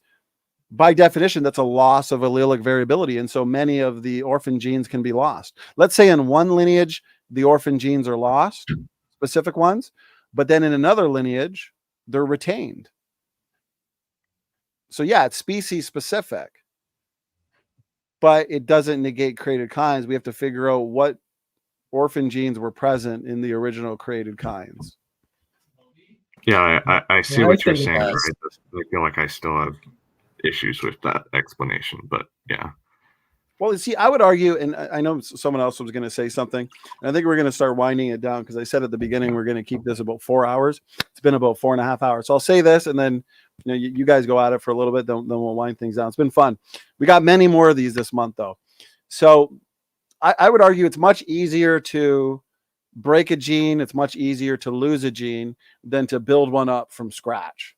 And so orphan genes have been lost over time, where, yeah, they are species specific, but were they species specific going right back to the creation event or even the flood, before they were lost or before they were segregated? I would argue not necessarily. So yeah, I think the better explanation is orphan genes have been lost or broken down rather than built up through de novo gene synthesis or gene duplication, so on and so forth. Anyways, go ahead. What are your thoughts on that? Yeah, I would just say in the conventional evolutionary model, you can have gene loss and de novo gene origination. So it kind of depends which one you're talking about specifically, but it probably is a combination of factors. Let me just clarify real quick. See, I said, no, I don't believe in genes from scratch. My point was it's much easier to break a gene or to lose a gene than to build it from scratch. So where the evolutionists would say, well, a lot of these orphan genes are species specific is because they've been added. I would argue, no, a lot of them have been lost. And I will freely admit that it is a very, it is a field of research that is still ongoing, as most scientific fields are. So we of course don't have all the answers. And for us too, creationists, because you asked an excellent question. Because the first question is, how do you explain orphan genes? We would say they're created, right? That's why we find them unique to various kinds. But then, you would argue de novo gene synthesis, gene duplication, so on and so forth. But then the next question, the bigger question, and it's a great question: why are they species specific? And I think that's where it comes down to the separate ancestry versus the universal ancestry model. In how can we explain the pattern of distribution of orphan genes? Sure. Yeah. Wait, first of all, let's not play around. There's not only two sides. There's like more sides. There, the polytheist side, the real creationists, as I like to call them. You could probably fit on one hand the number of serious polytheists out there, right? Bubblegum. I think I am the only polytheist. Right. Yeah. I see one other guy, but that's about it. But I'm basically the CEO of polytheism. Right. You're the founder of the Church of Polytheism. We have polytheism species. Nah, we're against the Church of Religion. Yeah, like as Norse things are gods, winding down, I am gonna. like Greek gods and stuff like that? Or like. We're I not was against going it. to ask real quick. Poland. I actually wanted to ask Grayson this, but he left. But we're going to have many more of these. Another, as we start to wind down, another major, and we've talked about this many times, Andrew, going back 2-3 years, but another major break in the hierarchy, and it's only getting worse as we get better genomic comparisons of the Y chromosome, is the Y chromosome. I mean, humans and chimpanzees, the Y chromosome in chimpanzees, for sake of time, I won't pull up the chart, but I usually do.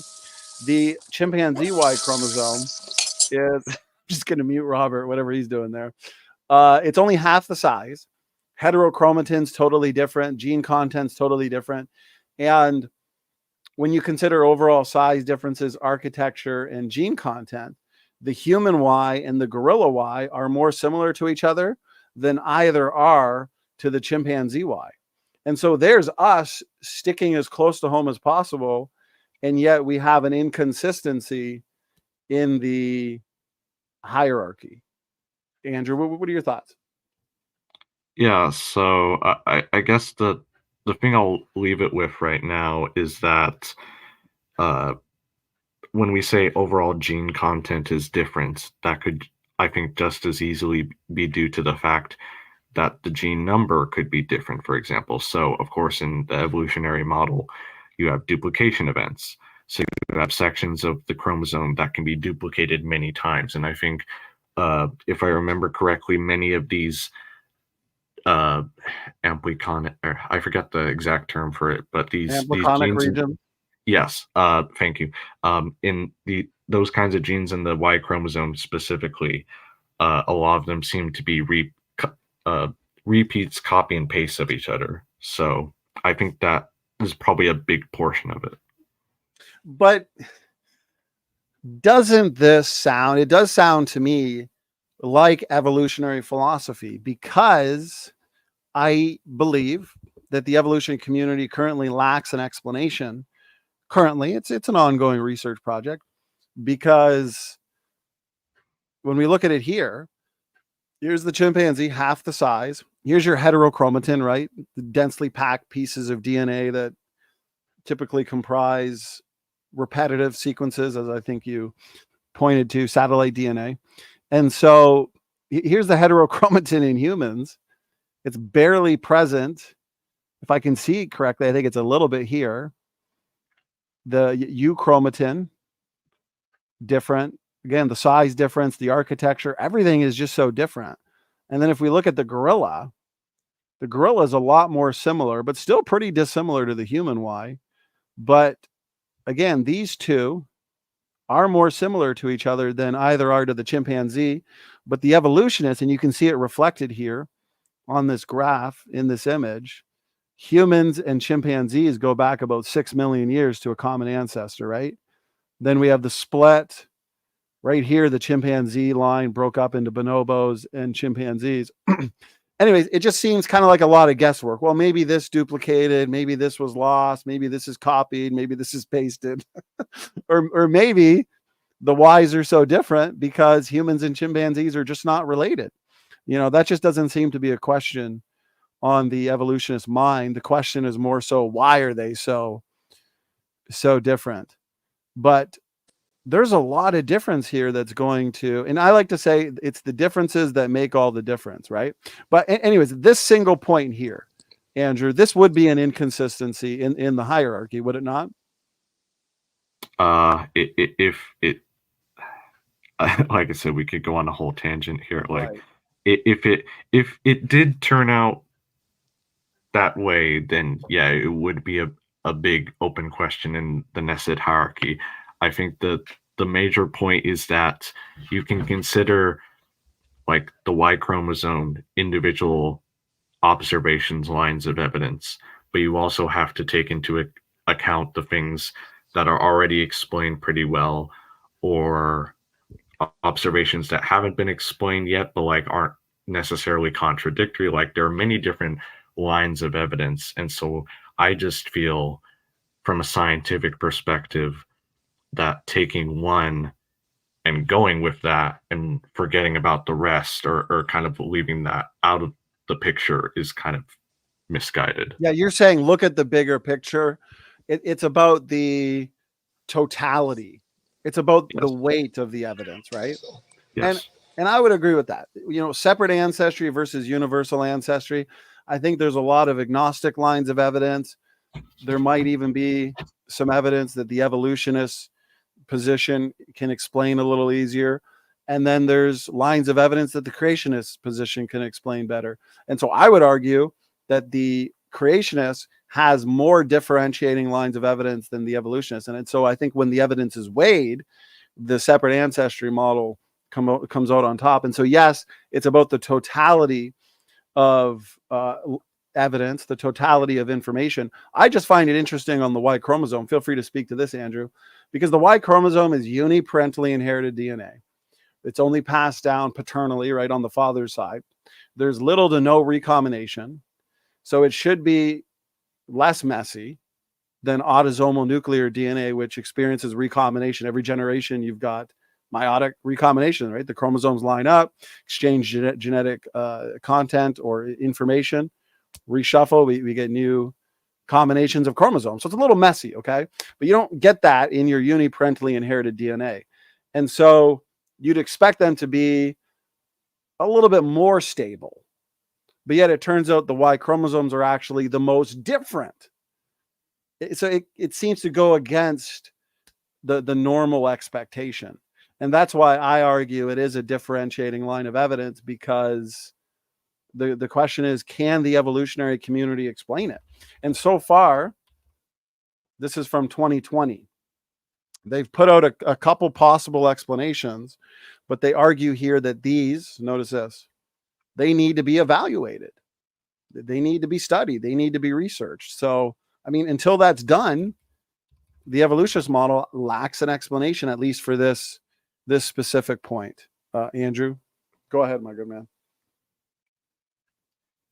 Yeah, I don't know.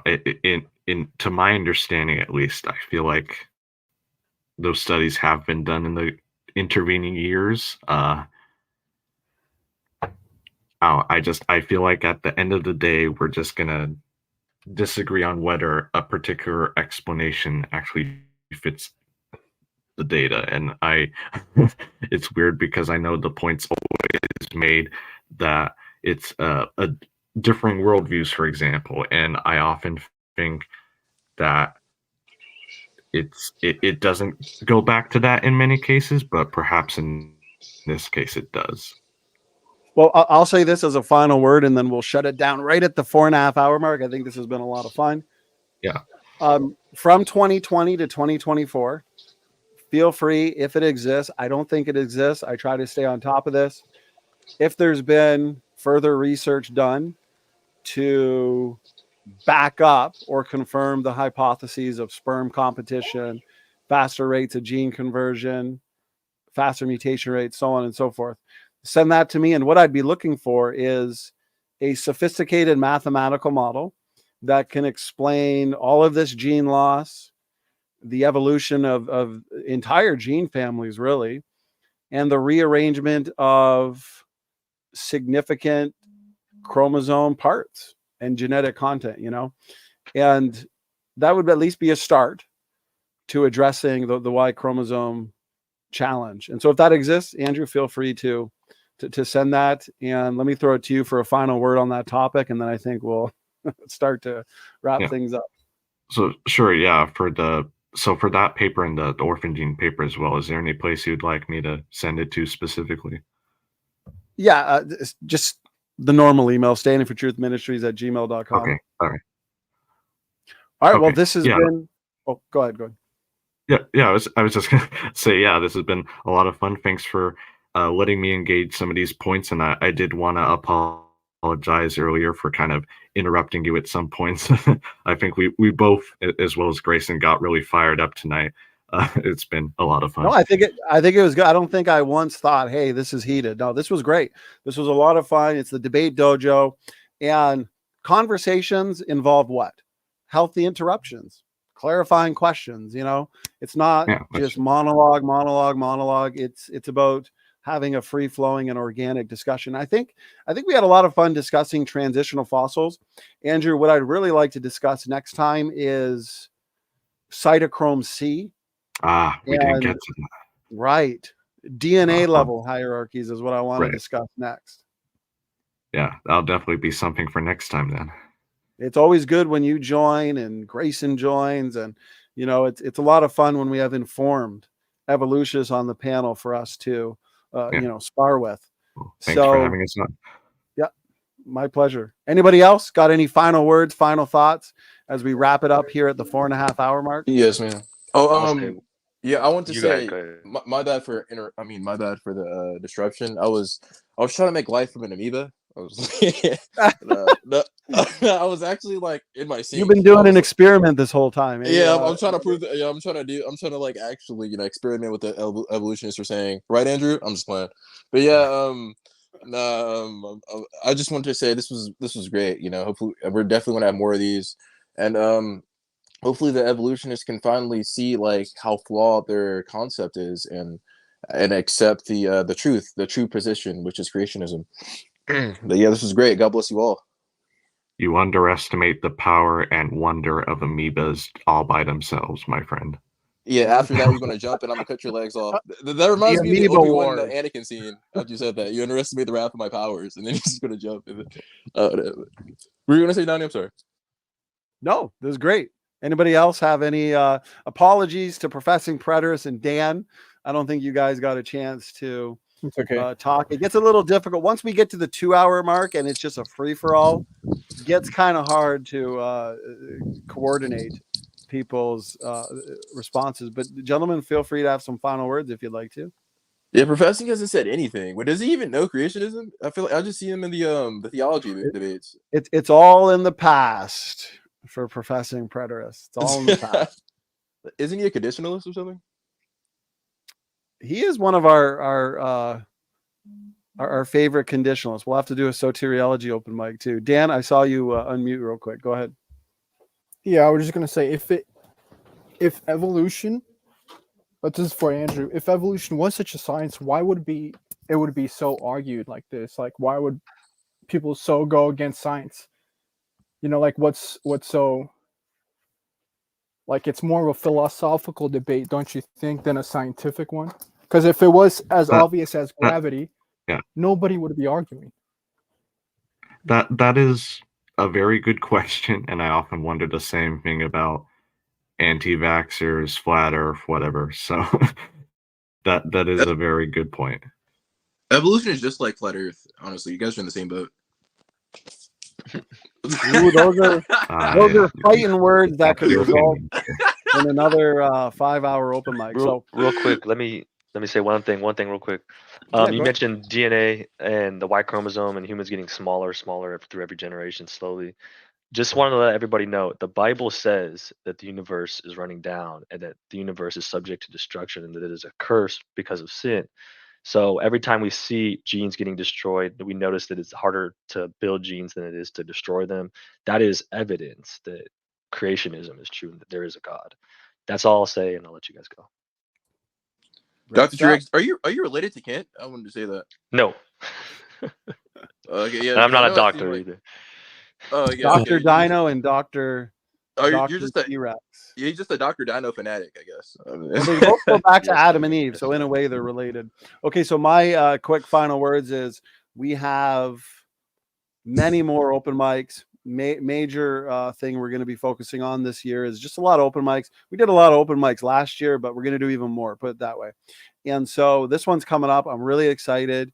Yes, we've solved the heat problem. Evolutionists, of course, disagree, but hey, that's why we have an open mic. So this is coming up. I think it's the 11th. David M. Winsberg, he's published 2 abstracts at the ICC, which is the International Conference on Creationism. And so he's going to be giving a 2-hour lecture. And then we're going to do probably about a 3-hour open mic. So about a 5-hour show. And all the skeptics. Andrew, you're invited. Grayson, Erica, Dan, everybody's invited. Wait, is Crocodile going to be there? Because I think he's the guy. I think I've heard him propose that against Winsberg. Yeah, you know what? I'll probably email him and ask him to join too, because no, it's not David McQueen, David Winsberg. Oh, yeah, David McQueen. Oh, this is a new guy. Yeah, so David Winsberg, he's put out some detailed abstracts. He'll be giving a lecture. He's got numbers, physics, science. It's going to be interesting.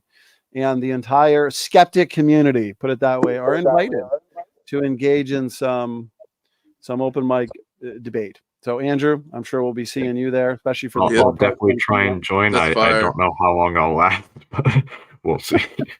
You know what? You last a good amount of time today, about 3.5 hours. So, that's true. All right, guys. Good job to all of you. It's been fun. Time's flown by. To the audience, thank you so much for tuning in. Appreciate the super chats, the questions. Apologies for the super chats and questions I didn't get to. it's been fun. It's been a good open mic. It was an excellent debate between another skeptical guy and Dr. Dino.